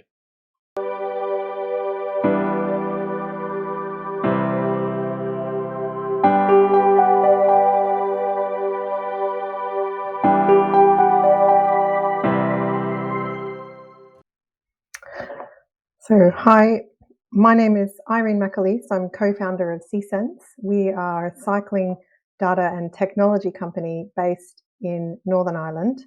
I'm really delighted to join this group today. So really what we're about at C-Sense is helping to make every journey seen and understood. Now, why we think that's important is because cycling and micromobility have a huge role to play in helping cities become more sustainable, helping to reduce pollution, congestion, and also to contribute to people's health and well-being as well. But many cities around the world, while they're starting now to have cycling coming higher and higher up on the agenda, they don't always have the data to help them understand how to help grow this segment and grow this mode share of transport. So we've set out to help in this regard. Our company creates patented sensor-enabled cycling tech products, which cyclists love to use, which also help to gather data, and I'm going to explain a little bit about that in a moment. And we work not only on the consumer product side, but also integration into bikes and scooter operators, with those data insights being used by a number of cities now, not only in the UK, but also around the world. So our mission is to help make cycling better, safer, more convenient, and then ultimately more appealing. And as I mentioned already, cities are trying to do more of this, but the biggest barrier really remains safety and helping to make those journeys safer, which will ultimately make cycling more appealing. As I mentioned, we've made these connected bike lights. We have a new GPS bike tracker product coming shortly. We also integrate our technology into BikeShare, all the while gathering these hugely powerful data insights. So what makes us different is that we use AI-enabled sensor technology. So our products are gathering data more than 800 times per second, and this makes very, very granular data insights, which means we can process these sensor readings to create very interesting predictive layers of data. It's quite different to data that you would see coming from a mobile phone, for example, and we can also deploy these out to specific groups and make sure that the data we collect is quite representative of, say, for example, commuter cyclists or women cyclists. So we're working with cities on smart city projects, where on the left you see our bike lights just deployed on a citizen bike. We work with employers to help get those products out. And then, as I mentioned, we also can integrate into cargo and e-bike fleets, as well as a new project we're starting now on scooters.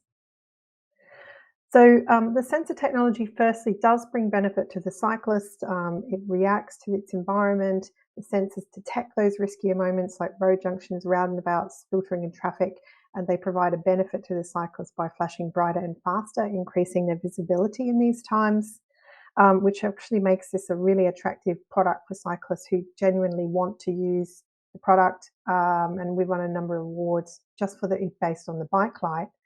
There is an app that connects to the bike light consumer product, allowing people to record any reports that they might want to make by dropping a pin in the map about a pothole or a close pass, but also they get connected features as well through that app, like crash detection alerts, engaging ride stats as well. And this is just a quick look at the device that would go on the e-bike or the BikeShare fleet, which is integrated. There's no app required, obviously, on those fleets. The data is sent straight from the bike into the cloud. So all this means, these different means that we have of collecting data means we can gather a very wide range and deep insights onto things like swerving and braking, road surface roughness, collisions, movement patterns, speed, dwell times, and cyclist survey reports. And this really helps to close the gap in terms of a better understanding about the cyclist experience and safety than you can get from just looking at basic location GPS data. We share all of these insights back to cities on a user-friendly dashboard. We can bring up those layers without the need for any GIS experience. But just to give you a feel for the kind of data we get, you can see in London here, popular routes. We see where there's cycle lanes along the river. In section 1 there, cyclists are travelling at a faster rate than cyclists in other locations where there isn't bike lanes. We can see dwell time and congestion, braking patterns showing where there are conflicts with pedestrians. Swerving and braking is really interesting, very exciting. We've just finished a project funded by the DFT where we looked at how the swerving and braking could help predict locations where collisions might happen, because there is a relationship between those swerving and braking patterns and the historical collision areas. It can be used to help baseline infrastructure. So if you have put in a bike lane, for example, you can then show the performance of that in terms of how it's impacted cyclist safety, and then help to justify the investment and indeed hopefully to do more of it. The road surface is hugely interesting. We can see from the road surface data where areas of roads are rough or smooth, and this obviously massively cuts down on the amount of man hours that it would take to go out and do those visual inspections, which are currently done with a clipboard and somebody looking at the road currently in most cities. We can also disaggregate the data by gender and age, and we can look at different patterns between the experience of riders, which is obviously useful if you're trying to design an inclusive city for cycling. We have the perception data, which people have made in the report as well, which aligns nicely with the sensor reports, which are passively collected. So all of these data can really help cities design a good cycle network. We feel many of the gaps of data that cities currently face looking at safety and across all of these different areas, in fact, comfort, for example, looking at road surface data in that. So just in closing, our data is helping cities test, learn, scale cycle infrastructure across the city. We can combine our data sets with other data that you might have, like counter data, to really enrich those insights. And yeah, we're a hugely ambitious company that's getting a lot of media recognition and industry recognition, and we love to work with innovative cities who are really keen on the data. So I welcome any questions that people might have in one of the breakout sessions.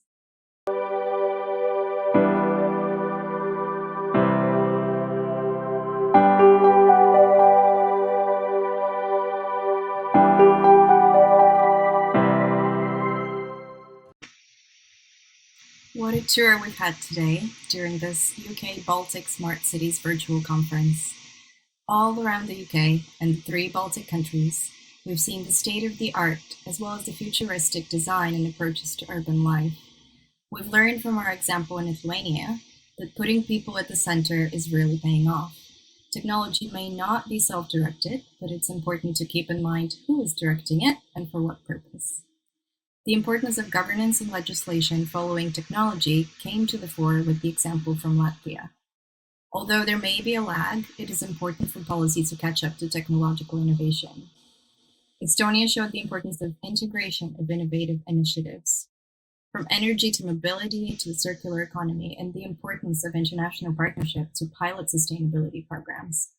Indeed, sustainability cannot exist in isolation in one city or country, but it is part of a broader global ecosystem. And from the UK, we've learned how embedding smart city initiatives into each public service really creates a holistic approach to improving services and also for citizens' well-being.